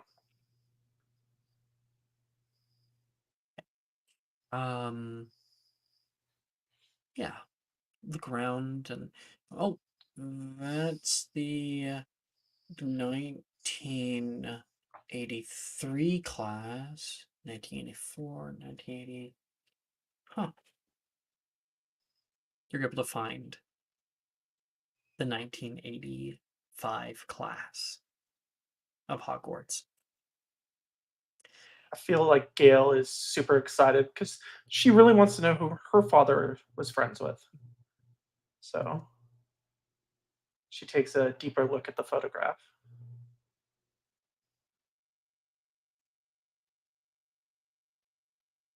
One second. hosting a discussion. The man that you see with your father in the sort of like year picture, the two of them standing like nicely beside each other. They look yin and yang. Your father, Did you bright post it? blonde hair, piercing blue eyes. About to. Oh, And sorry. next to him, a man Hey yo! seemingly nose held high, dark black hair, wavy down the sides. We're definitely kind of getting a Aziraphale Crowley sort of look here. Mm-hmm.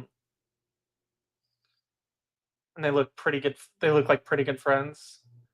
Their arms are like wrapped Yeah, around well, or something. the photo itself is moving, so you can see Oh, your okay, father yeah. like standing upright for a little bit, and then the other man next to him like holding himself very very still, and then like looks over toward your father, and he looks over toward him, and they try to keep a straight face and get a picture at the front. It's so weird seeing your father so young. 17, 18. She also thinks to herself, it's nice to see him in a normal state rather than in the hospital bed she's accustomed to seeing him in. She takes in You can that also picture of see him. you can also see in their year um a some others. This is a notable year. So sorry. Because you got a good investigation, right? Where'd you get? 21.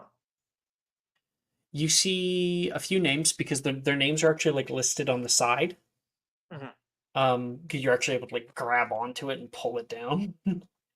And you see a few names. You see Kingsley Shacklebolt on there. I know that's What? the Minister of Magic, Minister of right? Magic. Yeah. Yeah. Huh. Your father graduated with the current Minister of Magic. Makes sense. Her You father probably look tutored him, down she thinks. and you see. My music's fucking up. Can I make a prediction on who this is? Sure. It's Magnus. It's not much of a prediction because I mean, you know that they went together. Yes. I did not. However, yeah, really? I did not. Well, No. anyway.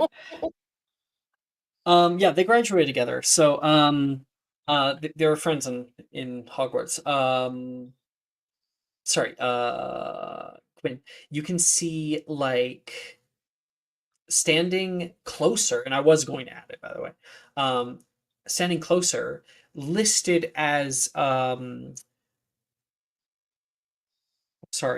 listed as what was it called?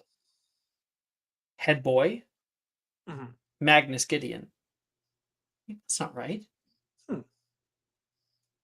Your grandma told you that your father was head boy. Someone must have messed with these records. She's like writing down the names. Gideon. There's a Gideon in our class. You see him standing there with like the sash and like the like apparel of a head boy, standing separate. Like Takes that anybody in. else that's like important? Yeah. Yeah.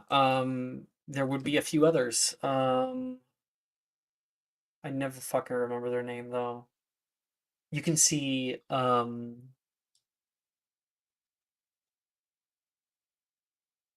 I don't know. I forget her fucking name, so I'm gonna kind of make it up. You can see Kolodny Yaxley. And you can see Corbin Yaxley also in that year, as well as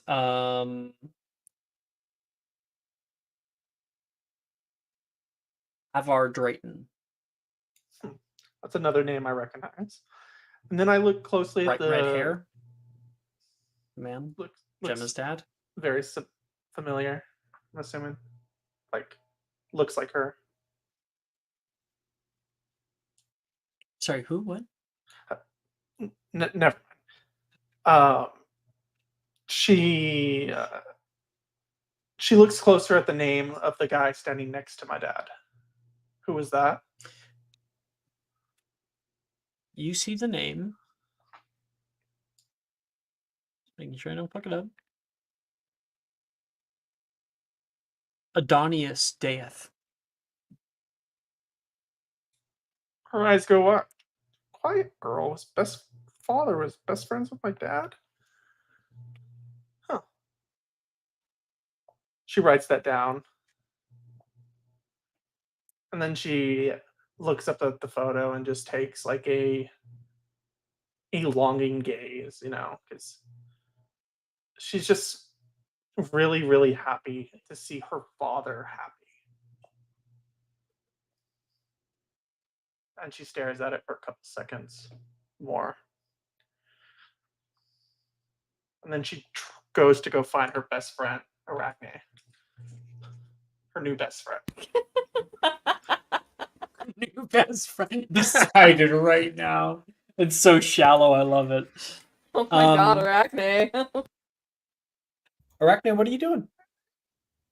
Alright. Okay. She was gonna go hang out with Nolan. Totally.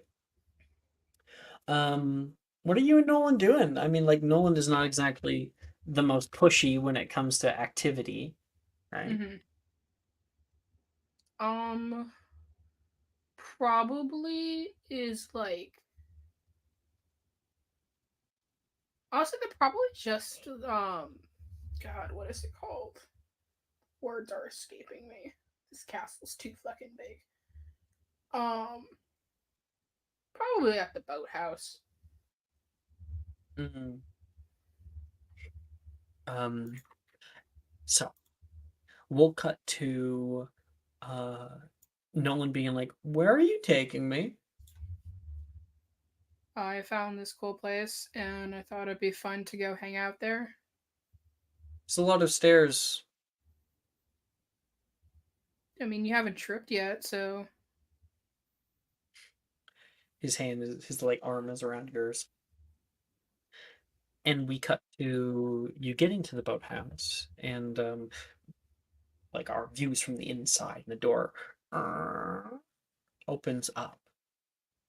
You can hear the little jostling of like block and tackles that are like hanging, whole boats that are hanging up in the ceiling, having been hoisted up. The mottled glass windows that bring little lines of light into it.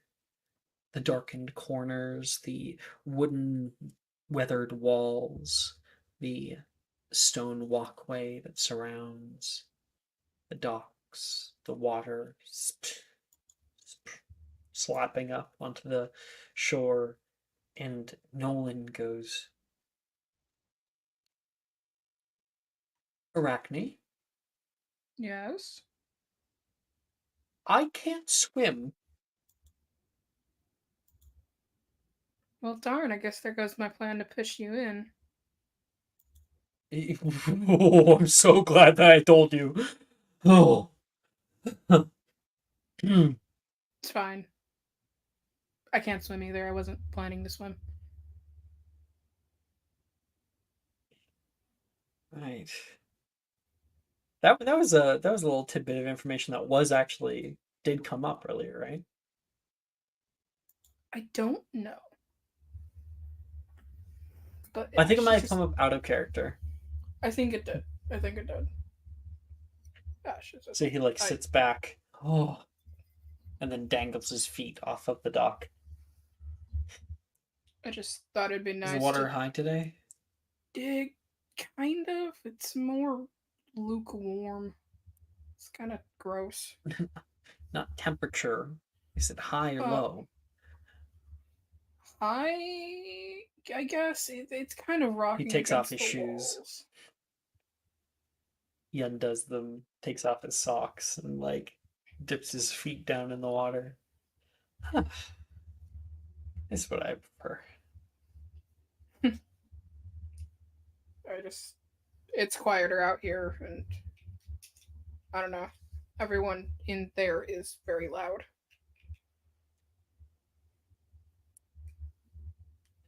Really gets to you, huh?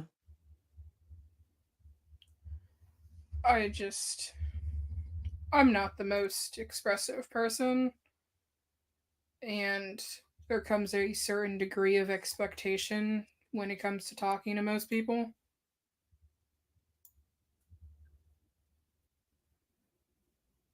Well, you can tell me anything. You could tell me that you killed a hobo, and I'd just sit there and nod. Right. So if I told you that I once kidnapped a man and held him hostage for several days, only feeding him raspberries. You sell his kidneys? Yes.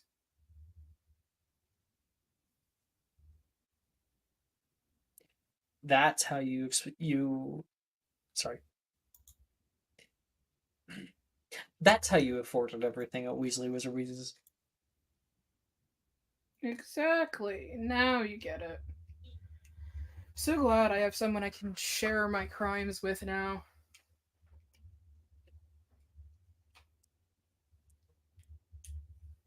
I eh, don't hate me, but I kind of like how loud everyone is. I like It's to fair. I like to listen to people. People can kind of forget I'm there sometimes, so it's easy to know what people are about pretty quickly. Like, did you know that Sally lies about nearly everything? I've counted maybe 5 or 6 lies, and those are only the ones that I catch every week. Really?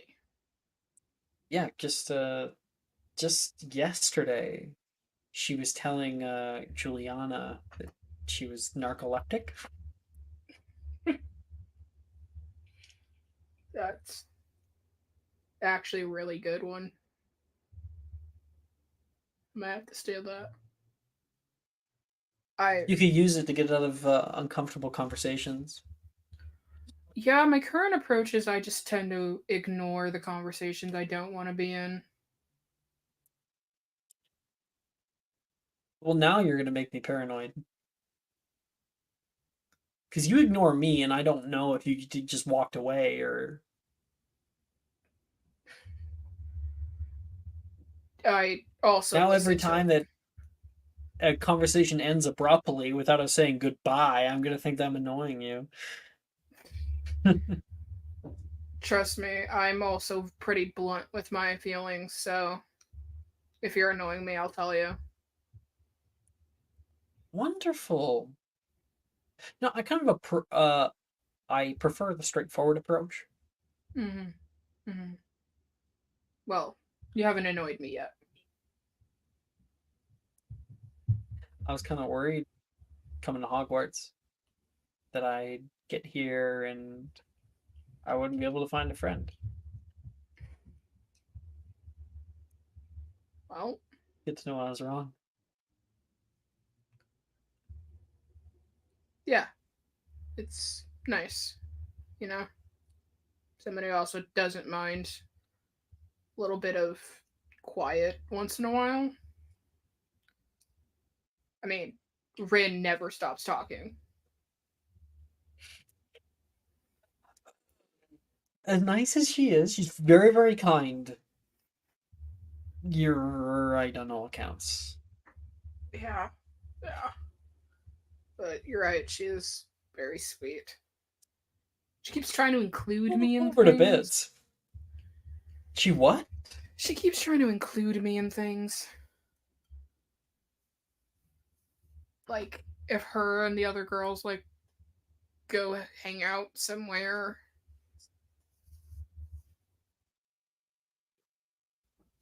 I'm I'm not very good at groups, You know? You know, she has a tier list, right? Ta- you look to your right, you can see Taylor currently like at the end of the dock, leaning on it, looking out toward the two of you, about 20 feet away. Hey, I thought you said there was no one here. there wasn't until about now. Yeah. She rates all the boys in your year. You want to know where you're sitting there, Nolan? Taylor. I, Hey. I want to know. She disappears. That And she, then reappears next to you on the dock. oh, okay. Hi, Taylor. She whispers in your ear. I'll send it to you.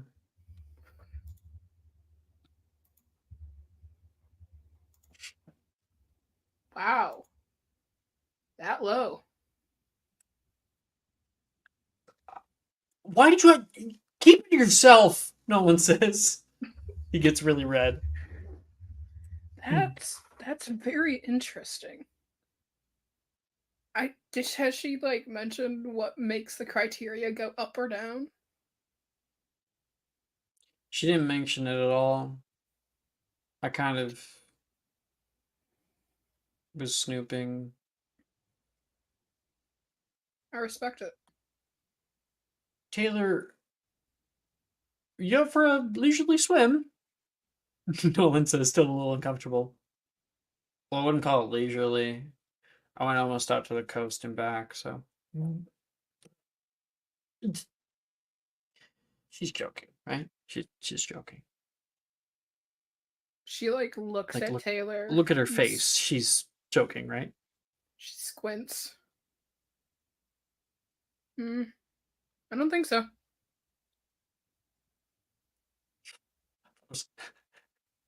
Nolan doesn't know that Taylor just like doesn't show any emotion. Very serious expression. Very stern. Wow, that's impressive, Taylor. Yeah. I was just gonna stop by for a little bit of water, but then you guys are here. So yeah, we were, hoping to just hang out. That's cool, Taylor says. The two of us. Makes sense. Yeah. There's a long silence. Just a couple of Hufflepuffs hanging out. Oh. My bad. Taylor like kind of wades away to the water. I know it, I'm not wanted. No, Taylor, it's a shush. It's okay. Have your couple time. She goes under the water. No, Taylor! She's gone, isn't she? She's very gone. Oh, okay. Oh. Arachne suddenly is just like, okay. I don't know why she said that. I'm so sorry. Let's go like back up to the castle or something. Just Yeah. find like a bench or something. Probably a good idea. Probably also in sight For the of rumors. other people. Where there are others. That'd be a good idea. Yeah. Second, my headphones aren't liking me. I think that's probably where we can end it, right? Yep. Cool. Sorry.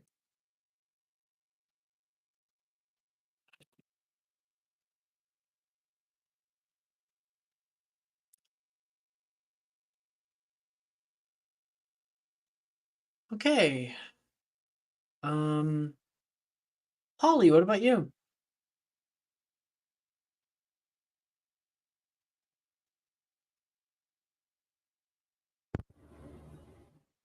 Was I muted? Yeah.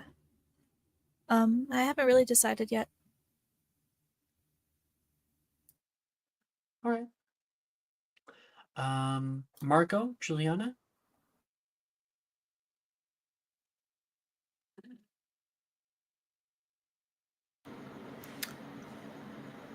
Sure. Oh, I have a sort of idea.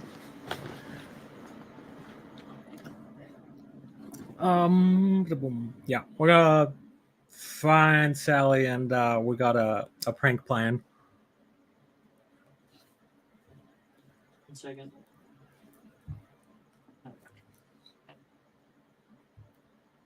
All right. You head up to the common room where currently Sally is playing a game of finger Quidditch with Sam. Hmm. How are you so good at this? Sally says. Quick fingers. It just takes a little bit of practice. You'll get the hang of it. Okay, let's try again. You know, the real thing is so much better. I know, but Sally says she's not going to play. Really? I don't know. It's just not really my thing. So you used to love flying, and I still do. But that doesn't mean that I have to do sports while I fly, right? I mean, I don't really understand it, because if you're good at something, why wouldn't you want to, flaunt it a bit? But you do you. Got any plans for tonight, Juliana? Sally asks. The classes here have slowly been driving me insane, so I've come up with something that can at least give a good laugh. Got a plan. Down in the Oxford building,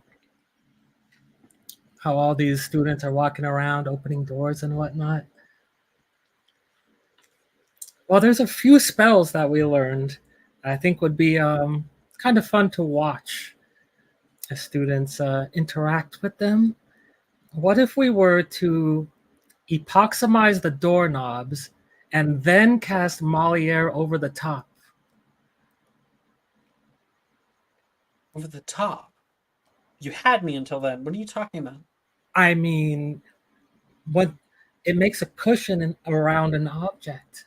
So if we put a little space between that and the doorknob, they'll think that's all that's there. And so as soon as they get rid of the Moliere, they'll just go to reach the handle and, oh, look at that, the hand is stuck. I'm still not certain what you're talking about with Moliere. I'm not getting it. Oh, well, because Moliere spell softens things. Well, it says an object you touch is wrapped in an invisible cushioning effect. Yeah, it makes it soft, like cushy. Like cushiony. So maybe there's like some cushion space. Sorry, I'm just Is not there seeing. No? Okay, I thought there was like here. some sort of like I want to cushion. I want to. I just don't get it. Mm. The thought was that there was like some sort of invisible cushion that they would like wrap around.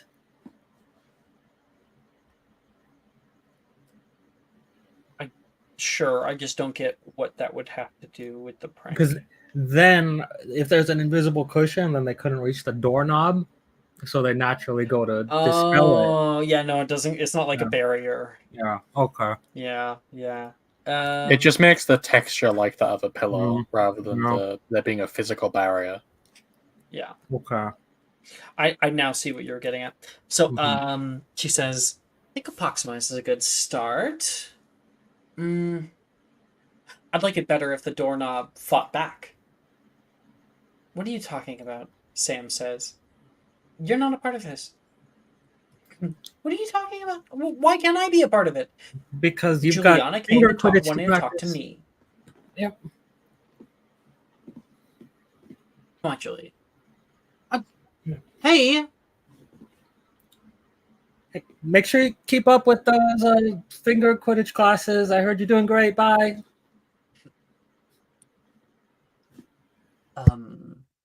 She says, thinking, don't you think it would be a little bit more funny if the doorknob instead changed then? Sorry, changed? Proxima six from the door, and look at this. She takes up, damn it. She takes out her wand and pokes it into your belly. Baraberto. And you change. Oh, damn it. Into a frog. She bends down. Hello. Normally first years aren't able to do this. Wow. And then you change back. Oh, that was the most jarring experience I've ever had. That was the peel technique. It's a touch, but sometimes things like that can be negated. Here. Hold this book. Okay. All right. Roberto. And through the book, because you're touching the book and she's touching the book, but she's targeting you. Technically, she's touching you, according to the spell, and you change again. See? So you epoximize, and we hang out on the other side of the door, wait till somebody comes by, and she points just at a random door nearby you and taps the doorknob with her wand. All right, we're on to something. Okay, our scene fades and reappears until you guys are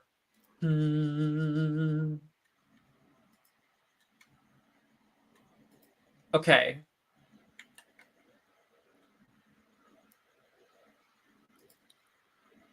Oh, that's really funny. Sally would be like, let's hang out outside the third floor girls' lavatory and wait till somebody goes in, and then you epoximize and you guys get ready for when they want to get out. Okay, yeah.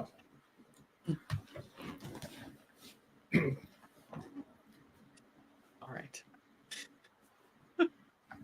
You're gonna roll me 3d23 for your victims. Excellent.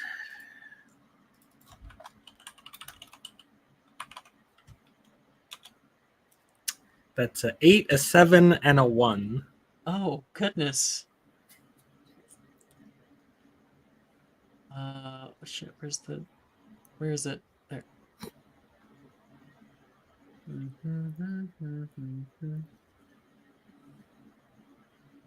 Okay, so that's 3 girls, which is perfect. Juniper and Delilah are heading to the bathroom together. They're currently kind of gabbing about something. Juniper, I think Delilah's their biology teacher's kind of cute. What are you talking about? You're disgusting. Juniper says back. He's 80. Yeah, I guess. Just stupid girl talk. And they head inside, and Sally's puts a finger up to her mouth. Do you have epoximize locked in? I do not. I have one attempt. Let's see if I can attempt. get it. No. Yep, as a 19. Nice. And so you do that. Perfect. And Sally looks inside and can see the girls doing their thing, and then you guys wait maybe 2 or so minutes until they're done. You can hear them heading toward the door, and they both head off together. And Sally waits for your signal. You can see the door start to move. Ready? She puts her arm around and tap the doorway from this far side. And you can hear two quick screams. And after that, you can hear growling. And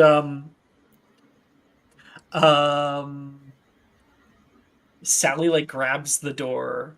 It's one of those doors that like opens up both ways, you know? And she like pushes the door, and you see the door swing in and then swing back out. And for a moment, you see two badgers that are flailing around stuck to the door handle.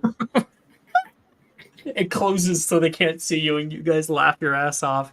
And Darcy comes by and is like, "What are you guys laughing about?" Oh, Nothing. you know what? There was actually, Darcy, now that you're here, it's perfect. There was a giant spider in there. I'm hoping, it was a little too big for us. Maybe you can take care of it, please. And Darcy's like, "Do you need help with a spider?" Yeah, that thing looked like a fucking acromantula. A dang acromantula. I'm gonna have nightmares. That's gonna be a deception check at advantage for you. Okay.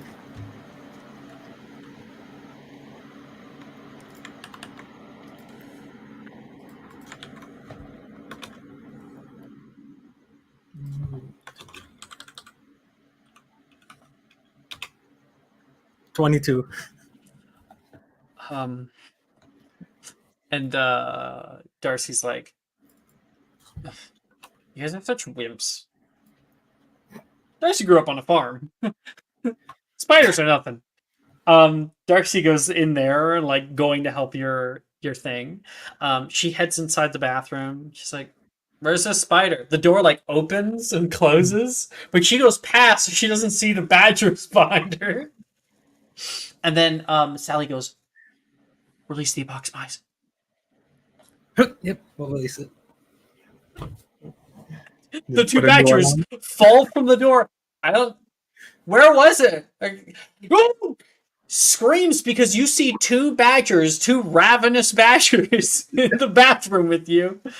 You can hear the shattering of glass, like a faucet get turned on, yelling, sort of like odd yipping sound from one of the badgers. And Darcy, you can hear her like footsteps running back. And Sally goes, actually, only Sally can do it. She'll put her wand back and like holds her wand on the door. And then the moment she feels the door try to open up or Darcy try to leave, it epoxifies. Oh, sorry, not epoxifies. Verito, and turns into a third badger. And we continue this until we have like 10 badgers in there. And there somebody gets away and you guys split because soon the faculty are going to be there and to get students back. Oh, good times. That's you and Sally.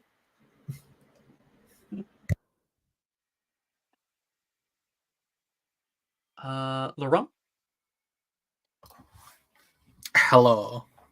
Hello. I think I will be cooking. As they said, let him cook. Let him cook. Exactly. Yeah, I would like to spend this downtime. How many things can you cook in a downtime? Just one. Just one? Okay. In that case, I will be making a Twinkie question mark. Well, here's the thing. Where, right? Do you? Because you're not a Hufflepuff. You don't have access. True, to they won't let me into kitchens. the kitchen. So where in the campus would you find, or do you want to roll for somewhere to find more permanently, or what? I'll roll to look for somewhere more permanent. That's always a fun one. Okay, make me an investigation check. Yep, sure.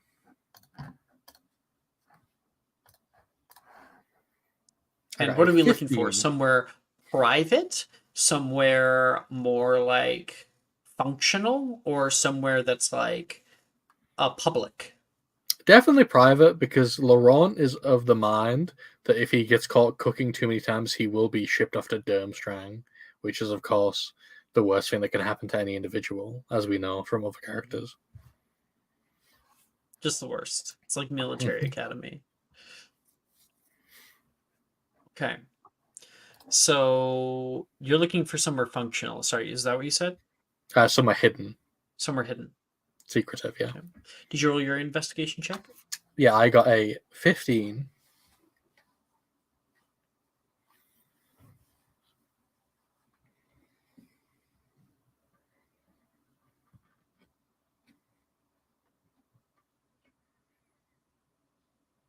I have a few different places in mind, so I'm kind of going through them to see if I can find one that would go well with a 15.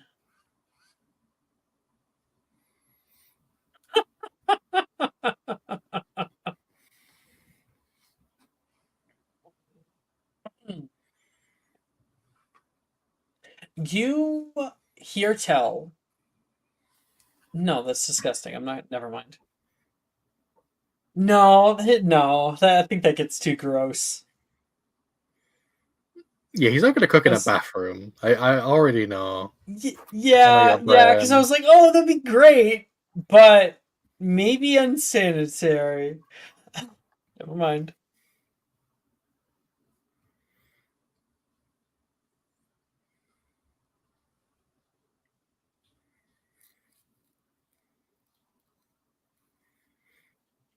My mind's just racing around the school right now.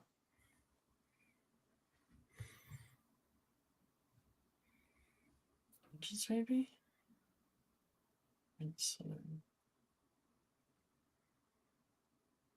All right. All right. Yeah. Yep. That's perfect for a 15.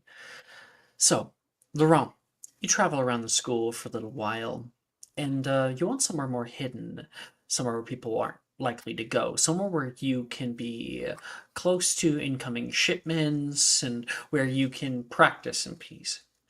Throughout the school, one of the most private places is down in the dungeons. Go exploring down there. It's kind of labyrinthian tunnels. Huh. There's classroom after classroom, potions class, advanced potions class, alchemy class, whatnot. And you find,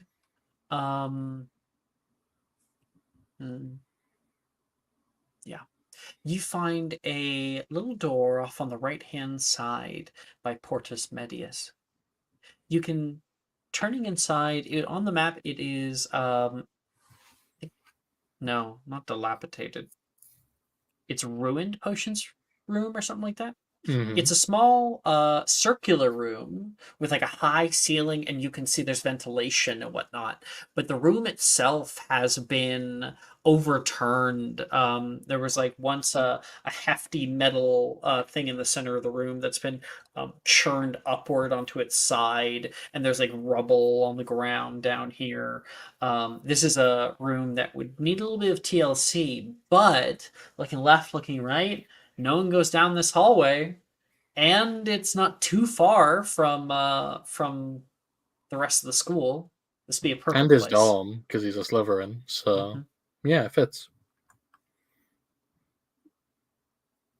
All this effort just to let a man cook. So, Laurent, you put in quite a bit of effort. Quite a bit, because you have a very low. Make an athletics check, not for your affinity, but more for how much effort you have to end up putting in. Okay, this is going to be a disaster. How much time it takes. Because no spells really to help you. 16 right? somehow. 16! You're on an 18 on the die. Yeah. Like Laurent, you feel impassioned, emboldened by like, fuck you, I'm gonna do what I want. You take that like hefty metal thing and put it back up. You're like sweating. You look down, and this thing is like a hot top. It's a huge furnace.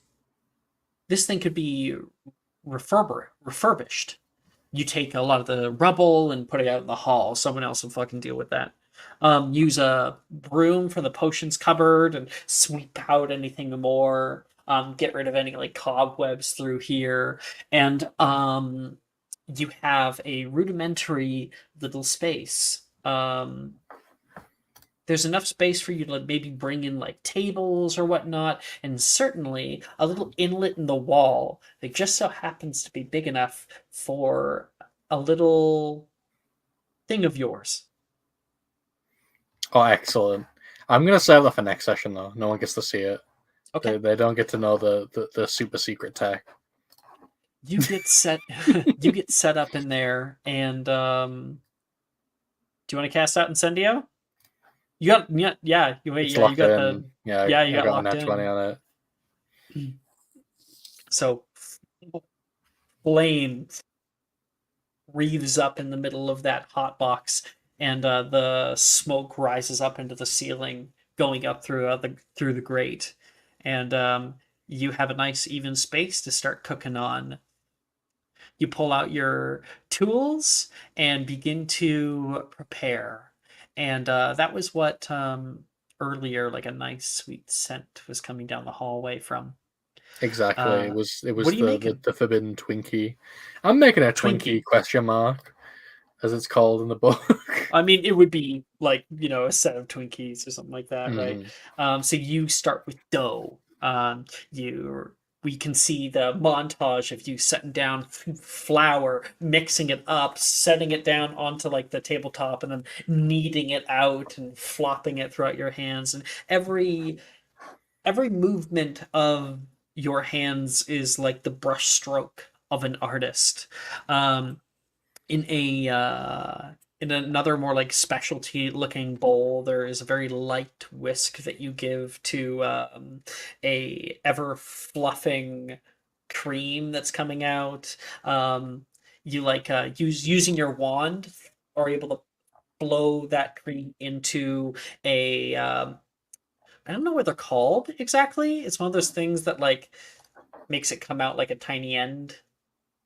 Oh, I it's don't know what just it's a called. squeezy bottle. A base skirt? No. There's definitely a fancy name for it, but we all know it spiritually it's to be a gonna kill me. squeezy bottle. Yeah, so you put in a squeezy bottle and uh get that ready off on the side. You start to use like a little flat tool to cut up the dough into neat little sections and form them into these perfect rivets. I feel like you use like a tiny knife to like cut like little designs on the tops of them, and then first you like broil them for a minute, so you see them kind of licked with fire, licked with flame until they start to dry out a bit. You pull them out and take that thing and put the cream inside, and finish baking. The cream on the outside starts to solidify and like caramelize into this gold, for the bit that like is oozing out the bottom, and then on the inside, it is keeping like a moisture to keep it from like drying out entirely. Meanwhile, the top is kind of getting a golden sear. Why don't you go ahead and make me a cooking check? Okay, I will do that with Muggle Studies. Out of character, we're using Muggle Studies, but Laurent has no business knowing anything actually about Muggles, so it's a cooking check. Yeah, it's a 20, dirty 20. And there is as you're like cleaning up after everything, being sure to clean as you go. We can see like you pulling out the sleeves and everything, cleaning off your apron. There's a little ding from a timer. What is your timer? Is it an egg? Is it a frog? Is it a rooster? What's your special timer? It's a snake one. When it's done, it hisses. There's like a like the kind of hiss that like when it opens its mouth and like bares its fangs. Yes, and to set the timer, you have to coil the snake around the timer itself, and then it pops up. You gotta like pull the tail. Okay, love that. And you look up and like place your stuff down and place on some mitts and pull out the large tray, and they're all right there. You like get down, look at them all at the very top. We get that close up, and then we kind of get an upshot of you standing over them with your hands on your hips, a big smirk on your face. Yeah, and then for the closing shot, he's gonna rub his hands together and go, right, now I need someone to taste these. Which will now be my next 12 downtimes. It's just tricking people into eating these and then seeing what they think.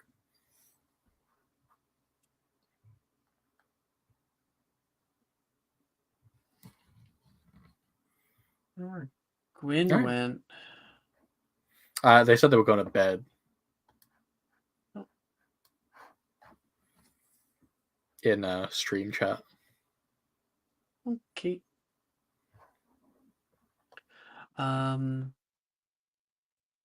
Marco, did we do yours? I don't think we did. Not yet. Margot's just like exploring the castle though. All right. All right. You can go ahead and make me an investigation check. I might throw you Laurent.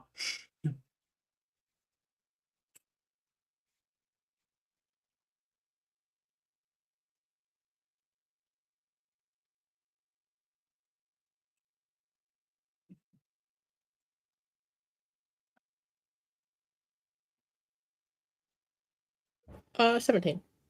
Not bad at all.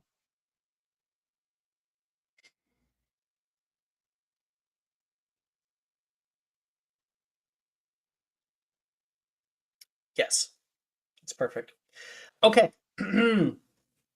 Marco, you go exploring around for a little while, just kind of going where your heart takes you. You keep your eyes peeled and look for anything that looks a little bit out of the ordinary. And something does. You're up in the north courtyard. Sorry, no, I said that wrong. You're down in the viaduct courtyard. And look, you can see the lake down below you and whatnot. You can hear the waterfalls, and you see vines that trail up the side of the building for the Ravenclaw Tower. And at that little section that connects the Great Hall to the Ravenclaw Tower, you see something glint like metal toward you. Something that sits, having been overgrown by vines. As you start to head over there and start to part the vines, Laurent, you found a text subject. That's crazy. I was about to start eating in real life. Yeah, I think Laurent will like just kind of like look around and then just kind of wander over to Margot very casually and say, "Have you eaten today?" Like right Not behind you. since lunch. She says this thing turns around. Well, I have fantastic news for you because through the power of magic and good sense, I have this, and he will take out what appears to be a Twinkie from somewhere. I don't know what he would hold it in. It's not coming to mind, so I'm not going to worry about it. And just kind of like present it like he's giving you like a really elaborate gift. But again, it is literally a Twinkie. It's an artisanal Twinkie. Margot's just gonna like peer at him for a moment. You're new student, right? Well, I have been here the whole time, but yes, I am the new student.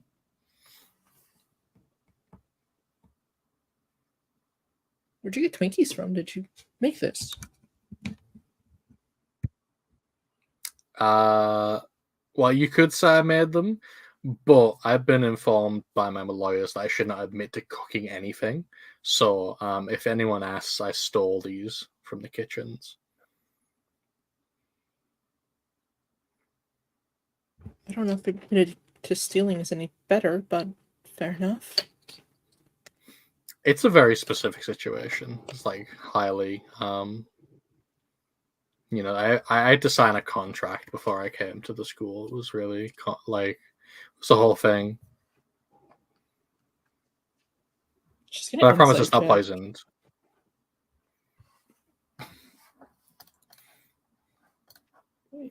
Yeah, she's just gonna insight check now. Insight Gives her check for the Windows world's most vibes. suspicious man ever.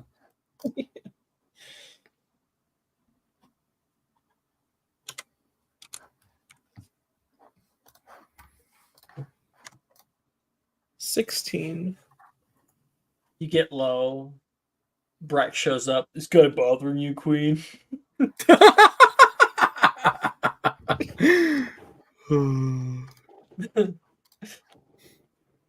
Sorry. God. Yeah, so with that high of an insight check, I think that you can tell that Laurent is by no means poisoning you. He is here and seems very keen on having somebody try what he's made. He's not lying about the paperwork stuff either. Fair enough. I guess I can give it a shot. She'll go to accept it, I guess. Mm-hmm. Laurent will like clasp his hands together like he's watching presents open on Christmas. You like this? Like yes, literally. Okay,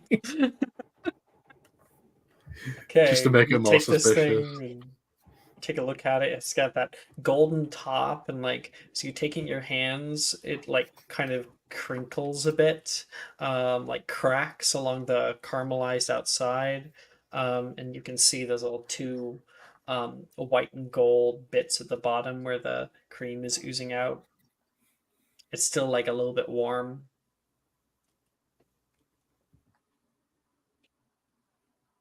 She said, "Did you make these recently?" She like takes a bite out of it. Yes, but again, if anyone asks, I just stole them recently. But they are fresh. With a 20, it's an explosion of flavor, a sweetness that you can't quite place. The texture is crunchy with a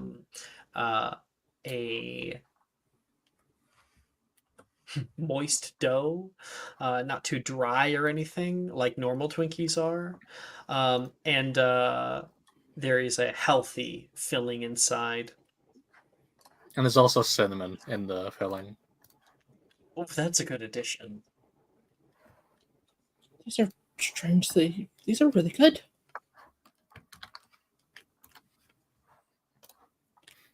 Yeah, whatever house elf made them must be really talented. Right, house elves. But I'm glad you like it. I mean, anything you felt was missing? Like, would you say it's the perfect Twinkie or merely an exceptional Twinkie? I mean, the cinnamon's a really nice touch. It's not what you would normally expect from a Twinkie, but it adds something to it.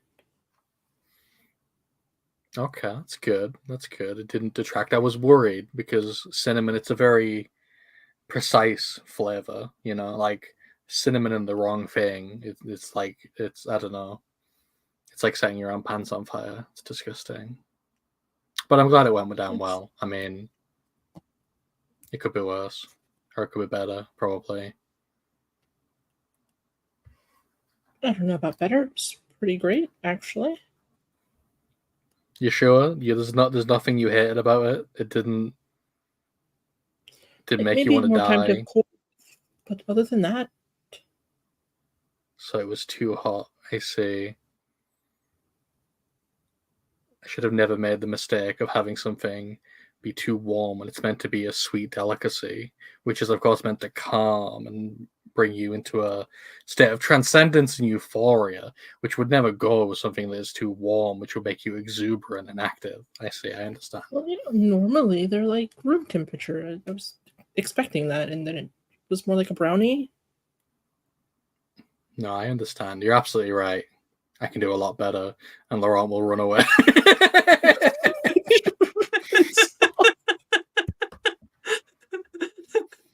Do you want to make an insight check? God, at that point, I think she has to. Yeah. Insight check to diagnose this man. Another 16. Okay. He seems super annoyed that you when you said that it was too warm. He seemed to like take it personally or something. And yeah. Yeah, with a 16, there's more to it. That's as far as you get. You seem super annoyed. Does he hate me now? I don't know. We're gonna keep our critiques to ourselves. It's fine. Oh, that is what it's I'll like take when this someone asks you to Alright. critique them and then they always react like that. It's just And then Marco, you're like, anyway, this thing that you had.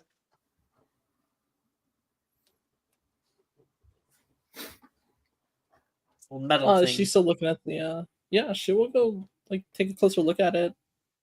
You take vines and like rip them away, and you find standing there on a podium a brass frog, like a statue,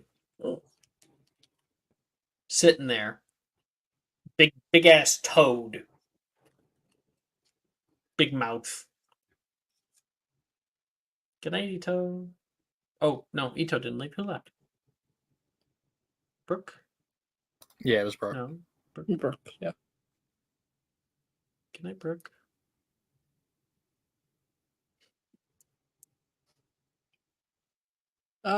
Is it like does she see anything interesting? She kind of looks around it.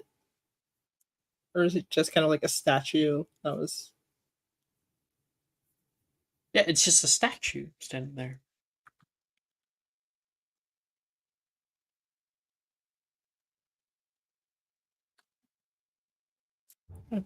she'll take note of it, kind of wondering like why it was not maintained.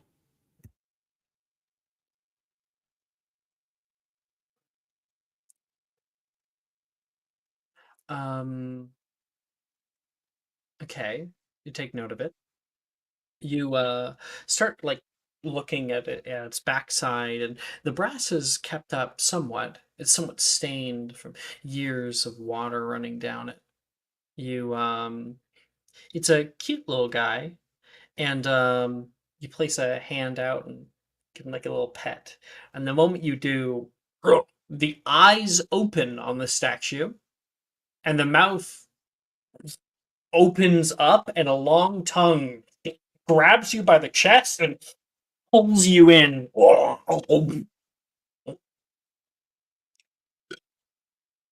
It burps. And Margot is gone. 1 second.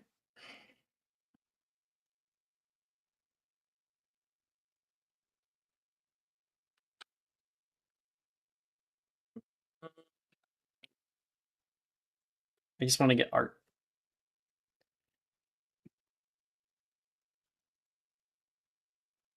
Yeah, I wish I could find. Oh, those will do. That'll do, pig. That'll do. Here's a screenshot.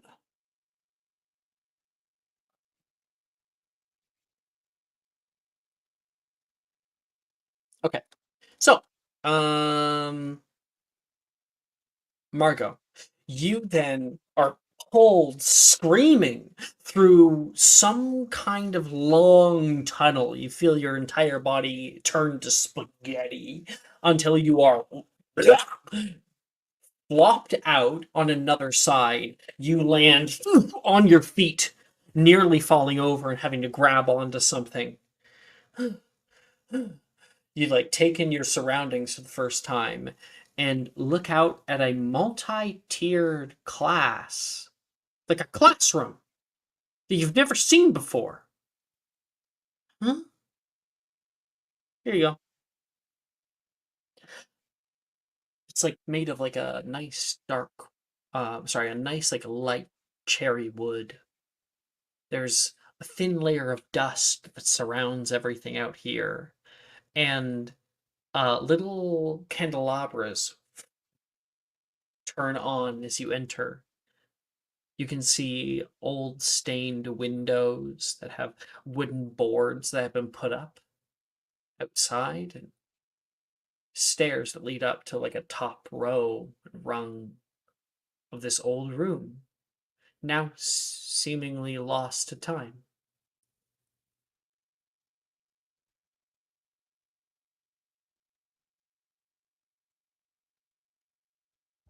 Yeah, she'll look around. Can she tell maybe what kind of classroom it was? Maybe the books or the photos on the wall? Uh, Make another investigation check.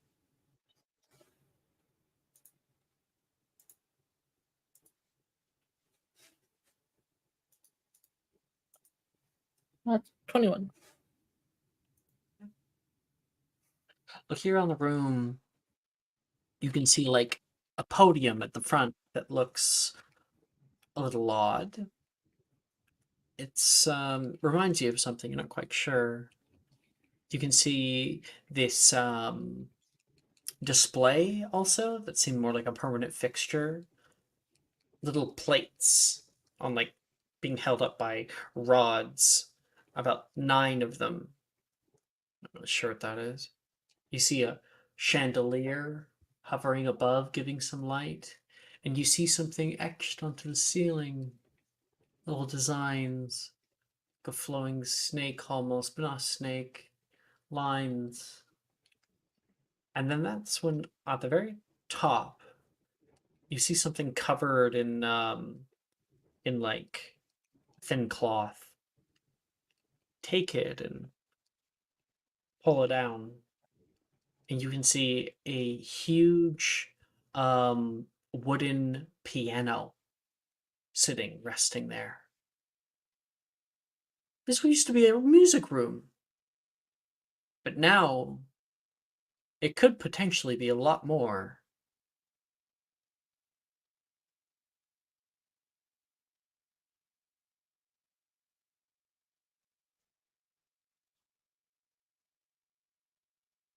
Yeah, she will kind of just begin looking around, and she'll just kind of spend the rest of her time here, just kind of straightening everything up.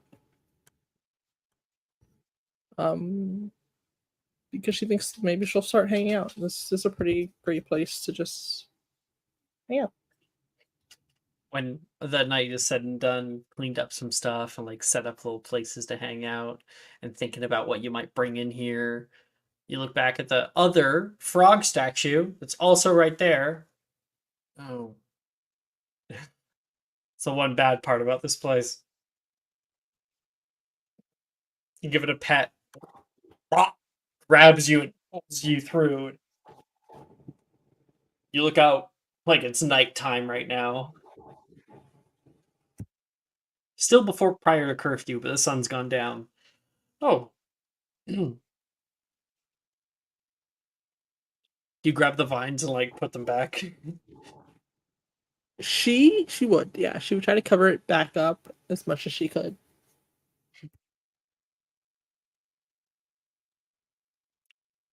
All right.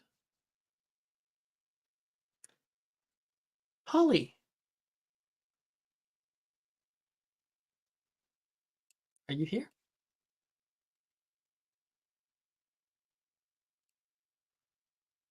Holly. Oh, hi. Sorry. Hi. So, I read what you sent Oh, me. okay. So it's the final time of the day. We're going to roll back the clock from where we just were, and the sun is currently lower in the sky, but there's still some light out right now. Just long shadows that pervade all around the grounds. And you head out to take someone up on their offer. You go to the herbology greenhouses, where currently, you look around for Professor Longbottom. Now, go ahead and make me a perception check. Okay.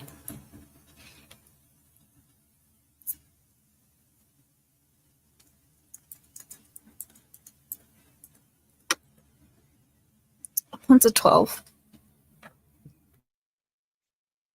A 12. All right. So, you only see kind of like at last second, as someone's coming past, whoa, hey, look out! And you duck down, and a box is kind of placed over top of your head. Somebody walking past on the right hand side, and they kind of spin around. Ooh, almost clipped you there. Like, oh, it's you. And they keep walking. You look on Colin's face. Oh, hi, Colin. Don't hi Colin me. Hello, then?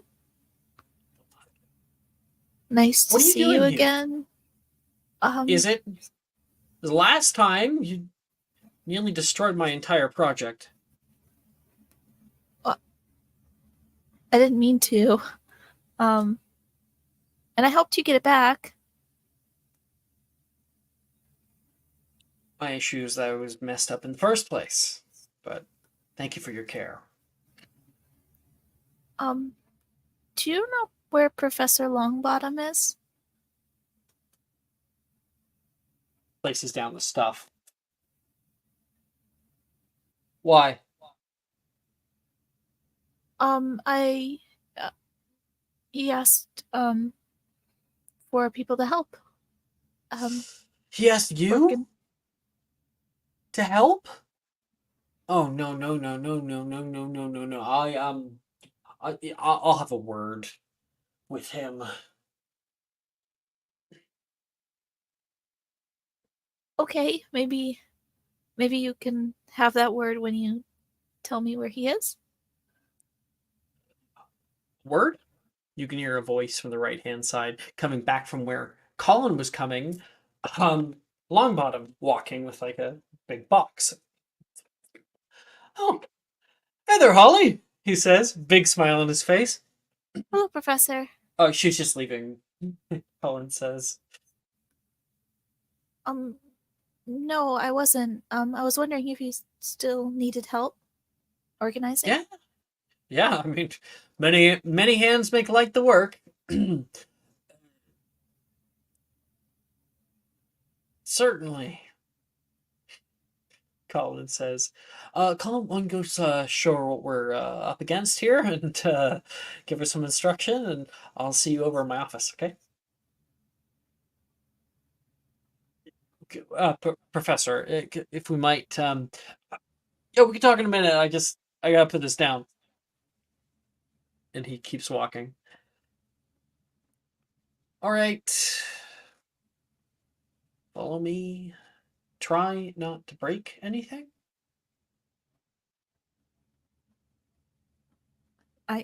I'll try. I'm not joking. This could be actually really, really bad if you mess I'm this very up. careful with plants.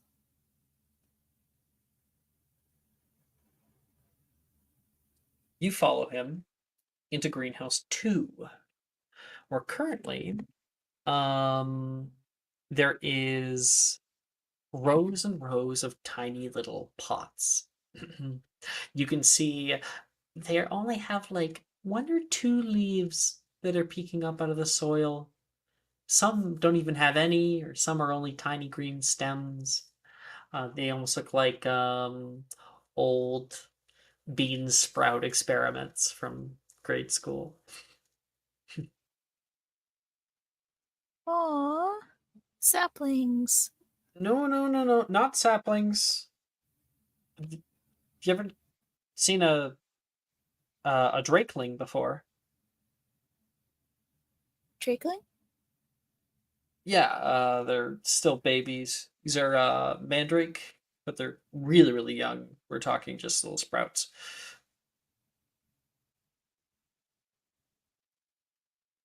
Mandrakes. Like, Like the screaming root runs around. Be careful with these guys. They do actually like to pop up out of the soil. They're small enough. those are real? Course they're real and very dangerous. So we're moving a few of them off into Professor Longbottom's office because he wants to do a few treatments on them to get them ready for my class. Fascinating. Okay, so probably best to move them into a place where they'll get the best sunlight. Are they partial shade, full shade? Right now they're going to be full sunlight, but that'll be for Longbottom to do. Think you can pick up a whole pallet, or I could probably pick up a full pallet. Yeah. make an athletics check? Oh no. She's gonna 16. That's not bad for a -1 in athletics. Nice. So you're like, She's like probably red do in it. the face. Okay. You hold on both sides and lift with your knees, not with your back. You pull it up, and you have like 3 rows of 3. So you have like 9 mandrakes or drakelings, and you're holding it there. You got this. You got this. Like, Colin looks like he's either about to bolt or try to grab that thing if you drop it. You good? You good? Okay. This way. Come on. He picks up his. Oh, oh, oh. And Holly, as you're walking with yours, you see one of the little green stems start to move and wiggle its way up, and you see a little head pop up out of the soil. Tiny little, like, slitted eyes because they're all like puffy. It looks directly at you and looks like it's like about to get up out of the soil because it's all moving, and it's like, gotta get out of here. Back to shh. It's okay. Go back to sleep. I mean, you wouldn't happen to speak with plants, right? No. No, She's no. just trying to be soothing. That's Brooke. Make a herbology check.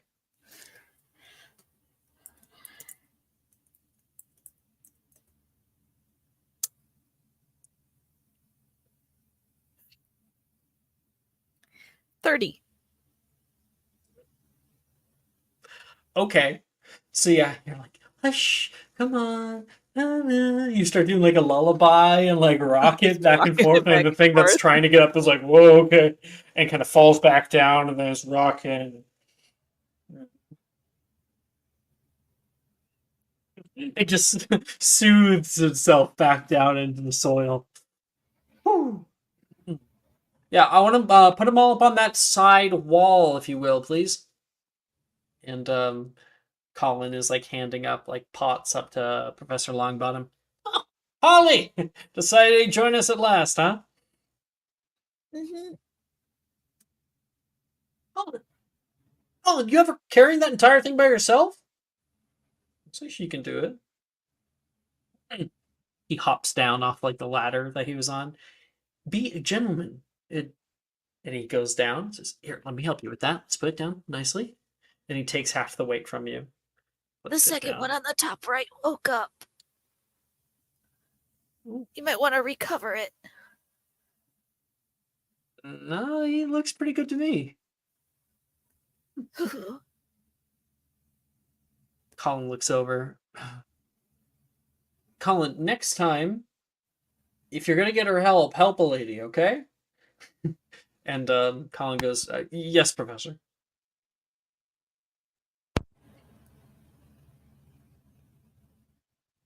Now, Holly, you want to see what we're working on?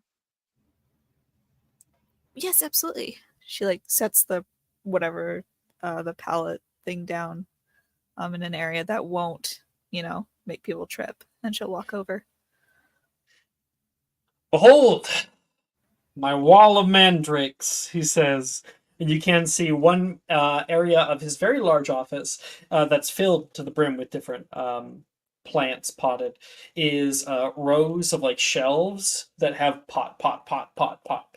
And you can see like piping that has been put on each side, down each row and down to the ground where there's a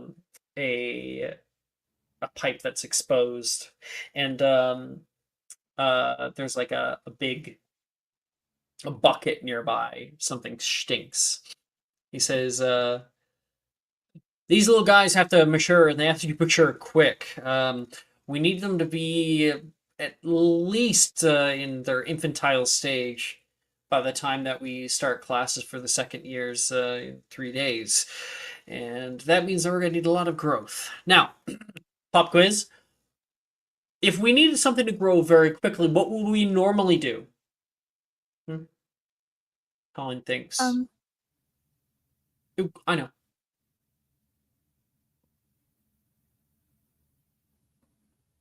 What check would I have to make in order to know? History of magic. Okay. To double check if I do have proficiency in that. Okay.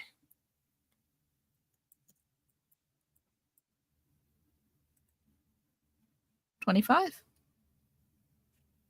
Okay. So you and Colin put up your hands at the same time. Ooh, I'll send it to you.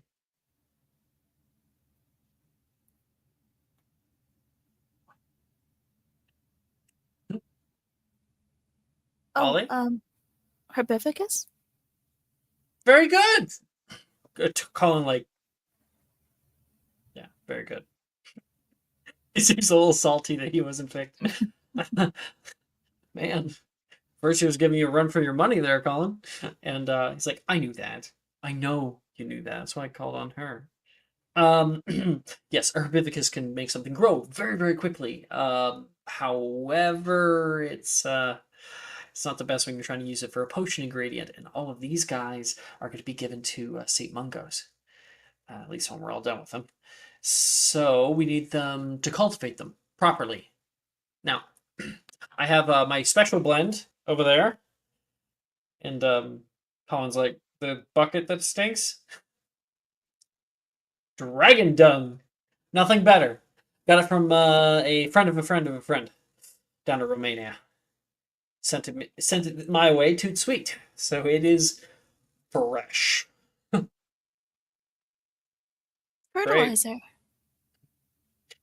And I have a few other things mixed in there with it. I've got some Molly put in there to counteract any bad enchantments or magic that's going to affect our growth here, as well as I have some aloe vera put in there for a good amount of vitamin D.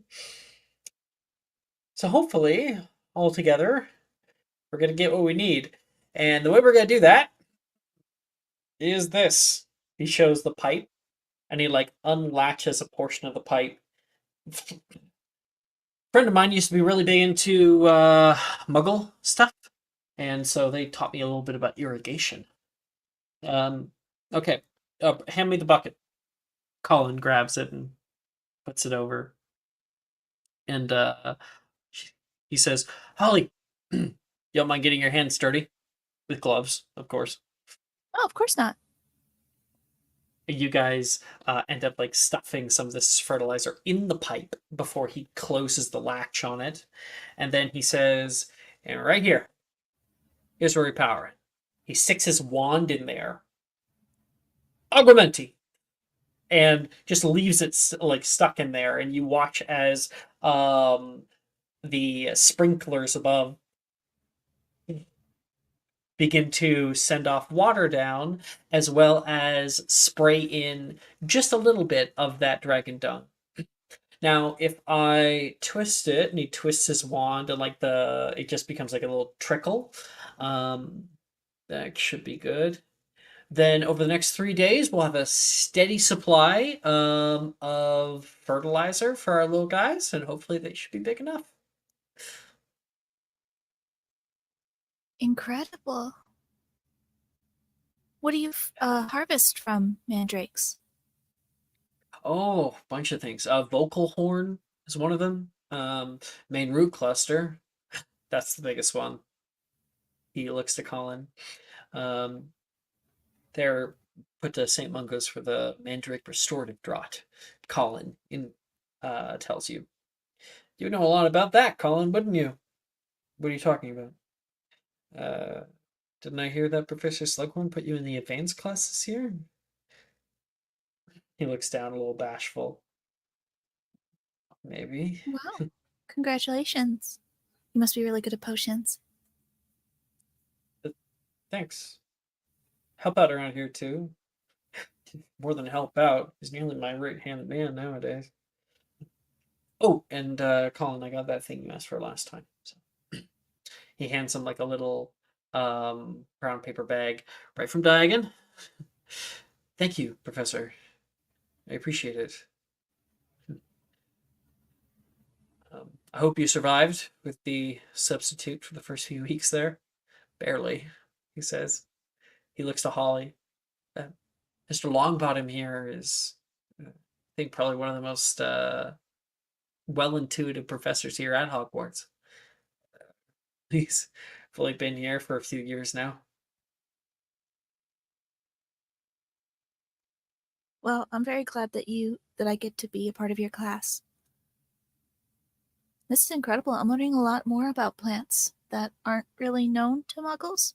Well, I guess mandrakes are known to muggles, but our mandrakes are different, or the thing that we call mandrakes are different. Are they? Yeah. So, we do have mandrakes. And they are shaped like little people, their roots are, but they don't talk or scream or anything. That's just sort of a folktale to us. So I guess it's different. No, that would be the inert cousin of the mandrake. The mandraor. Really? They actually are still useful in potion making, but not obviously magical. Think of it like they kind of evolve separately, so they're cousins. Oh, part of the same family, but not the same plant. Precisely. Well, thank you to you both. I really appreciate your help. 5 points to Ravenclaw, and hope that helps, Colin. So too. And Holly, if you need anything, feel free to ask, okay? Thank you, Professor. Now let's get these mandrakes up there. And you guys continue to work together. Yay! All right. Thank you, everybody, for a wonderful episode today. We're going to end our first year. We're going to just skip flying class. And we can always have it next semester if you guys really want to. And that means downtime. Downtime. Down by the water. Checking. Oh, and level 2. Everyone level 2. I think you guys might have already been level 2. I don't know. No, we were level 1.